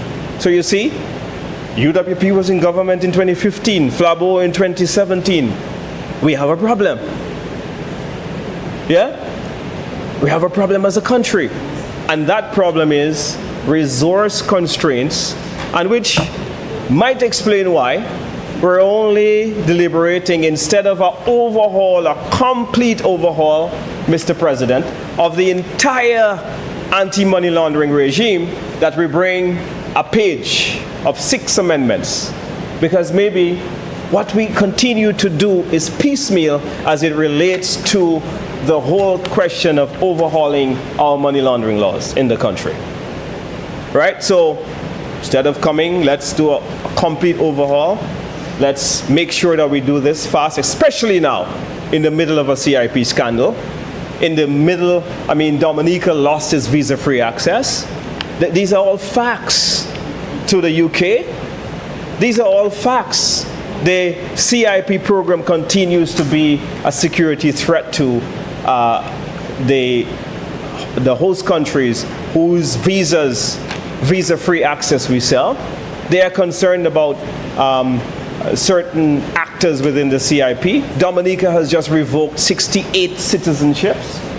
Why are they doing that? They have to do that because there is a need and a principle that governments around the Caribbean have actually embraced that we need to satisfy. And where there are bad actors, we need to call them out. And we can't be covering it up. So I was very disappointed, Mr. President, when it confuses me, Mr. President, that when these 6 amendments are brought, and when the Prime Minister was asked whether what his reaction was to BMAX and the arrest, he said he's not concerned what happened in foreign countries, that all he's concerned about is building houses for the poor people of St. Lucia.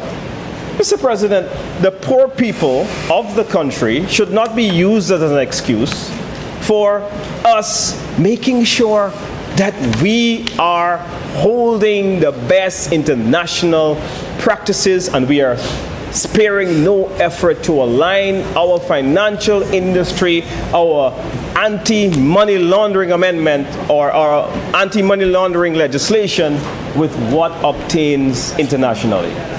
No, there's no way. We should not spare any effort. We have to make sure, we have to do everything to send the right message. I was disappointed, and it confuses me, Mr. President, that we came here to do these 6 amendments, which I applaud. It's great, step in the right direction. But when the Minister of CIP says that he needs to ask Galaxy for permission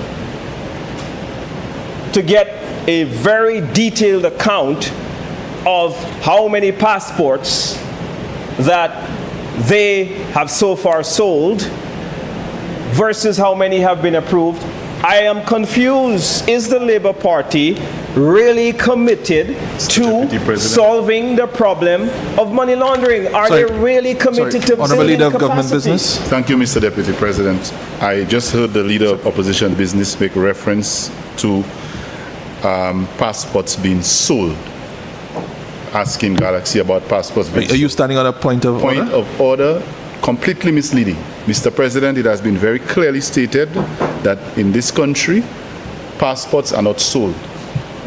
Citizens are granted and passports are issued by the Immigration Department.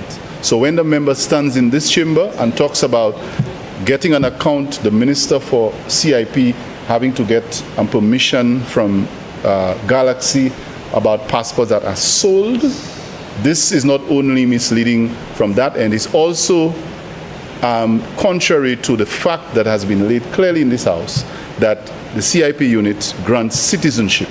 There is a difference between granting citizenship and obtaining passports that are not sold but are acquired through the Immigration Department. And so that statement that he just made, Mr. Deputy President, is misleading and should be withdrawn. Thank you. Let's get the terminology correct, and what the Leader of Government Business is saying is correct. So thank you. Please continue. So, Mr. President, if the Leader of Government Business is offended by what all of St. Lucia sees straight through, no problem. Mr. President, I will withdraw the statement that we sell passports because he wants to be politically correct. But when you sell the citizenship, what the people are really after is the St. Lucian passport. If you feel that that is a better terminology, that's fine. But you see, that's the problem with this government.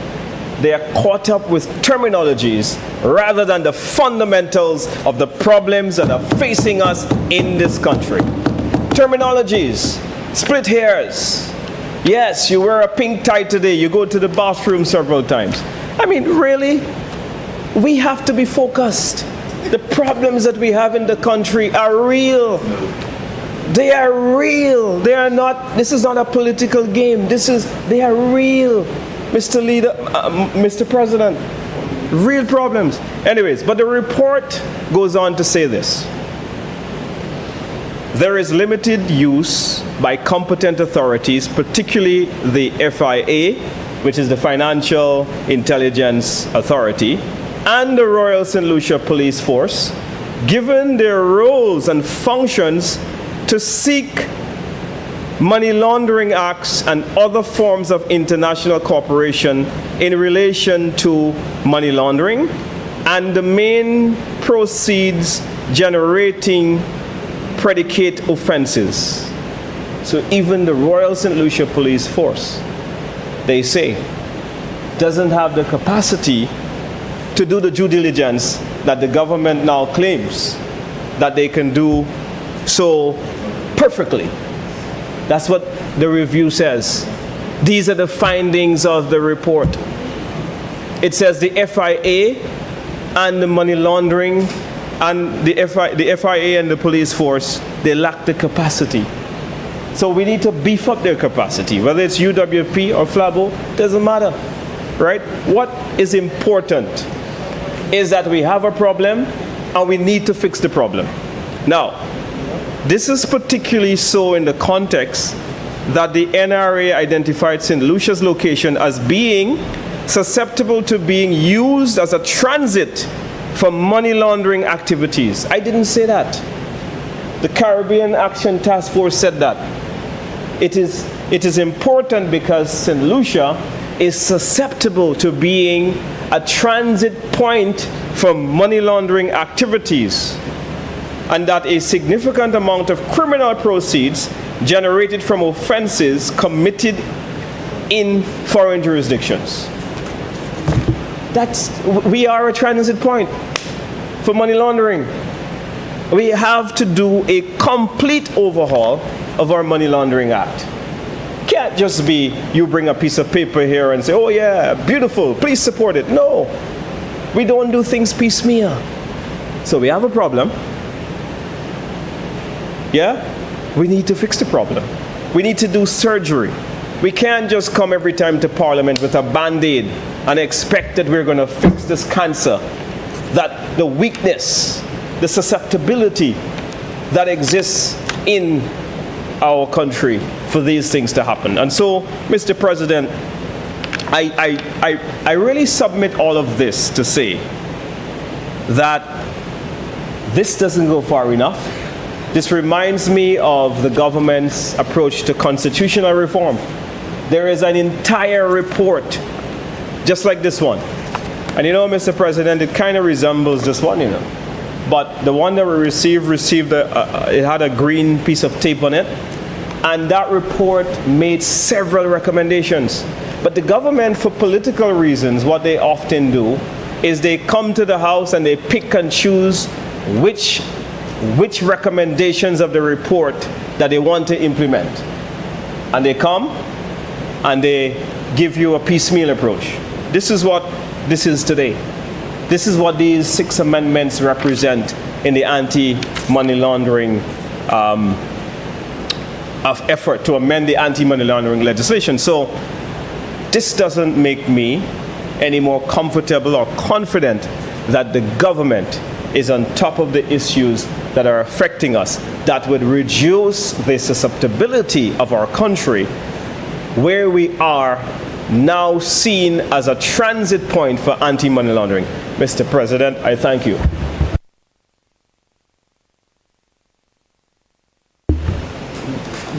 Honorable Leader of Government Business. Mr. President, I thank you. Deputy President, I thank you for your patience. And I presented a few, made a few points of explanation with regard to that bill when I presented it. And I was convinced that we were here to debate amendments to the Money Laundering and Prevention Bill. But no surprise, the opposition chose their path of the debate. That's their choice. Their favorite toy, I think we're approaching Christmas, so they love their favorite toy, CIP, and attempted in every way to take the debate down that route. But as you can see, Mr. Deputy, we had to have several interventions just to keep the member on track with his argument. Because unless the argument was completely loaded with misinformation that we had to fix and correct many times. Mr. President. Sorry, Senator Fader. Yeah. On a point of order, Mr. President, the member stating that my presentation was loaded with misinformation is really incorrect. I brought an entire report. I quoted where the experts, not me, nothing I've presented here today came from me. It's a report that the member has. I understand your concern, but let the Leader of Government Business justify his statement, and if he can't, then you can rise on a point of order. Please proceed. Mr. Deputy President, I was trying to rebut. I didn't know that if I'm responding to what the member says, that I'm not supposed to make reference. Now, there's a very important skill that the leader of opposition business has tried to master. That is holding something in his hand and reading from it while he says an untruth. And I'll give you an example. I'll just give you one. I stood on a point of order a while ago to assert that St. Lucia or Galaxy or anybody, particularly when he made that point regarding Galaxy, I had to stand to tell him that Galaxy does not sell passports. I want to know where in his document that he was quoting from, he saw anything that said that Galaxy was selling passports. And as you correctly ruled, Mr. Deputy, he had to retract the statement. That was an untruth. That's why I was saying, Mr. Deputy, stood on his feet while holding a document, a legitimate document, that is a document of the House, a report. He's quoting from the report, but skillfully inserts an untruth about exactly what he was saying. And that is why I stood and said that Galaxy does not sell passports, and I explained Mr. President. that was an untruth. Senator Fede? Yeah. Sorry. So, Mr. President, while, you know, the semantics of the leader of government, I rise on a point of order. Mr. President, saying that someone puts forward an untruth is to call them a liar. Okay? That's a very serious claim, and it casts aspersions on one's reputation. Now, if the leader of government business says that the wrong terminology was used, I would say yes. But I think the observation is a bit rich, I think. Thank you. Senator, can you proceed? But I do take Senator Fede's observation, because in his defense, he did withdraw the statement when you raised it.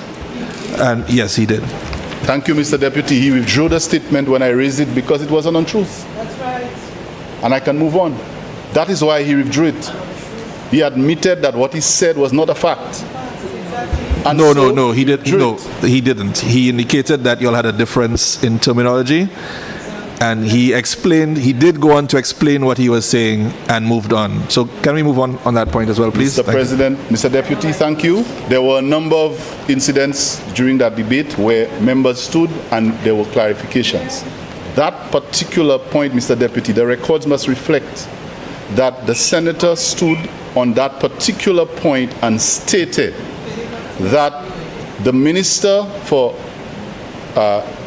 CIP had to seek permission, and Hansard can prove that, from Galaxy on the number of passports sold. And that is when I stood, because I heard passports sold. That's what he said, verbatim.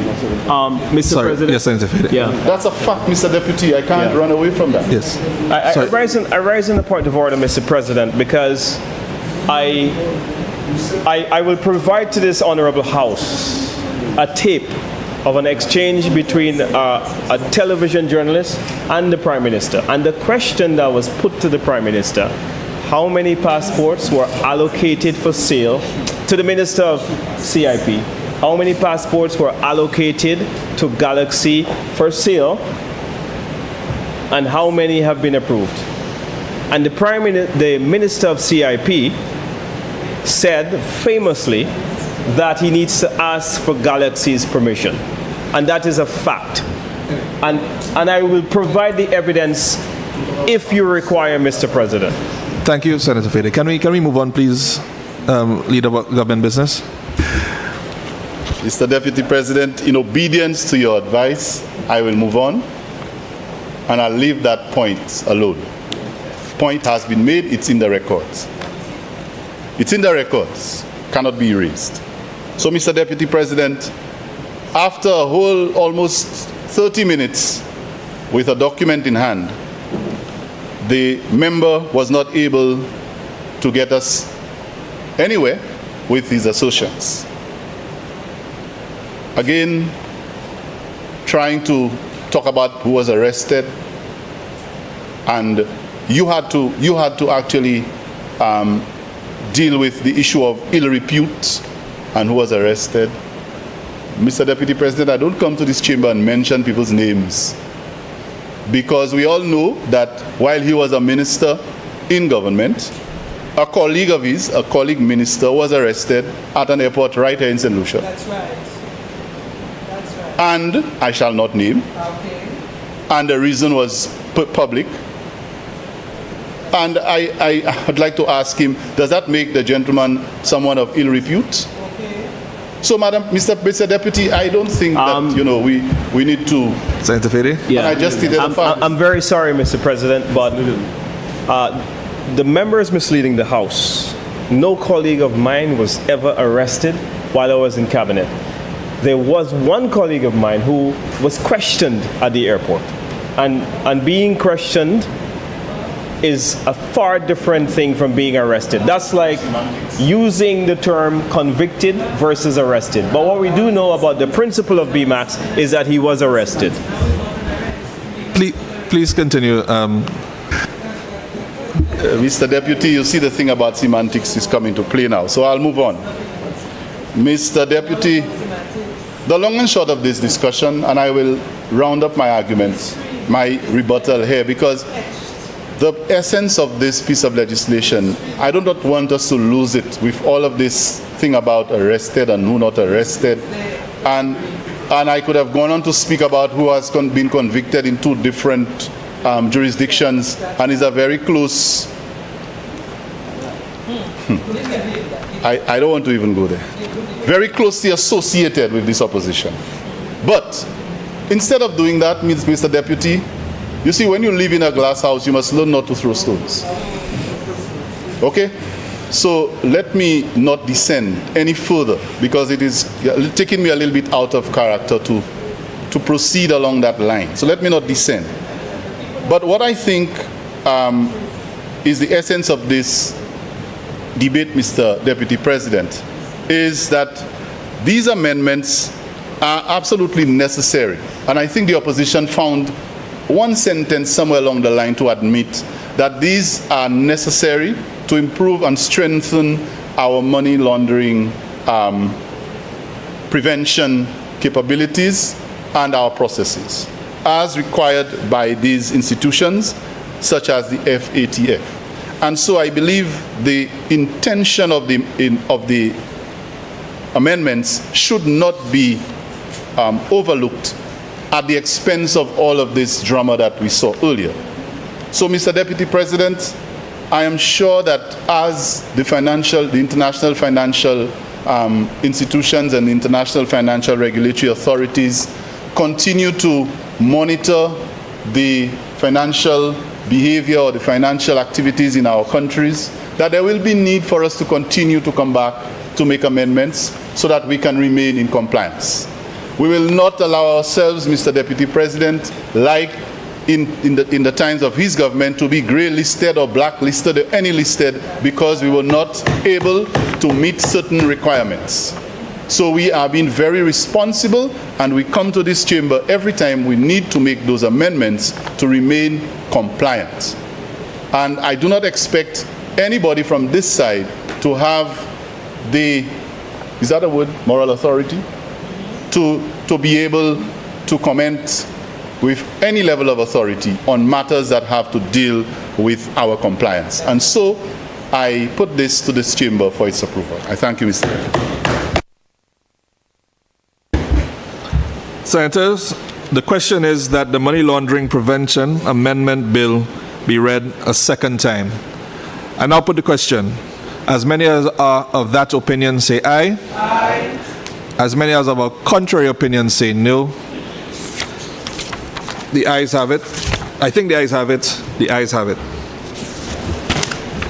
An act to amend the Money Laundering Prevention Act, Cap 12.20.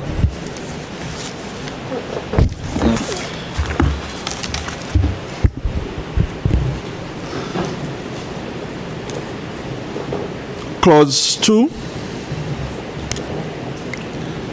Your mic's not here.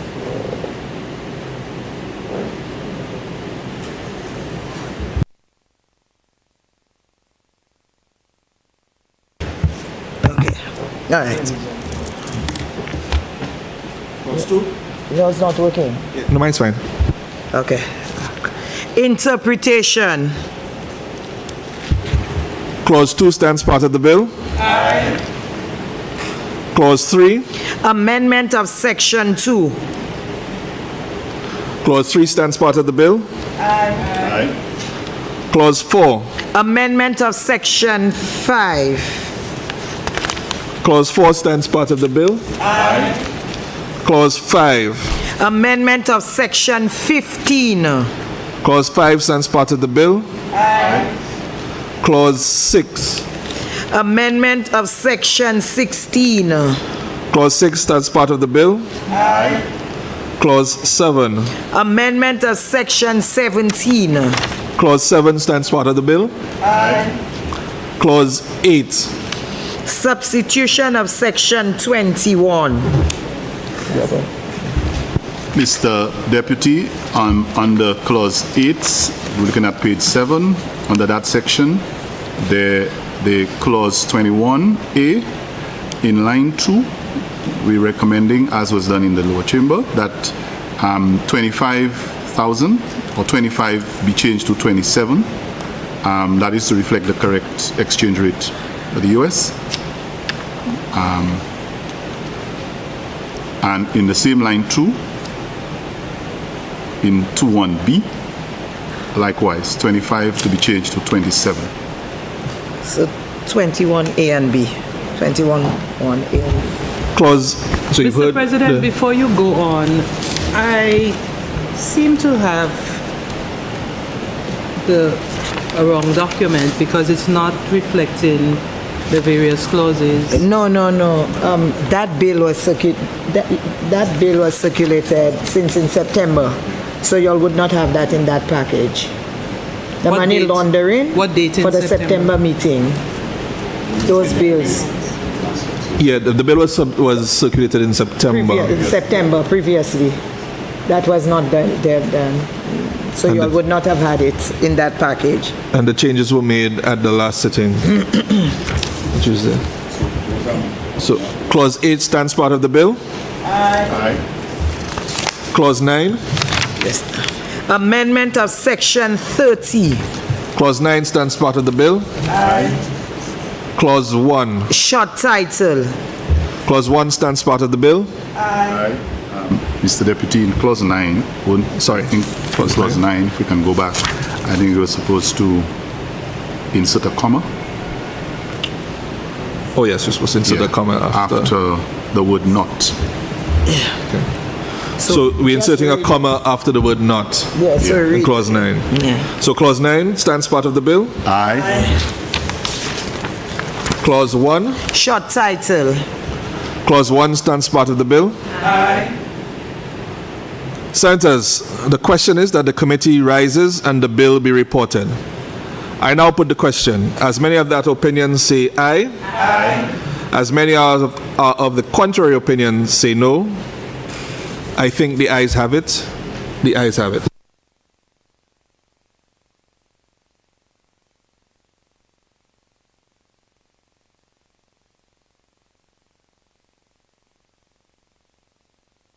Senators, I beg to report that the Money Laundering Prevention Amendment Bill went through the committee stage with no amendments. Honorable Leader of Government Business. Mr. Deputy President, I move that the report of the committee be adopted and that the bill be read a third time and passed. Senators, the question is that the report of the committee be adopted and the Money Laundering Prevention Amendment Bill be read a third time and passed. I now put the question. As many of that opinion say aye. Aye. As many of our contrary opinion say no. I think the ayes have it. The ayes have it. Be it enacted by the King's Most Excellent Majesty, by and with the advice and consent of the House of Assembly and the Senate of St. Lucia, and by the authority as the same as follows. This act may be cited as the Money Laundering Prevention Amendment Act 2024. Honorable Leader of Government Business. Mr. Deputy President, I beg to present for first reading a bill shortly entitled Criminal Code. Criminal Code Amendment. Honorable Leader of Government Business. Mr. Deputy President, I move that this bill be presented for second reading at the next or subsequent sitting of this Honorable Senate. Honorable Leader of Government Business. Mr. Deputy President, I beg to present for first reading a bill shortly entitled Supreme Court Amendment. Supreme Court Amendment. Honorable Leader of Government Business. Mr. President, I move that this bill be presented for second reading at the next or subsequent sitting of the Senate.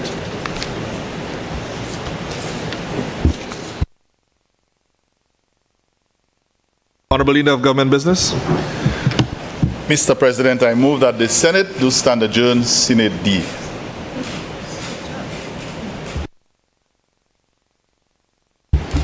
Senators, the question is that this Senate do stand adjourned sine die. I now put the question. As many of that opinion say aye. As many of a contrary opinion say no. I think the ayes have it. The ayes have it. Sitting adjourned. All right. We've now come to the conclusion of the Senate hearing for today, October 29.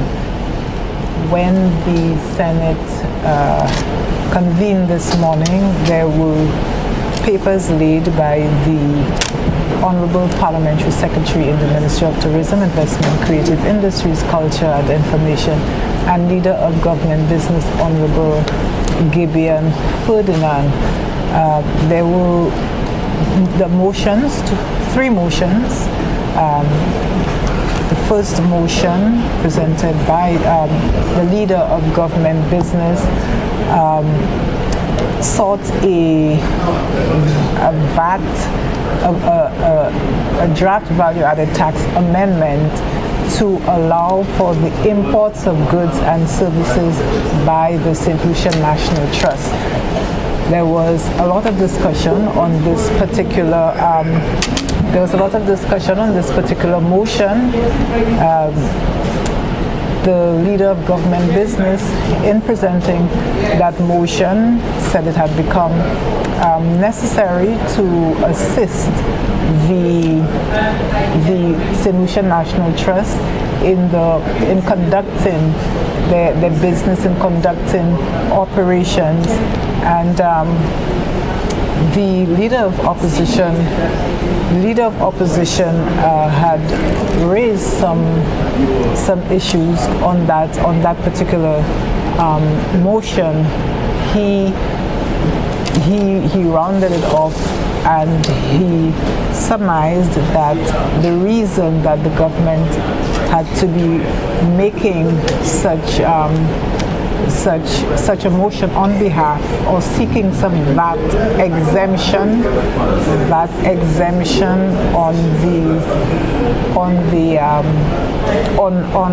was seeking VAT exemption on behalf of the St. Lucia National Trust was because generally he argued that the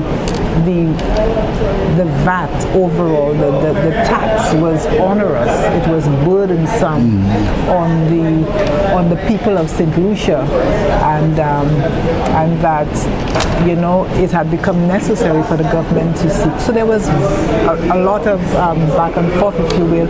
The government senator Alison Shaw, she countered that, and she was saying, well, during the reign of the former administration, they had cut off the subvention that was being given to the St. Lucia National Trust, and I think she was supported in her argument by her colleague on the government side, Senator Shelton Daniel, who was certain that yes, maybe it was time to give the St. Lucia National Trust some reparations. But in that discussion, there was a very interesting contribution by the independent senator, who also happened to be a member of the St. Lucia National Trust. And two of the points he made was that it had become it is expensive to run the operations of the trust. He said, as an NGO, sometimes those organizations, those NGOs, depend on membership fees, which cannot really fund the total operations of those organizations. And he was saying, even at times when donations are given, donations are given from outside, there are certain requirements that, listen, as an organization, you need to match those donations.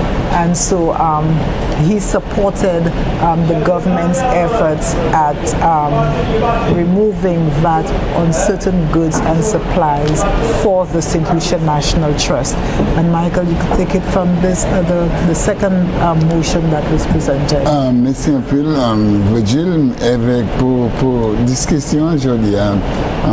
C'est encore la première motion, c'était pour aider opération, ça c'est organisation, ça y créé National Trust qui travaille c'est pour conserver et préserver culture et puis l'histoire et le cette ici.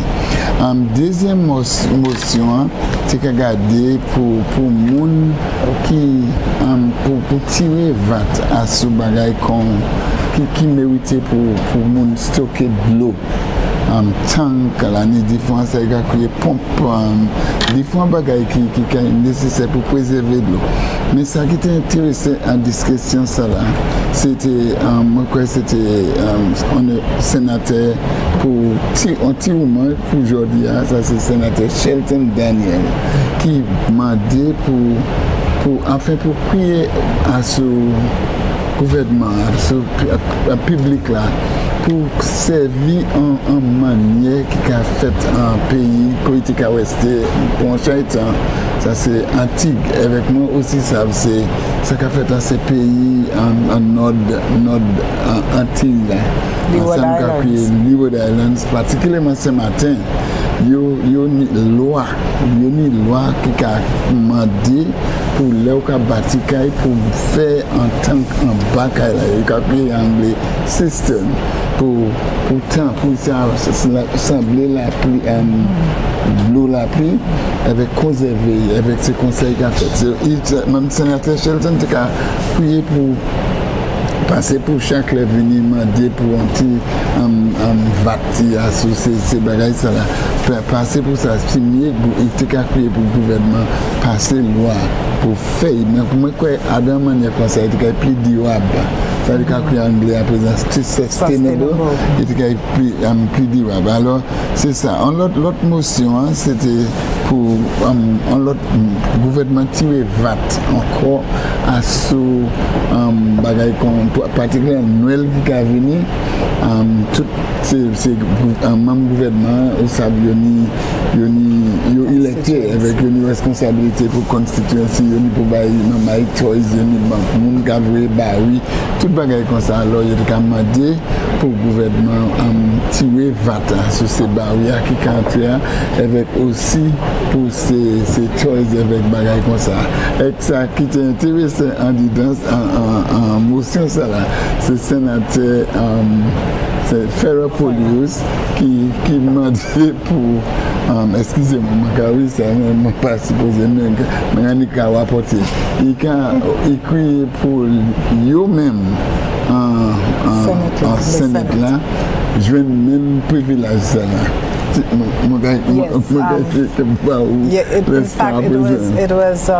It was really a motion we were not.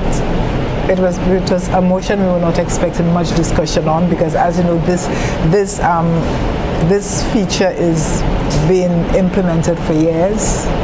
20 plus years under what we call the barrel concessions. And yes, as Michael was saying, the opposition, in fact, I think Ferropolius was also supported by her colleague, leader of opposition business, Mr. Dominic Fede, in requesting that they too be given the same privilege as the elected members. And her rationale for that was that they too are advocates of certain working people, of minority groups, etc., and they needed that sort of concession as well to be able to alleviate some of the issues and to supply some of the needs of their people. Of course, the leader of government business, he felt it wasn't necessary since the elected members who from their own constituency or receive those same concessions and borrow concessions, so it really wasn't a necessary request, he felt, in his view. And quickly, the bills, there were 3 bills. The Money Laundering Prevention Amendment, it went through all its stages and it was passed. This was basically requirements by international financial agencies, making the requirements on small countries and to ensure that they are compliant with all the financial regulations. The Criminal Code Amendment went through its first reading, as well as the Supreme Court Amendment, and those 2 bills will go through to the second reading at a subsequent meeting of the Senate. Avec ces constats, nous venons au bout de session qui constitue aujourd'hui. C'était une session qui était très intéressante. Avec parti peut-être que nous avons fini autant de même, mais moi crois aux jeunes achats d'informations et que c'était plaisir pour présenter et bien pour mener une discussion sur la autour. Nous Virgil Leonti et puis moi c'est Michael Gaspar Cadeau. Merci un peu et nous retournons pour station télévision NTN pour plus de programmes à ce qui passe dans le gouvernement.